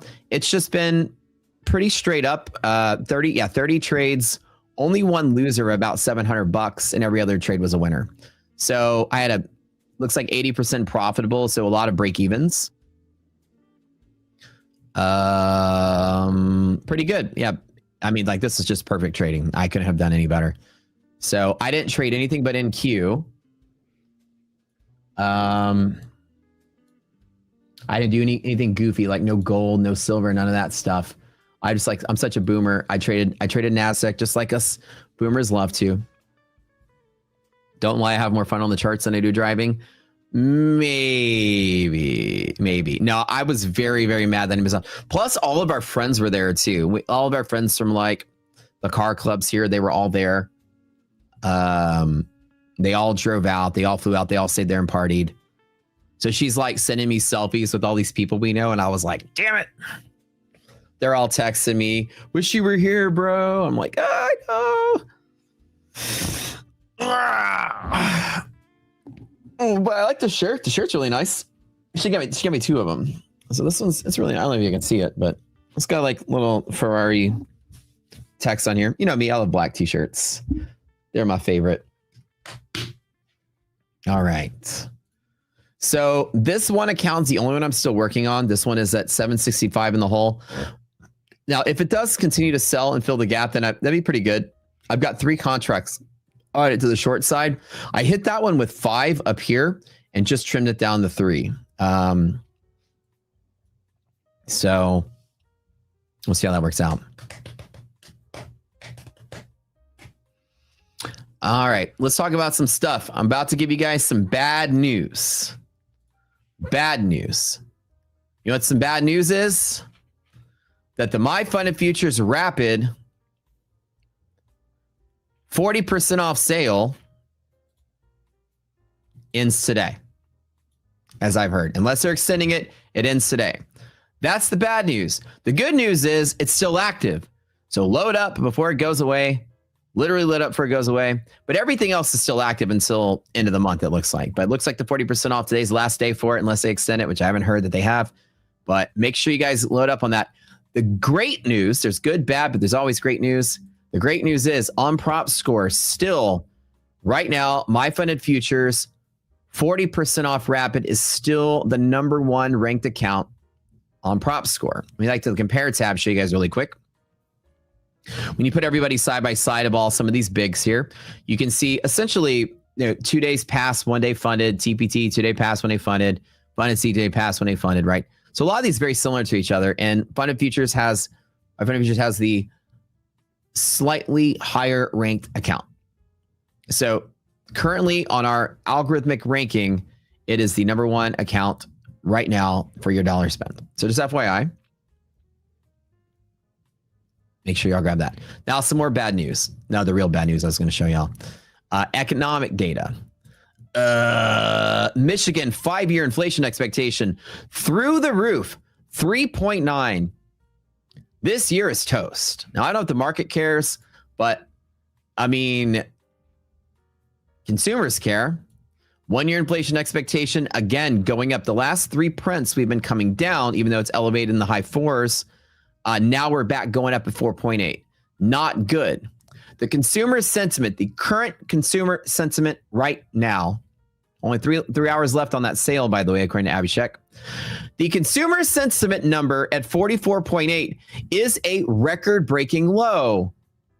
The last time the record low was the previous print, and the last time the record low was the previous print before that. 3 consecutive record low Michigan consumer sentiment numbers in the history of the Michigan report, which goes back, it looks like, to 1970.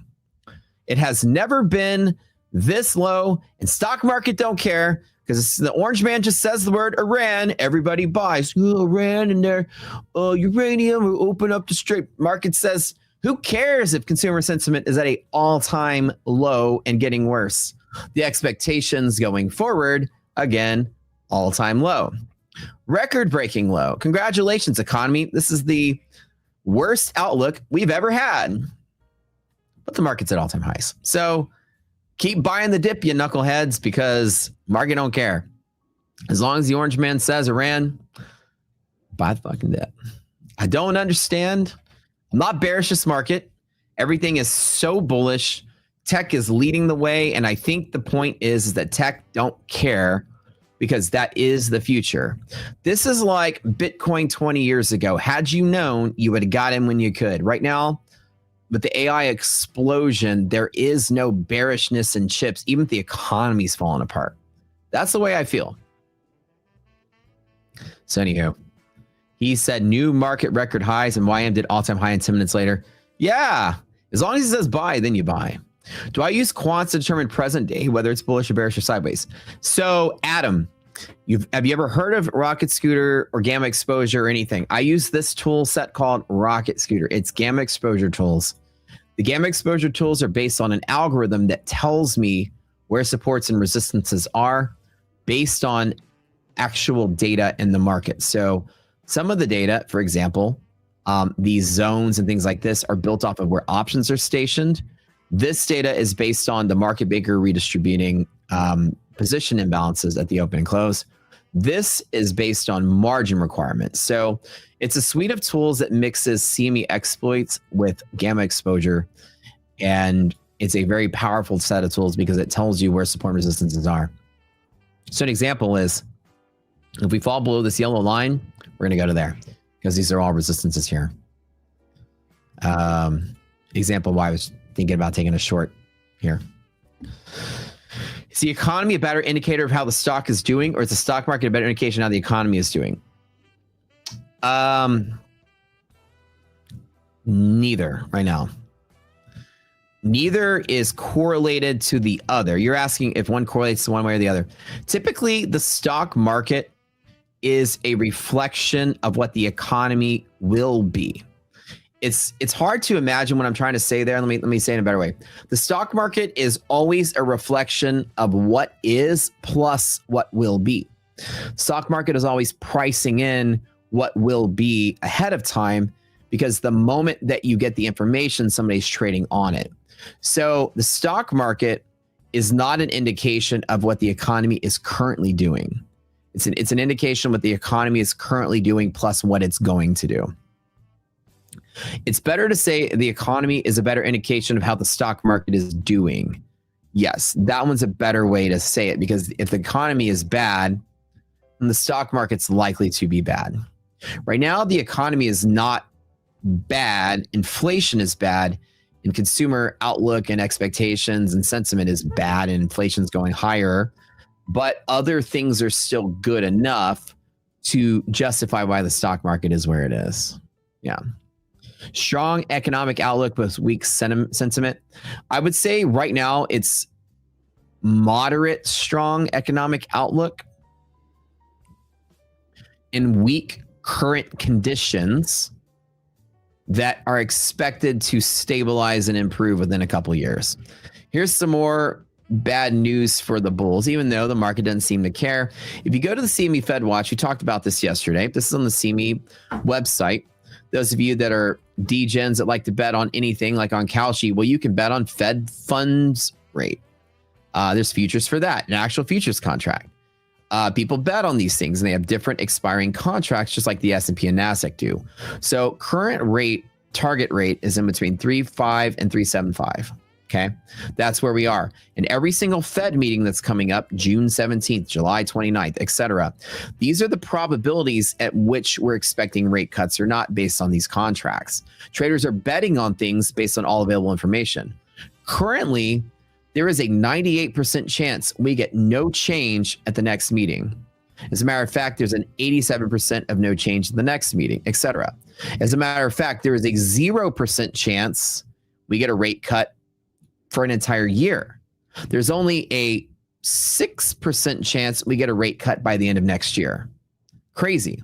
As a matter of fact, there is a 40% chance we get a rate hike by the end of this year. You guys remember we were planning on 2 or 3 extra cuts back in the day. The Fed was targeting somewhere in here, likely there, by 2026. They have completely abandoned that idea. As of right now, the Fed is actually targeting here to here by 2027. As a matter of fact, in 2027, there is a 0.25% chance, or 25% chance, sorry, that we get 2 rate hikes between now and then to curb this inflation. So everybody see this right now? There's absolutely 0 chance for a rate cut at all. With inflation going through the roof, CPI was going up, PPI is going up, Michigan numbers, inference that those are going up further. 4% inflation, we're not getting rate cuts. So those of you that are betting on rate cuts, you might want to think again. It's very likely that we're going to get nothing this year and maybe a rate hike in December. That's my bet. Maybe January. So rate hikes are back on the table, guys. Bad news, I know. But the Orange Med said Iran, so keep buying the dip. Until he says something, don't try to be bear in a bull market. So we'll see. Now's not the time to bet against the economy. GDP actually was doing good. Despite the inflation, despite the rate cuts, it's not going to turn the market around if the market's moving on really like good bullish momentum. I think that the stock market's still going to keep going higher. I don't think it's stopping. I don't think there's a sell-off. Maybe today could be something, but it's a one-day thing. We're rallying for the next month or two, I feel. Strong enough, bull enough. If GDP is good and unemployment's not going up, then you're not in a recession. And currently, unemployment rate is stable. Not a lot of people are getting laid off relative to other months, and GDP is improving. The growth rate is going up, so real GDP is going up. So with that being said, the economy is not bearish now.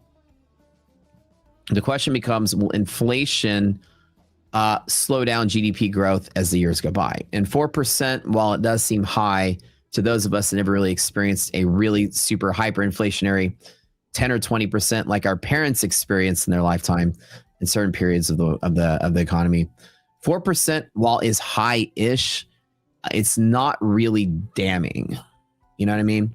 Like if there was 15% or 20%, you would start to see the economy like drying up. People really can't. People just can't afford groceries now, but they can afford groceries. They just can't afford groceries and still go out to eat and still live their awesome, cushy lifestyle. People aren't starving right now. At 20% inflation, that's going to hit a lot harder. So 4% versus 2% is going to make things a strain, but it's not going to make things impossible. So people are still surviving, they're still living, and I don't think it's enough to turn the economy around and make the market bearish. That'll laid off 10% of their workforce. Yeah, but like people laid off and people go back to work, the unemployment claims aren't going up. So there's like there's not a net effect of more people getting laid off than not. So while some groups lay off people all the time based on their own stuff, pretty normal. We're not seeing layoffs as a whole increase, right? So it's still sort of chilling there. But buy the dip, I guess. Worst all-time lows on Michigan numbers. Market don't care. Market don't care. Let her rip, Trump says.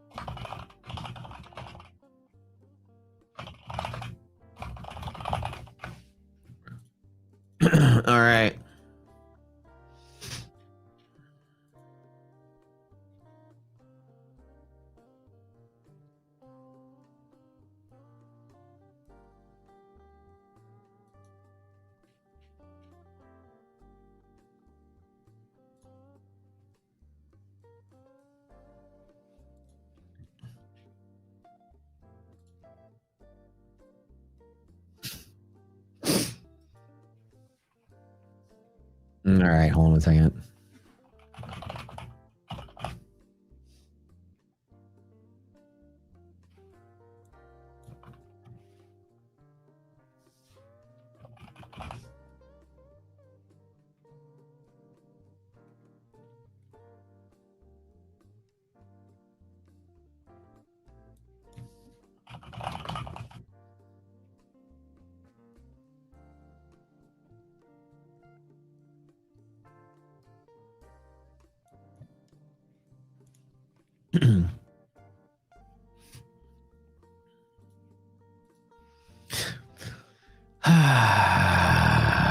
Wait, I lost my thing here.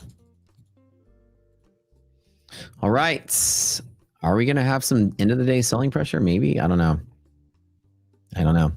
Think we're hitting 30K next week? I think it's possible next week. Depends on how far today sells off. I don't know if today's going to sell off really hard, but if it does, it might make 30K possible next week, if not the week after. I think next week is a given. If we close flat here, we might hit 30K as early as Monday or Tuesday. Yeah.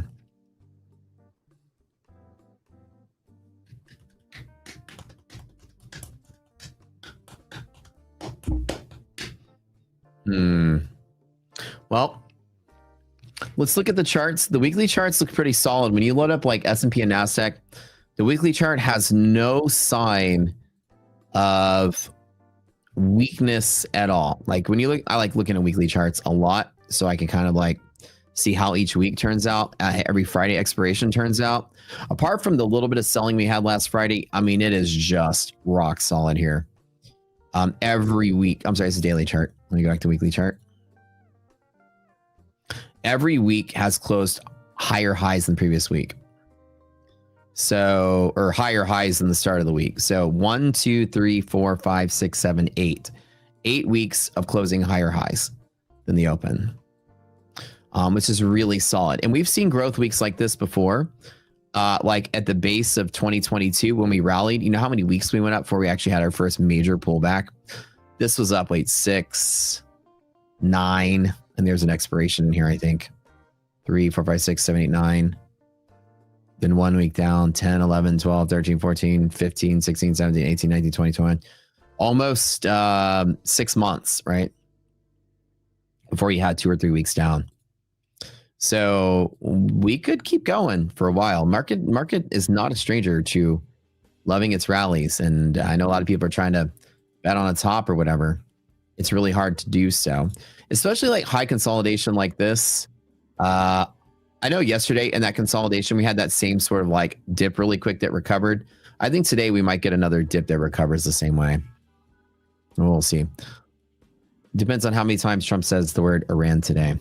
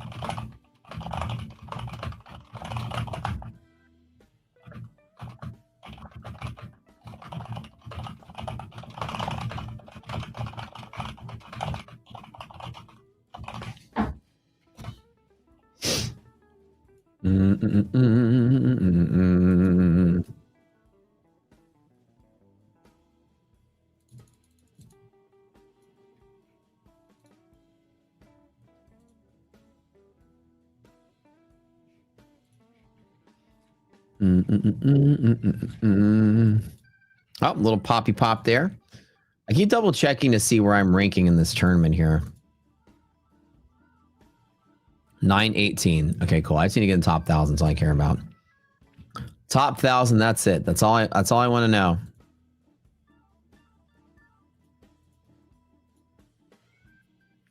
It'll start pumping again. Yeah. I'm too locked in. I'm doing like so much at once right now. Trying to manage, see what my accounts are doing, and I had to write an email really quick. Chilling right here. I did trim that one short down I had. Now it's back to being upside down again.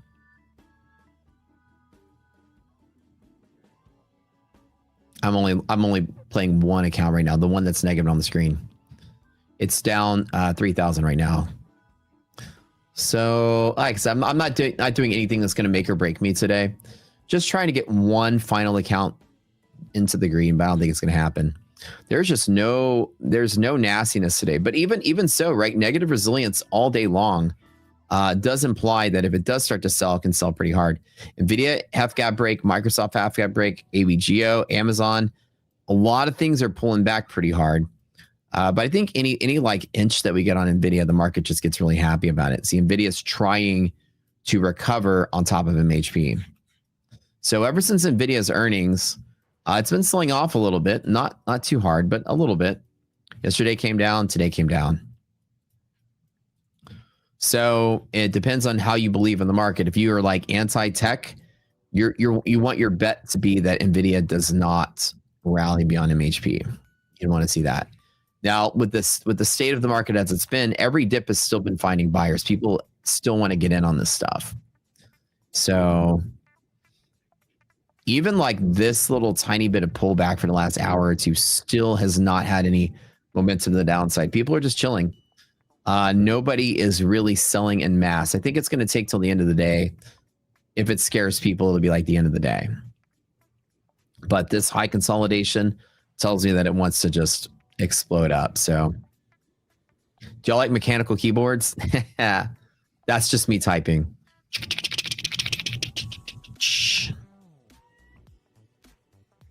Drink water, stay hydrated.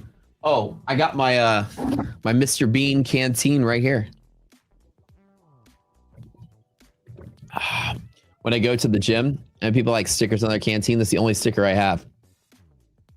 When I go to the gym, it's definitely a talking point. Everyone goes, "Is that Mr. Bean?" I'm like, "That's Mr. Bean." I went to an escape room, and when you won the escape room and you got out, they had all these prizes you can choose from, and there was a box of stickers there.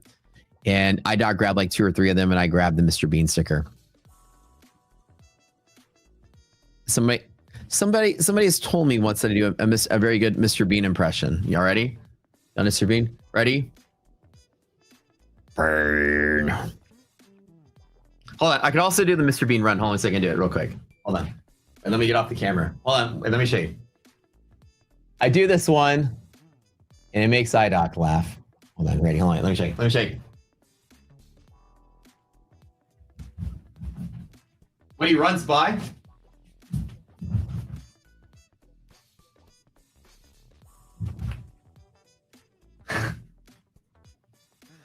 Y'all, when you see Mr. Bean like running down the street, do the backflip. I don't think I can do it. Burn.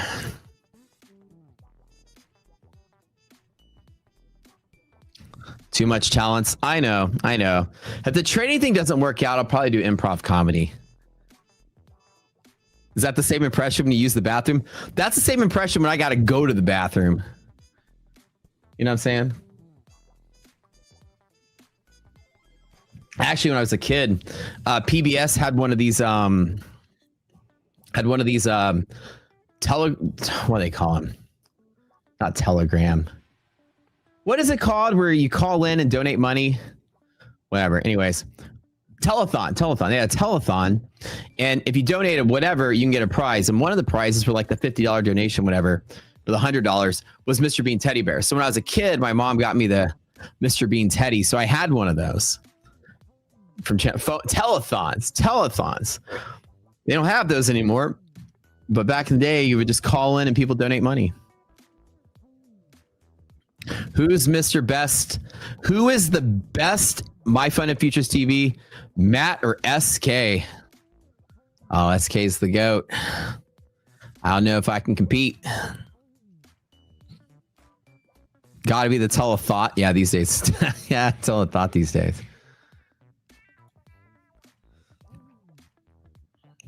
No stream on Monday. Oh, it's a holiday, guys. It's a Memorial Day weekend. Oh, that's right. That's right. That's right. Could all-time high be potential rug pull? I would be very... the structure today is set up for a sell-off. It is. And you haven't seen it like this in a while. Even though it's inching higher, I wouldn't be betting too hard on the sell-off. But the possibility of a sell-off today is the highest it's been ever.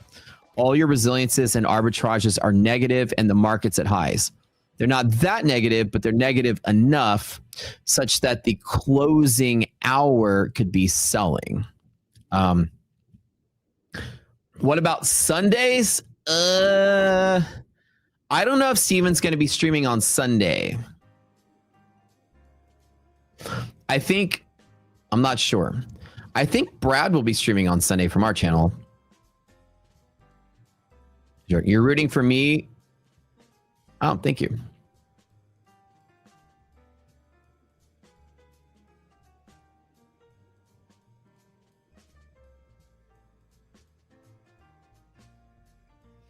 If the market opens on Sunday, I think Brad might be streaming Sunday. I'm not sure if SK is, though. I'm going to ask him. Ooh, boy. Ooh, boy. How's this market end up today? 3 bounces on green line. Should I chat? Should I? Nah. Oh, why not? 1. Let's just do 1 and just say that we did. Let's just do 1 to say that we did. I not sure if I like this trade down. Actually, I probably should have got a better entry on this one. Full port, do it. Stop egging me on, you guys. Come on, Matt, jump. Do it. Do it. You do it first, Matt. Yeah. All right, fine. I mean, it does have, I'm not going to cry if I lose on 1 contract, okay? 1, we'll keep it small with 1. The structure is there. It's a gamble. The structure is there with negative resilience and negative ARB, such that the market can correct itself and find selling pressure in the close. But these last 3 hours of these higher lows and push and push and push, I'm not feeling large amounts of selling pressure that may not show up until the end of the day. That is the problem. Do it. NVIDIA said, hold my beer. I know. NVIDIA under monthly hedge pressure with negative gamma into Friday could be an NVIDIA selling event, but NVIDIA is like, let's get ready to go. So this right here is potential for that, which is potential for that. So NVIDIA has flipped its polarity back to being bullish again in a pocket with MHP. So,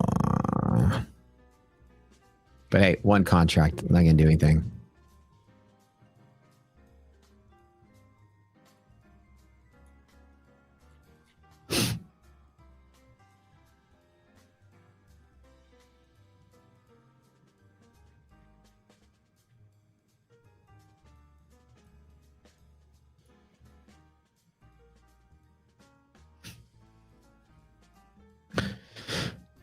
Profitable traders, aura runs through your body. Confidence level, the way you speak, market understanding, not just indicator, but proper understanding of the market you have.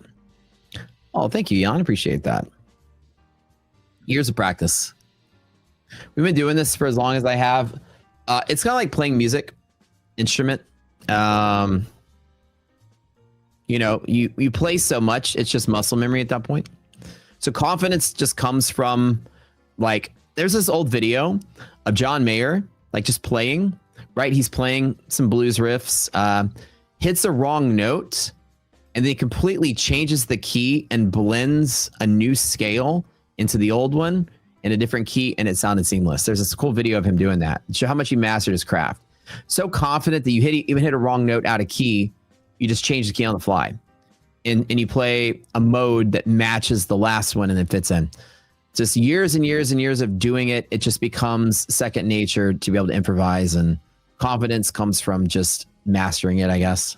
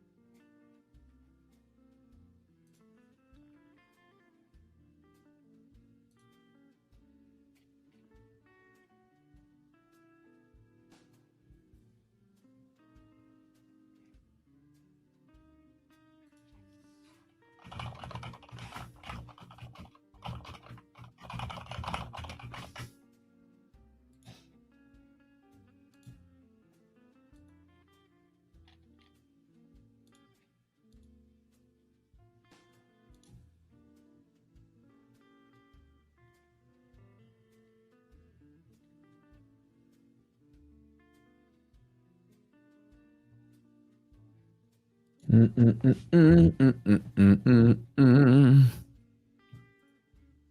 just reading on social media right now.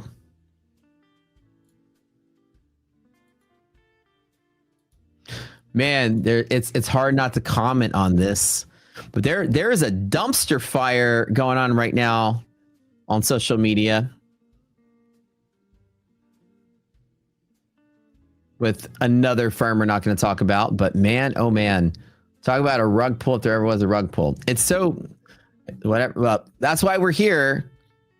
Stable, always good, no rug pull, no bullshit. MyFundedFutures goated. Imagine putting tens of thousands of dollars into prop firms to get a single live account that's $3,000 when you could trade 20 funded accounts. Man, oh man, what a letdown. Anyways, it's hard not to be sad. Everyone's talking about it right now, but so gotta love where we are here, where we're very well taken care of as traders. That's all I gotta say. No shenanigans here ever. No, not bottom. No.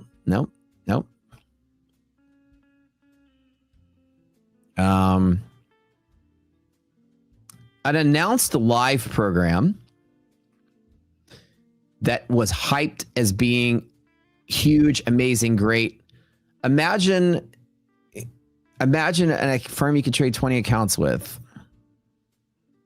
Congratulations, going live. Here's one $3,000 account.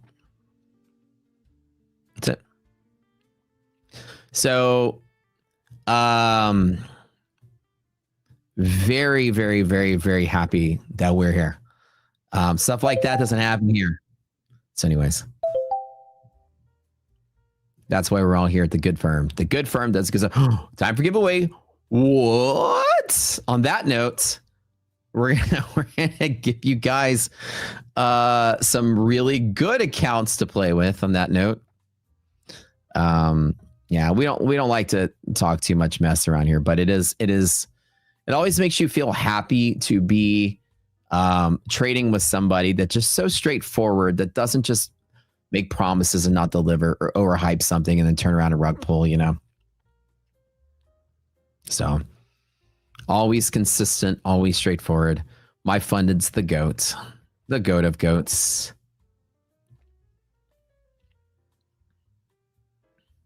You know what I'm saying? There's a surprising lack of nonsense. Like every time we go on social media, every 2 or 3 weeks, there's always some kind of explosive attitude towards somebody. This firm did this. This firm did this. You know who's never in the headlines for that? Us. Like seriously. It's never like negative press headlines where everyone's like on a witch hunt for anything here. That's why I like being here. It's been the most straightforward experience I've had in props. Extremely straightforward. What they say, you get. No surprises, no rug pulls, no changing things retroactively, screwing people over. Just straight. I mean, that's what you, as a trader, you want people to say, here's the rules. Here's what you buy. Here's what you get. Good luck. And as long as you follow the rules, you get what they say that you're going to get. And to me, that's what you want as a consumer of anything, right? You want people to be upfront and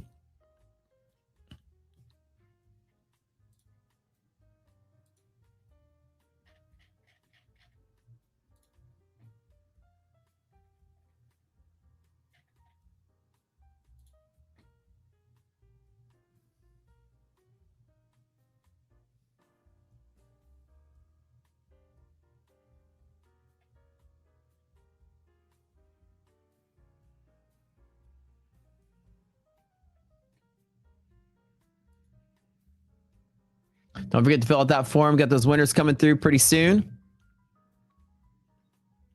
Yeah, that's to say, let's not spend our time talking about other firms. I'm just trying to praise us here at home for, again, you know, like you guys, I'm just letting you guys know, especially if you're just browsing through the streams, you are in good hands here at MyFunded. As far as I'm concerned, I've traded with them. I went live with them. Just trying to say, you know, thank God we're here. That's what I was trying to say. Let's not like start smacking other firms too hard. But every time there's some headline explosion, I always tell people, I'm like, yeah, that doesn't happen here that often, like ever that I've ever seen. You know, never really people like talking smack about what we're doing over here. And I don't even work for MyFundedFutures. I'm just a big fan. I'm just on the show. I'm not like I work for the company or anything. I'm just a fan. That's why I'm on this show and not any other shows. I like the fact that this is a place where shenanigans don't happen. It'd be kind of awkward if I'm like on the show and some shenanigans going on. I got to be like, what's going on? But yeah, so very, very happy to be here. MFFU on top. That's right.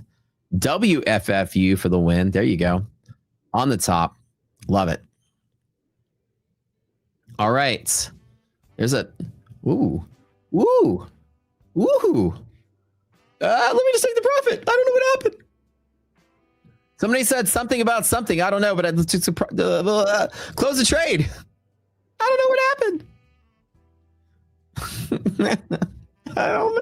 I'm scared. Chad, I'm scared. What do I do? Jan, what did you do? I'm blaming Jan. Jan's a market maker. I'm scared, chat. What happened? Who said what? Who said what about what? All right. Let's go. Iran's foreign ministry spokesperson. We cannot necessarily say that we have reached a point where agreement is close. Oh. Well, huh. Nah, it's going to rally to all-time highs from here. You know it. You know it. Let's be real. Whatever. I took the profit. I'm done. Is that on you, freaking Ranzitis over here dumped 10,000 NASDAQ contracts. I knew that was you, dude. I knew you're manipulating the market. I knew it. Dumped all his stuff. Close at the high. Market wants at 30,000. Yeah.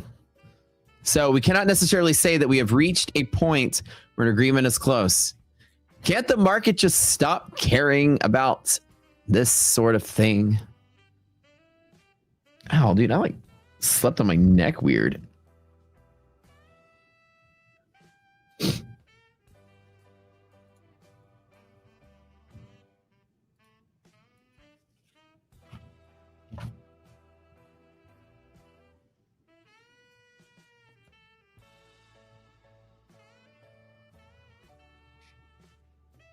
Hold on 1 second. I gotta type something over here.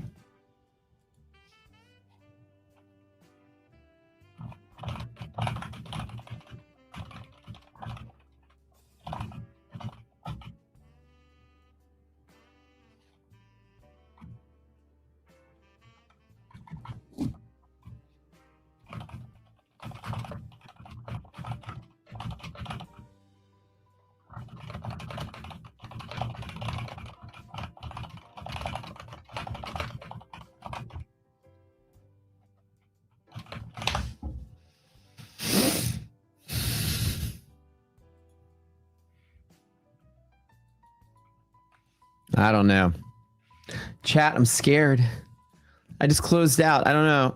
I mean, there was a little bit of a hint and then it just kind of dumped and I just closed it out. I don't know. I don't know. This market does not want to dump though. I got lucky on that.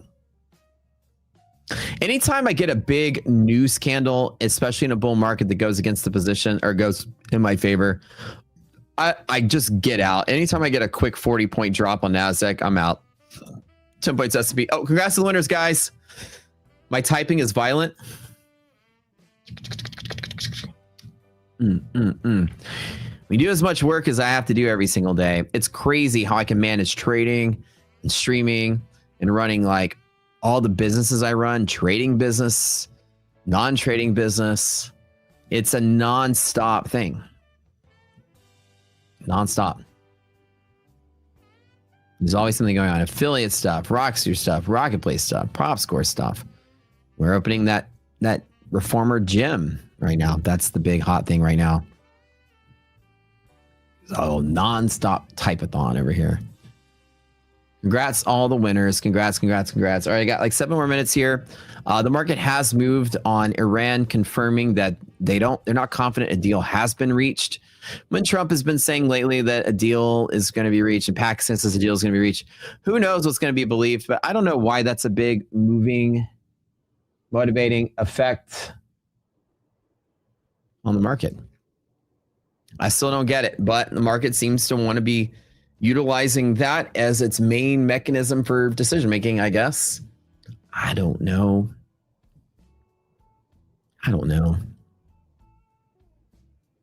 The Iran algo, yeah, pretty much. Trump ruined the cost of soda.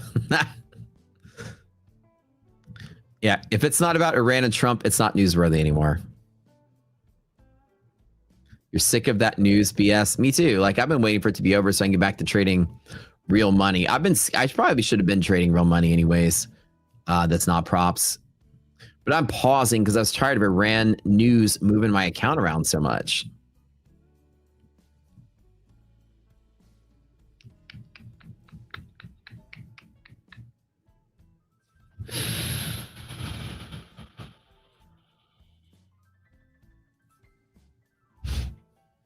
Oh, one more thing I do here.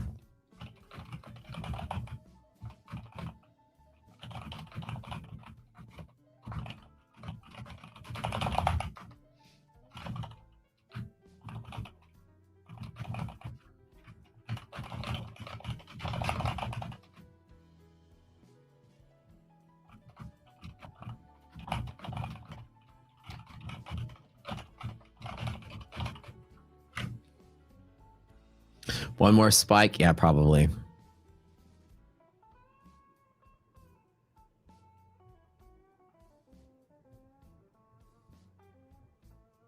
I hear music coming out of my speakers. Oh, let me turn it up. It sounds like blues music. I love it. Speaking of John Mayer earlier playing, this is a very John Mayer sound to it. I'm down with some blues music. I normally have my speakers turned down so I can hear it. I'd turn this one up.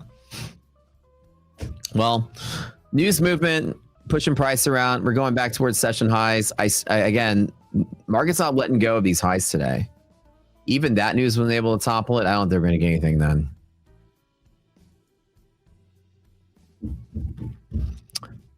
Three-day weekend, by the way. Memorial Day.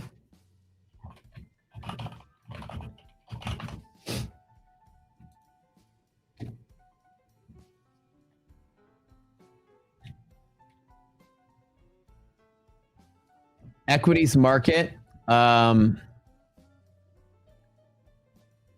is closed until Monday, or closed until Tuesday.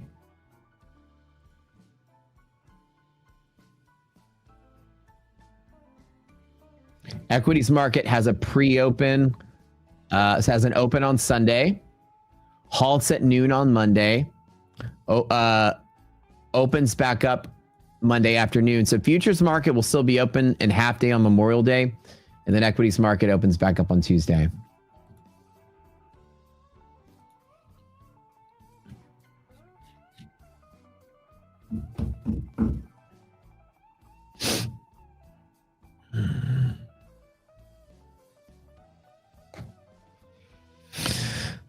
I still feel sorry for like every bear out there that just not got that sell-off they've been wanting. I've been taking some scalps on both sides, but man, it's just the market is just not giving up. That opportunity was about it. And we're still back to the algos pushing higher. Look at that, guys. Even though a Rand deal and still popping. Market don't care. Now what's going on here? A stupid market, man. Stupid market. Delegation of Qatar is currently holding talks with the Rand's foreign minister. Pakistani side remains the mediator in negotiations. What is going on here? Friggin' somebody said the stock market's a meme coin at this point. What is this? Is Logan Paul pumping this stuff on his stream or something? What we got going on? Iran's foreign ministry spokesperson. Differences between Iran and the United States are big and significant. Why is this news? Why? Why does this matter? I quit. Guys, I quit. I give up trading. Why is that news a pop?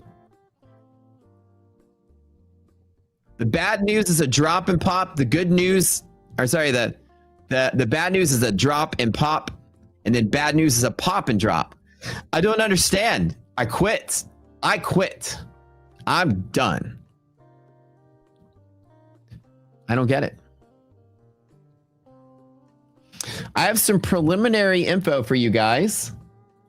You guys might like this.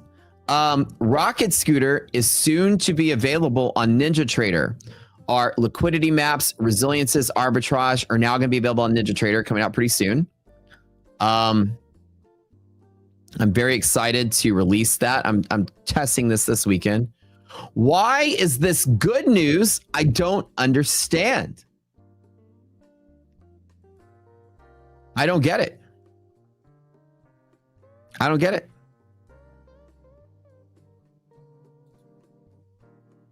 There's no such thing as bad news anymore. Literally. No such thing as bad news. We don't have a deal. Yep. We really don't have a deal. What? Why? Why?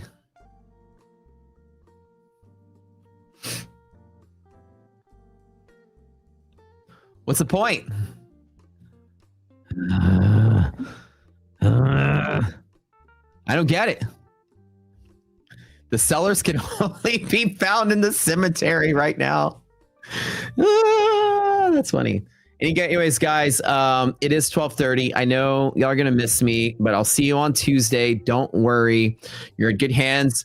My boy Ash is coming in here. Matt number 2 or Matt number 1. He's the number 1 Matt. Y'all give Ash some love. I got to bounce out of here. Honestly, I'm glad I'm out of here. He can deal with this. My hands are clean. Good luck, you guys. Y'all have fun with this one. Good luck. I'm gonna go out. I'm gonna do something else. We'll see y'all on Monday or see y'all on Tuesday. Y'all have a good weekend. I'll see y'all later.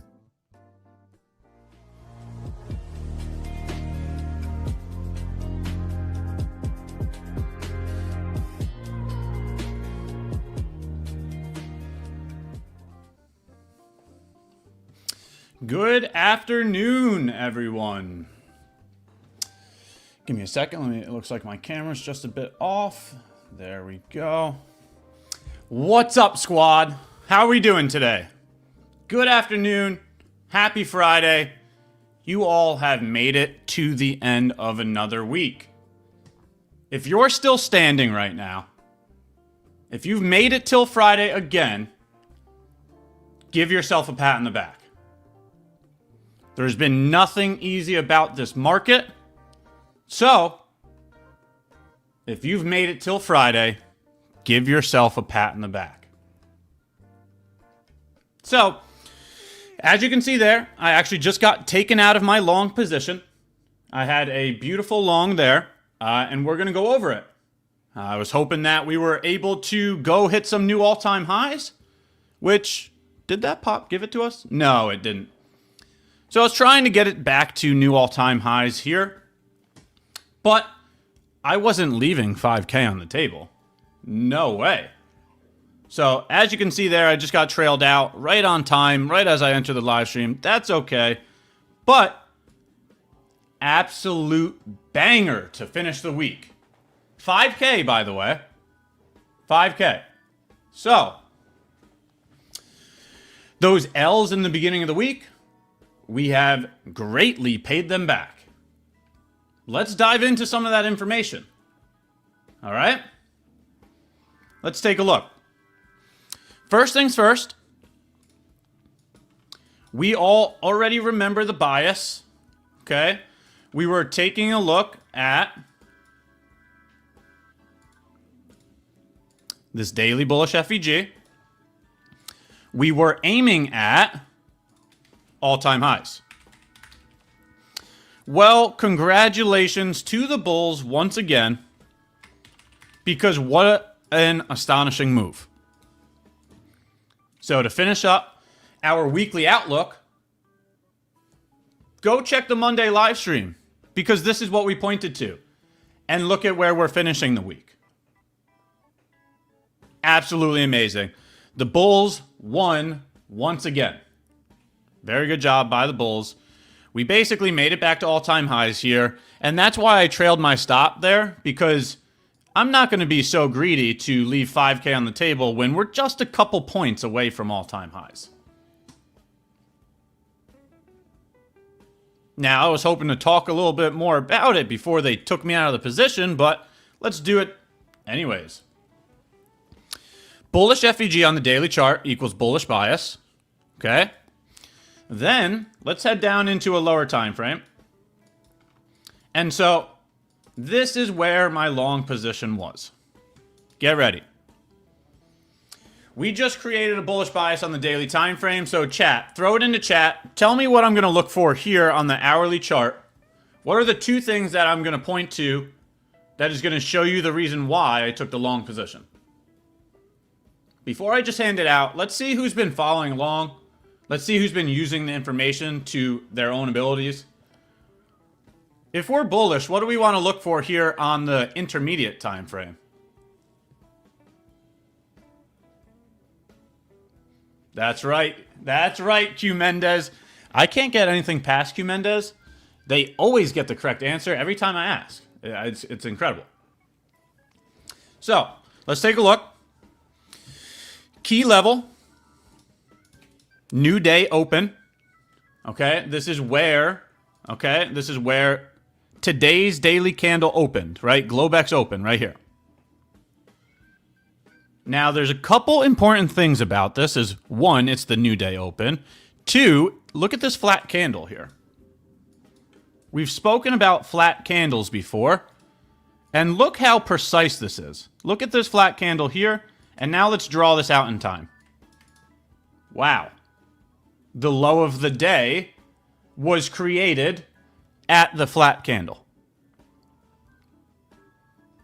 Now, I'm not trying to dive deep into the flat candle conversation. what I was going to go through was the key level with the SMT, just like Q Mendez was mentioning. All right, so key level being an FEG. Whether you want to use this FEG here or whether you want to use the swing low, either way, when you're bullish, the areas in which you should look for long positions from are swing lows, are bullish FEGs. So when we tap into this bullish FEG during the morning over here, let's go take a look at ES. What does ES do at this same exact location? Well, here's your SMT. SMT at a key level. Okay, so then once you have a bullish bias, once you have a key level that has SMT, then go down to a lower time frame. Right? Let's go down to a lower time frame, and what would we look for? A bullish change in the state of delivery. Right here.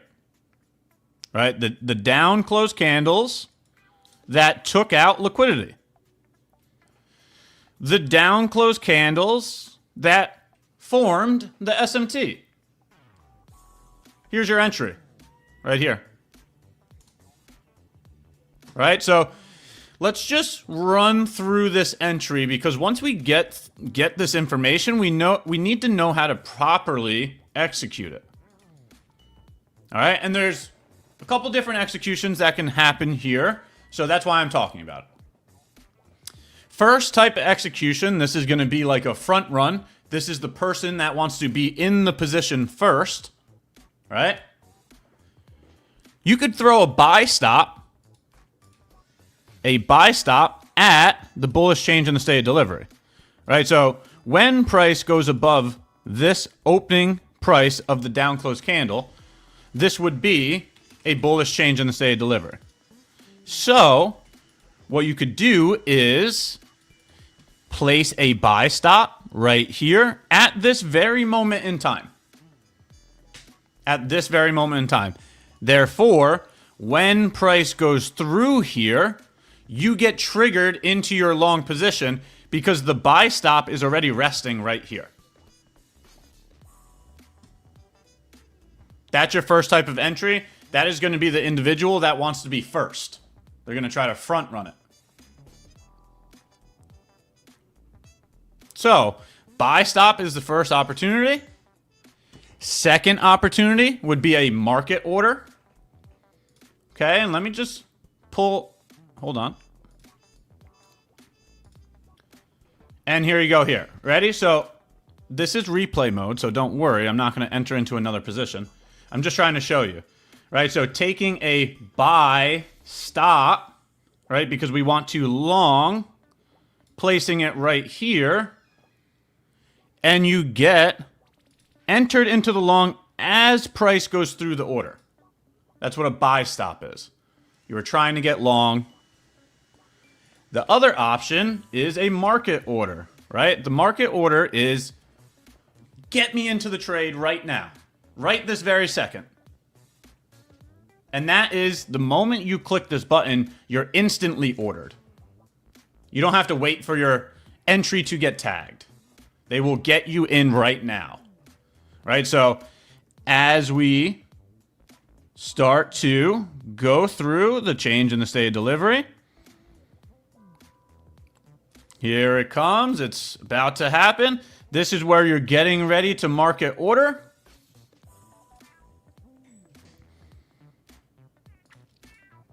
And you've probably market ordered in on either one of these candles because we got so close to the change in the state of delivery, you probably thought we were going to go right through there. So that's your second type of order, is a market order. That's a right now type of thing. Get me into the position right now. Lastly is your limit order. So your limit order is probably going to be your order that has the most amount of confirmations. Right? So using a limit order, that's usually the person who allows the confirmation to happen first. Get ready. Here's your confirmation, right? This is a confirmation because we've now closed a candle above the bullish change in the state of delivery, confirming the fact that this is a bullish change in the state of delivery. Once you actually close a candle above it, then it's confirmed. That's when I'm placing a limit order at the bullish change in the state of delivery, which then means you need it to retrace back into your order to actually take the position. Okay? So now this is where I ask all of you, right? Like, what type of orders do you work with the best? Because I'm not going to sit here and say one is better than the other. I've done all of them. I've done stop orders. I've done market orders. I've done limit orders. I've front ran. I've waited for confirmations. I've gotten in right now, right? I've tried them all. It's not a matter of what's right or wrong. It's a matter of what you can execute the best, right? Because this is a you versus you business. You are the one clicking the buttons for yourself. Therefore, you need to review your data to make sure, which one do I work best with? That's the one I should focus on, right? So, doesn't matter which order you use, but I did want to go over all the different order types. The information stays the same, whether you want to front run, whether you want to wait for a retest, whether you want to get in right now. No matter what, this happened already. This right here, right? The SMT happened already. The key level happened already. The bias happened already. Right? So all of the logic that you're providing to your decision making has already occurred. It's just a matter of getting in, accepting the risk, and executing the risk. So either one of these, and we'll just go ahead and play it out, right? See, because there you just got entered again. So just goes to show you once again that it doesn't matter what order you use. Every single one of the orders would have been tagged here. And then here comes the position playing out.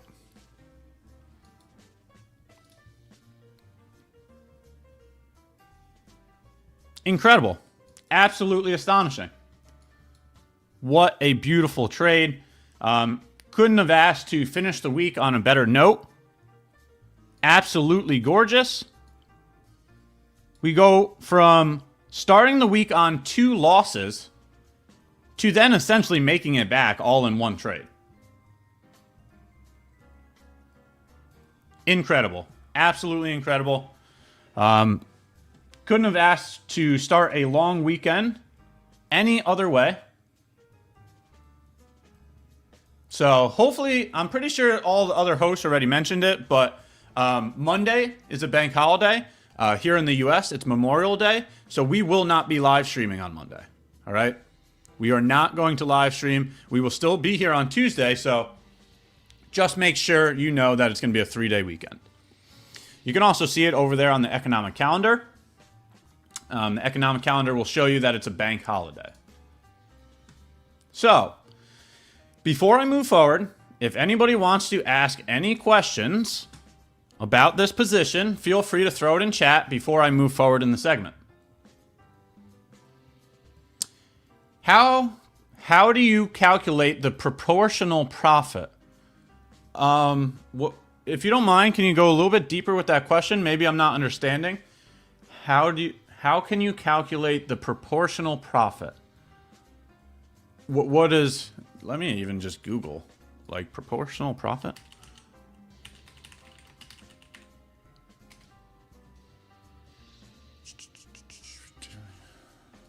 The distribution of financial rewards. The distribution of earnings or losses based on each. I'm sorry, maybe I'm not catching on to the question. I'm not really understanding.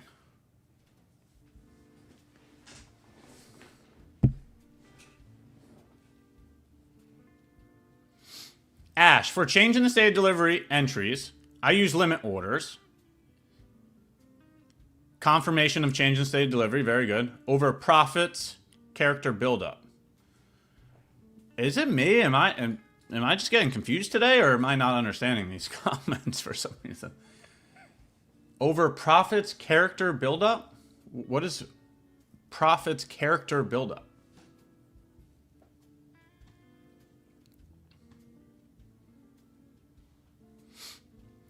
In regards to SMT, does it matter ES versus NQ? Which one has? Yeah, so take a look at this real quick. Here's bullish SMT. Okay. One of them swept the low. The other one did not sweep the low. Therefore, this one is the stronger pair. This is the one I would want to trade.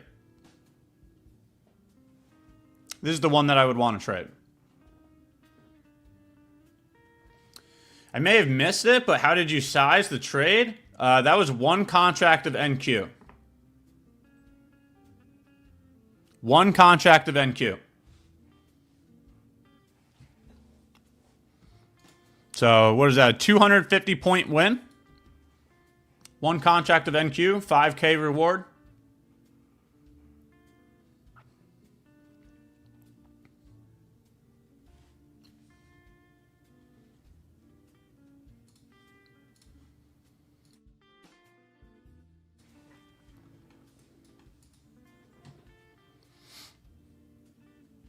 So the other portion of the conversation that I wanted to get into, doesn't look like there's many questions coming across about the position. Do you understand why I'm such a... Oh, here we go again. Dang it, I just did it. Proponent? Do you understand why I'm such... Is it proponent? God, maybe it's me today. Proponent. Maybe it's me today, chat. Person who... Oh, yeah, proponent. Okay, perfect. It is. All right. What I was going to say was, do you see now why I'm such a huge proponent of less is more, quality over quantity, of being patient, right? Because is that the correct word, proponent, for that sentence? Like I'm supporting the idea of being less is more or quality over quantity? Does that make sense?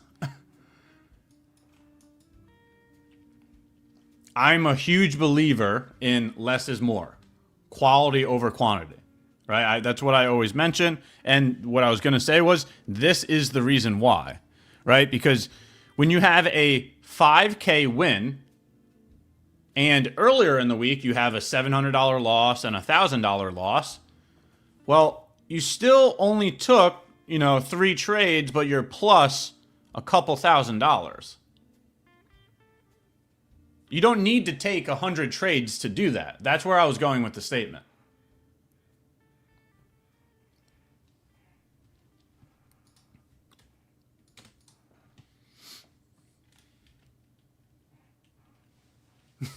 Proponent doesn't sound right unless you say huge in front of it.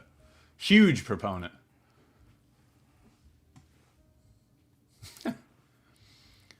Ash, bro. Adity Gamer, bro.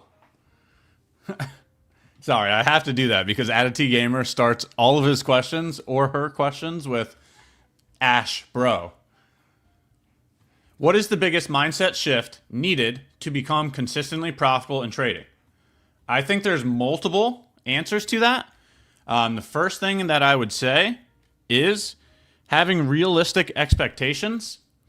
When you get influenced by unrealistic expectations, it then drives you to do things that you shouldn't. So having realistic expectations will help you focus on the process more. How do you stay calm when the market is so volatile? The process doesn't change. It doesn't matter how volatile or how not volatile the market is. I'm still going to come in looking at a bias, a key level with SMT, and a change in the state of delivery. That's never going to change. Less volatility just means I will get less of a reward. I will have smaller losses because the stops will be tighter. There's less volatility. But same thing goes for larger stops and larger volatility. My wins are going to be more euphoric. My losses are going to be more fearful, right? The losses are going to be bigger. The wins are going to be bigger. The market is very cyclical, okay? We're going to go through many different environments. We're going to go through times where it's very volatile, like during the Trump administration. We're going to go through very non-volatile times, like during the Biden administration. We're going to go through times of consolidation. We're going to go through times of expansion, right? So, like, here is a market cycle, right? Consolidation. Here is a market cycle, expansion. Okay. Here is a market cycle, retracement into a reversal. So what I'm trying to say is, and I know I just sound like a broken record, but the process doesn't change. It doesn't matter whether you're trading Asia session, doesn't matter if you're trading London session, doesn't matter if you're trading New York session. The process doesn't change if it's more volatile or less volatile. Everything remains the same. Ash, when you have SMT on the hourly time frame, do you strictly look for entries only on the 5-minute time frame? No. No. There have been times where I found SMT on an hourly chart and then executed on a 1-minute chart. What does matter is this right here. Let's write this portion out. You should have one higher time frame. Your higher time frame should be, in my opinion, I use the daily for my higher time frame. And that higher time frame gives us a bias.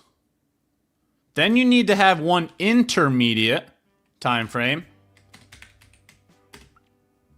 That for me is either the hourly or the 15-minute. This is where I look for key levels with SMT. And then lastly, the lower time frame. That's going to be your entry. And that's where I look at the 5-minute or the 1-minute.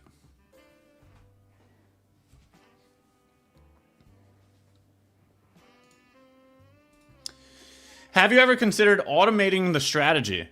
Yeah, I mean, I would love to, but I have no clue how to do that. So I don't really have the ability or the knowledge of how to set that up. I'm not very technologically inclined. I usually ask Nate all those questions. He built my computer for me because I hate to say it, but when it comes to computers and technology, I get all frazzled. I just don't understand it. It's like speaking a different language.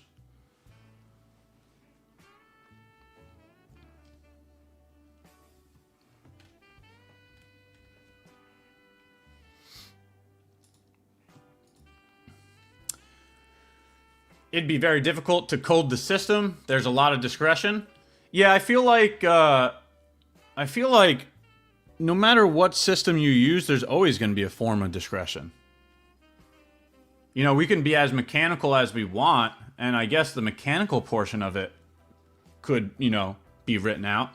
Like there's a definition to a breaker, there's a definition to an FVG, there's a definition to New York Open. Like those things are defined, so that could probably be coded. But then there's always the person clicking the button. You always need to make a decision, no matter what, right? Unless you're using a model in which you execute every single time the model presents itself, that's the only way of getting rid of discretion.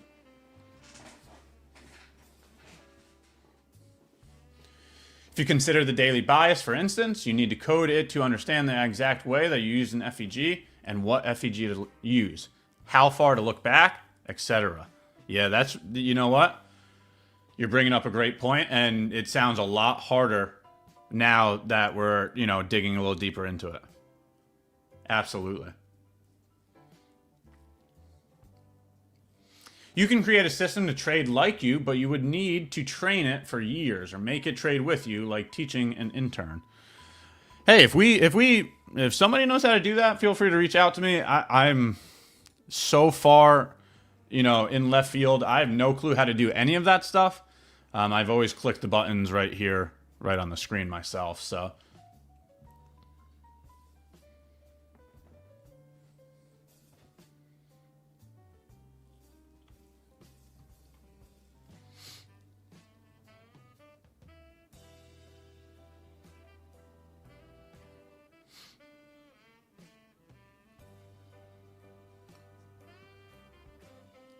Do you believe the market makers intentionally hunt retail stop losses? No, I don't.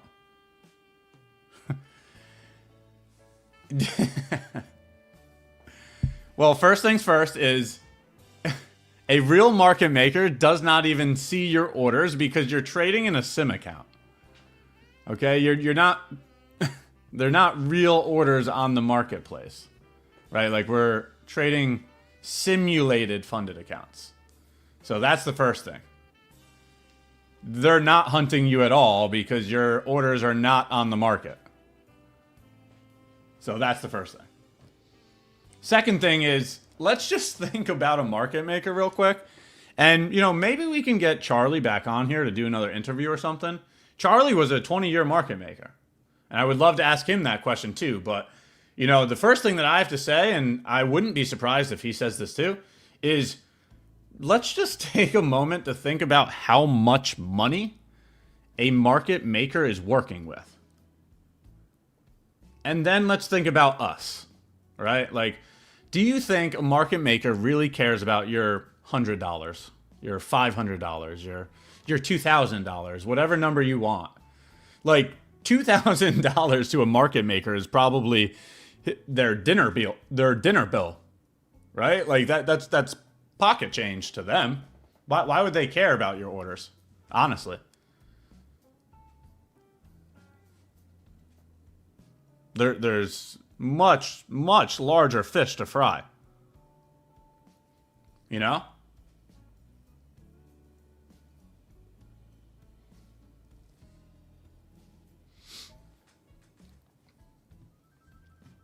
Additionally, and this is where, please don't quote me because I don't actually know this information.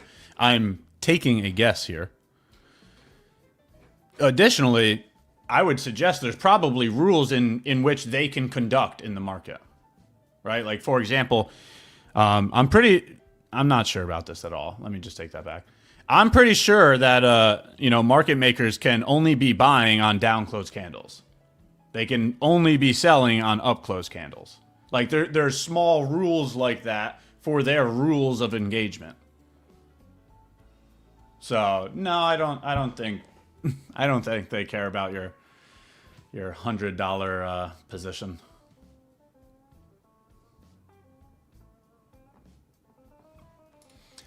But chat, what do you think's going to go on for the rest of the session? We do have another 30 minutes on here. What are you guys looking at? What are you guys looking at? So let me just point to one other thing. The reason why I had trailed my stop up to here was because I didn't want this to be a liquidity sweep. So I didn't care whether we were actually going to go back to all-time highs or not. Yes, that was what I was targeting. But logically thinking, 2 hours until the end of the day, and you're plus 5.5K into profit, and you're sweeping a swing high. So I had no problem trailing it there because I didn't want this to be a liquidity sweep.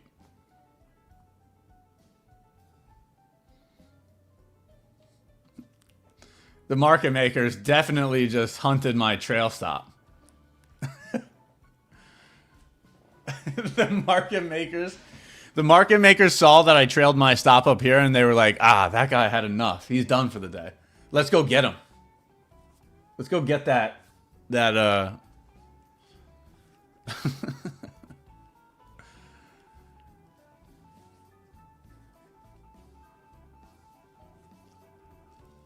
But moving forward for the rest of the session, I wouldn't want this to be a change in the state of delivery here.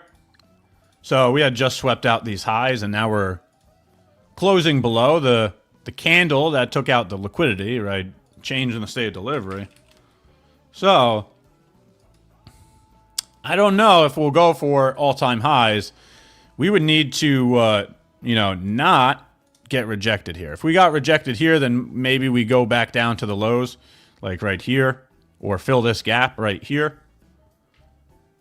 But for the rest of my session, that's what I'm looking at. I want to know whether this was a liquidity sweep or not. Did we just sweep out the highs and then change the trend? It's very easy to analyze that because we have a bearish change in the state of delivery. If we did actually change the trend, then this area right here should provide a rejection for price. If we don't get rejected from this area, then we should continue the trend. Right, so anywhere in this gray box, if we don't get rejected by this gray box, then maybe we are going to go get all-time highs today. But if we did truly change the trend, then we should get rejected here and start heading lower. What do you guys think? Type a 1 in chat if you're bullish to finish out today's session. Type a 2 in chat if you're bearish. What do you think? Are we going to get lower prices from here, or are we going to get higher prices from here? And I'm specifically taking that off because I don't want anybody to think that that's an actual position. I'm definitely done for the day. I am not shorting one of the most bullish markets we've seen in a long time. So, no, I don't want lower prices.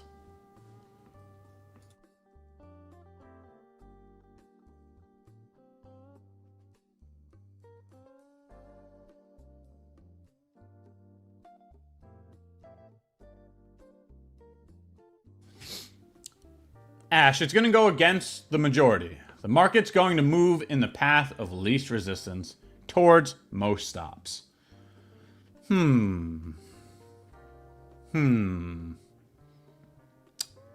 Go against the majority. Is there a way that we can see majority positions right now? Because if I had to guess, majority people are long.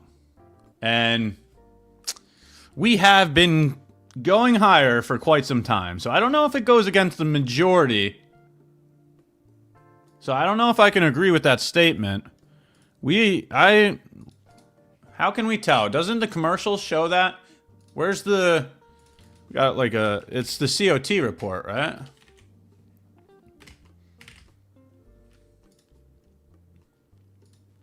Give me a second here. Can somebody pull this up? Maybe somebody knows where this is before I even try to go find it. What the majority of the positions are right now. I thought the COT report showed whether most people are long or most people are short. Right? Commitment of traders. Where is that? Somebody find that for us. Current traders in financial futures reports. Traders in financial futures, long. Okay, so let's see. Okay, I'm way too many numbers for me to be able to read this. What is this? I mean, come on. This looks like I'm staring at somebody's coding this. Like, what is this? Swiss franc, Canadian dollar. Where is NQ and ES? Hopefully somebody else could find that because I'm not going to be able to find the right spot there.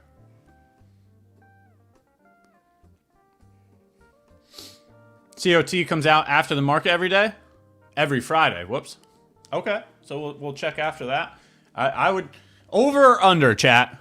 Over on the COT report showing that the majority of people are long or under? You think majority of people are long or short right now?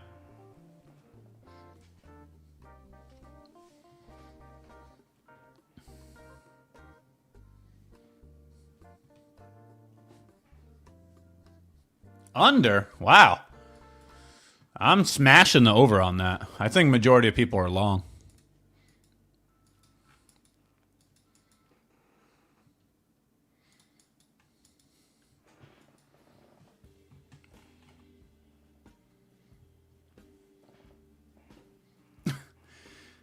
it goes where the orange man says it should go. Yeah. I mean, that's kind of a fact. He did tell everybody to buy, and hopefully you guys bought, because... Ash, check the weekly chart. Man, that's going to be like a rocket ship, right? The weekly. Incredible. Absolutely astonishing. This is beautiful, too. To see that we tapped the weekly FEG and instantly got bought from it, that shows bullish intention.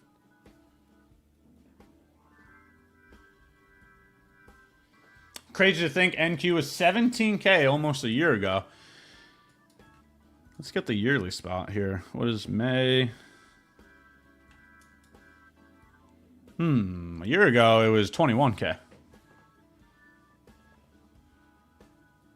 May 2025?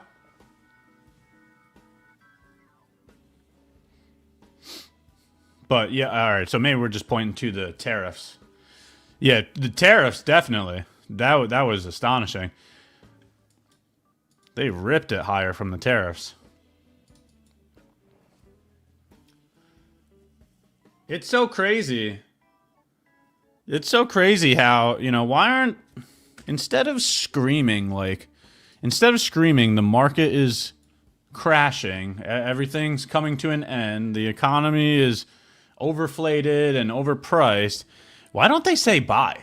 Like, why was Trump the only one to say buy?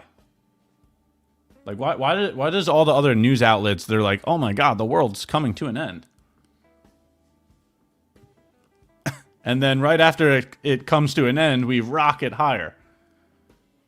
Like, what? Hello? Like, what?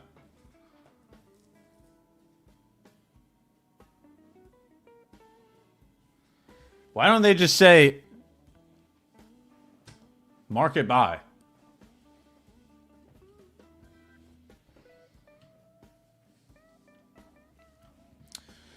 Where does the money come from if the market is always paying the majority? The money printer. Who remembers the money printer? Unfortunate that Jay Powell is getting kicked out of office, because I love that money printer meme. Anytime they need more cash, they just print it.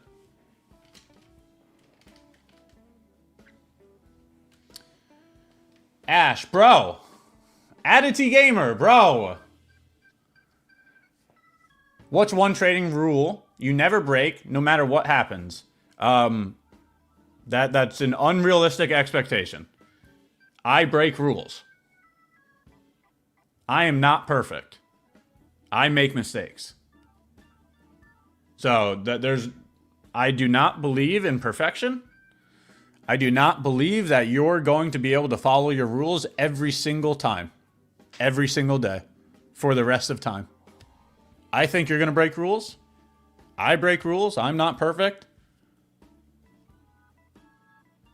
So I'm going to have to defer to that question, because that's unrealistic. You're going to make mistakes.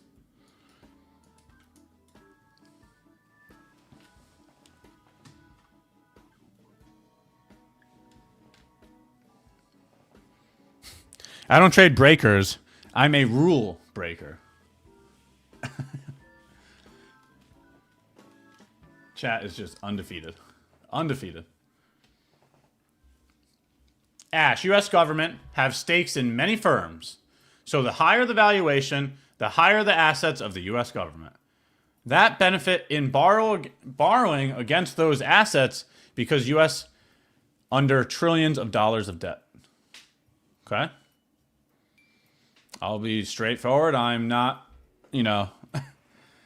that financially literate. I am not an economist. I don't know, I don't know the government's game plan. So I'm just here to click buy and sell.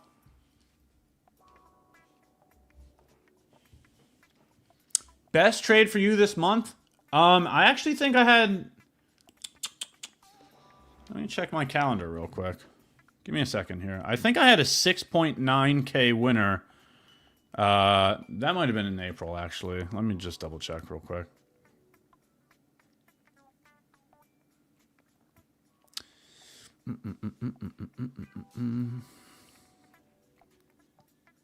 Almost there. Give me 2 more seconds. Trying to look for the largest winner.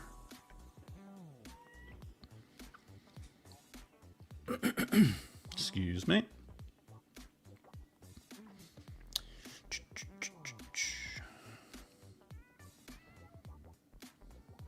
All right, signing in. Here comes the calendar. And what do we have here? 2.5, 2.6, 6.6, 6.4. Oh, okay.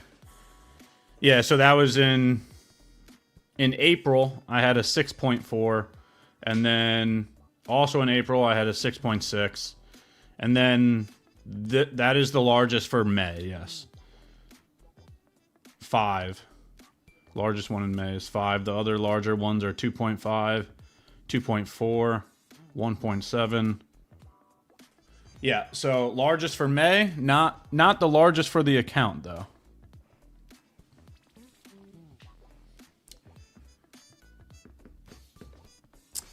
$10K day. Let me go find that one too. I did have a 10K day. I think that was a little further back though.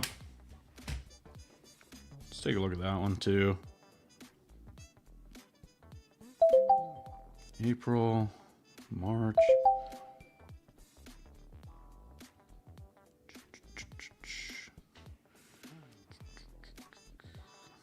Where is that? Oh, it's pretty far back there. That might have even been last year. I didn't see it yet. Hold on. Oh, that's why. MyFundedFutures moved the live accounts over to Blue Row Capital in the beginning of the year, so I got to go back to the MyFundedFutures dashboard, not the Blue Row Capital dashboard. Let's take a look.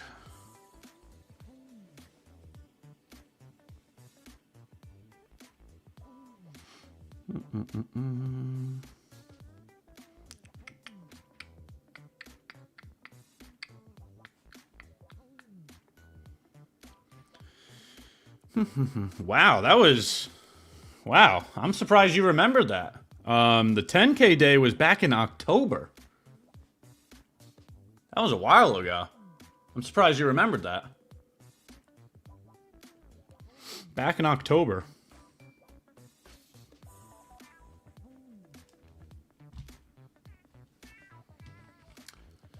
Alrighty, chat. We got another 15 minutes on here. Another friendly reminder. We have ourselves a long weekend. All right. We will not be live streaming on Monday.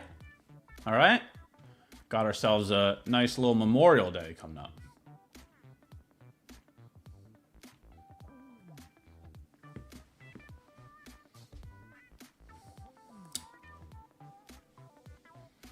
Have you ever ignored your setup because of the emotions and regretted it later? Yes, 110%. That happens frequently. That happens frequently. There are many times where I am not in control of my emotions, and for that reason, I just step away from the market because I feel the tilt coming on, I feel the fear, I feel the rush. Anytime I'm able to identify the fact that I'm rushing to the market, that's when I try to take a step back. Now, the results to that position doesn't really matter because you've already made a decision, right? So, yes, that is a very normal experience as a trader.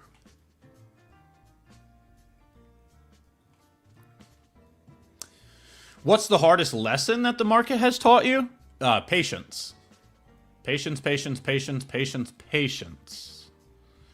I was not always patient. I was too obsessed with getting to my goals in the shortest time frame. And man, that'll kick you right in the behind if you let it.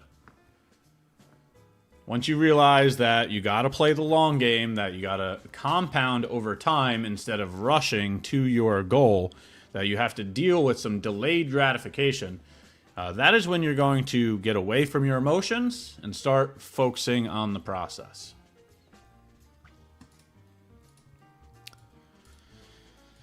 So we are getting rejected. Remember that point that I pointed to? This right here, the bearish change in the state of delivery, getting a form of rejection here. So maybe we are done moving higher for the day. When I pointed to this, saying the reason why I trailed my stop above these highs, right? It was because I did not want this to be a liquidity sweep. It's starting to look like it was now. Because now after the liquidity sweep, we made a bearish change in the state of delivery. After we made the bearish change in the state of delivery, we're getting rejected from it.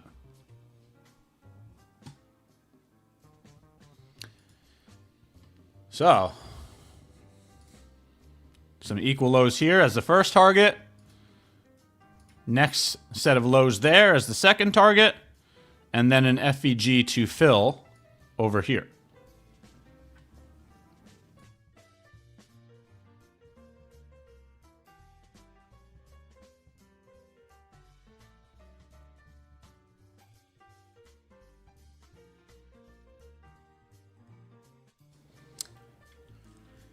Hey, Ash, can you tell me what a change in the state of delivery is and how to identify it? Yes, I can. Let's do it real quick. Ready? First things first, a very simple definition of a change in the state of delivery is the very first moment in time the trend changes. Okay, so you'll see people write this. This is the abbreviation for change in the state of delivery. The definition of that is simply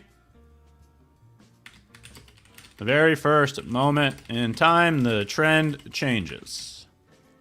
All right, so this is what a change in the state of delivery is. And now I'm going to show you a bullish example. Ready? Here's a downtrend because we're making lower highs and lower lows. So the trend is a downtrend, lower highs and lower lows. The trend changes the very first time we make a new high, right? We're no longer making lower lows and lower highs because we just made a new high. That is a change of trend, right? So this portion here is a downtrend. Then we are no longer in a downtrend when we change the state of delivery right here. So in simplest terms, it is simply the very first moment in time the trend changes.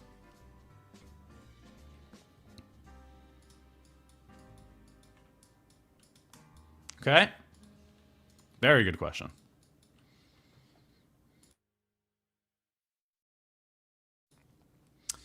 Now, the last thing that you need to know about that is, right? So let's do that same example on real price action. Right? Let's do it right here.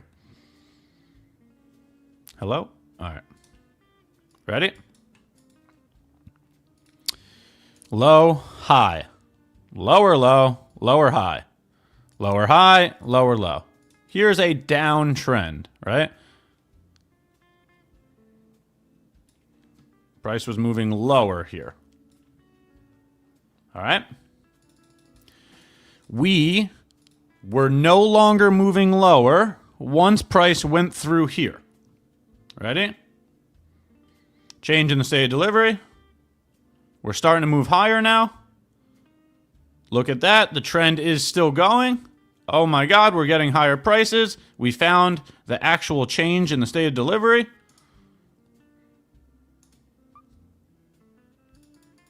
Wow. And now at this point, now you're back to the highs and you could be taking profits.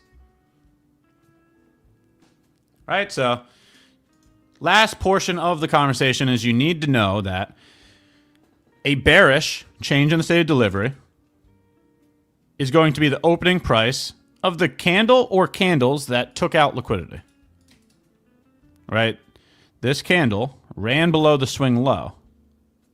Okay, so the change in the state of delivery is right here. And it's the opening price of a down close candle. A bullish change in the state of delivery will always be the opening price of a down closed candle. specifically the candle that took out liquidity. Now, same exact thing goes for the bearish scenario. Excuse me. Right, so a bearish scenario, you're going to use the opening price of an up closed candle. Right, this would be the bearish change in the state of delivery right here. So just know that a bearish change in the state of delivery will always be the opening price of an up close candle, specifically the up close candle that took out liquidity, just like how a bullish change in the state of delivery is going to be the opening price of a down closed candle, specifically the candles that took out liquidity. All right, very good question.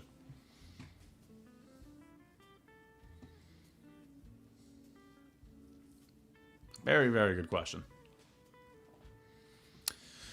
And so you also need to know that like a price action pattern on the screen doesn't mean anything.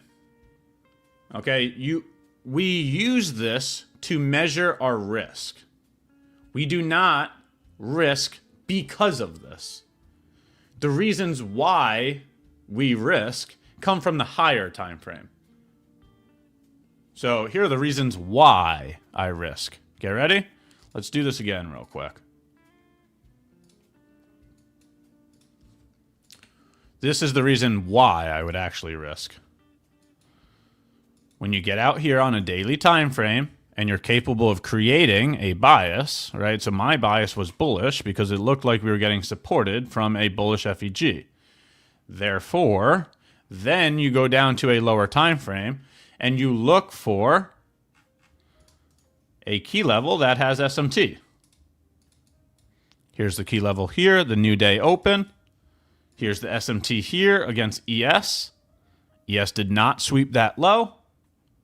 Now we have a bias and a key level that has SMT. Those are the actual reasons why I would risk. Not because there's a lower time frame change in the state of delivery. Okay, so just understand you need to provide logic to your decision making. That logic is what creates the probabilities. If you're simply just going to a lower time frame and just looking for some sort of price action pattern, I personally don't believe that's enough. I don't think you are putting enough probabilities in your favor for long-term success. You need logic. Logic. The logic that you provide to your decision making is very important.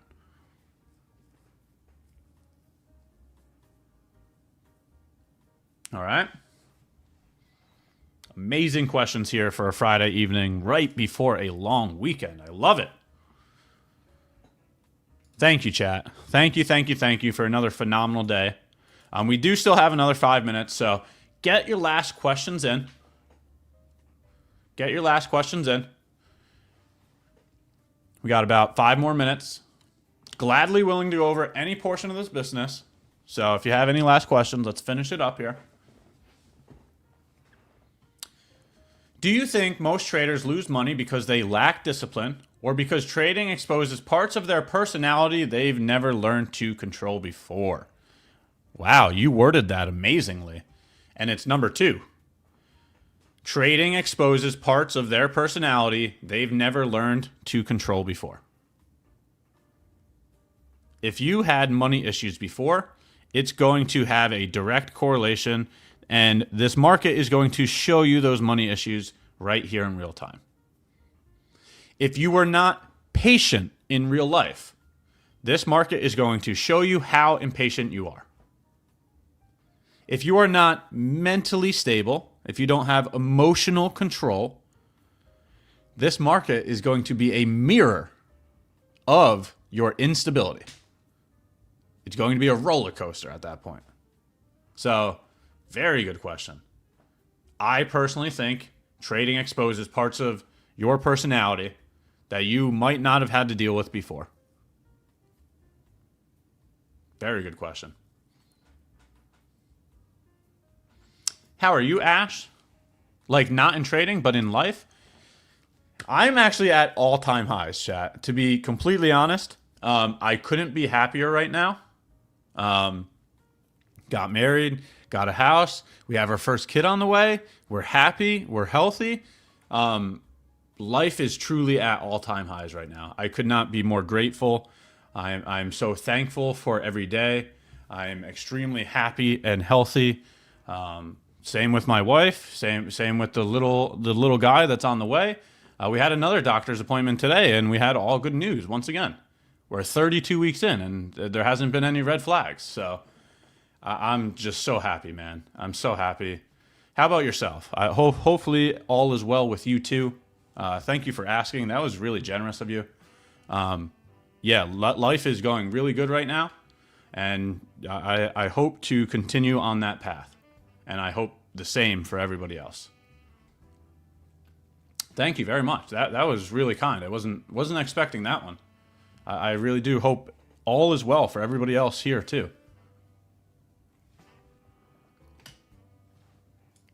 Yeah, we're getting closer to the little one, chat. We got July 19th. So if he gets delivered on his scheduled date, then it's not too far away.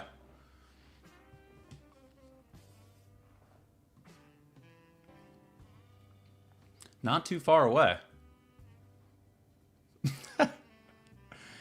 There was SMT at the lows, and now we're about to see the change in the state of delivery, and then we hope for expansion after that.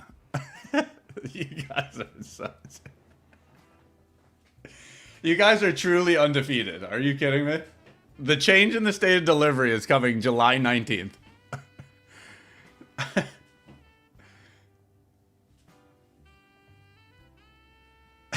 You guys are so amazing.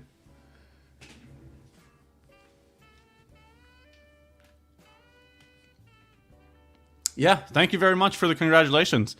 It is the first. I'm hoping, I hope that it's not the only, but this was a top goal in life. My top two goals in life were getting married and starting a family. And we got married, and now we're starting a family. And that's why I said life is at all-time highs, because I've literally hit the number one and number two goals that I've set out for myself. So couldn't be happier. Could not be happier.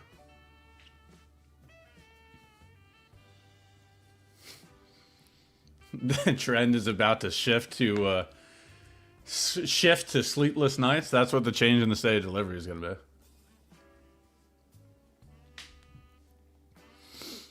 But chat, I really appreciate all of you. This community is just so kind, so generous, so supportive.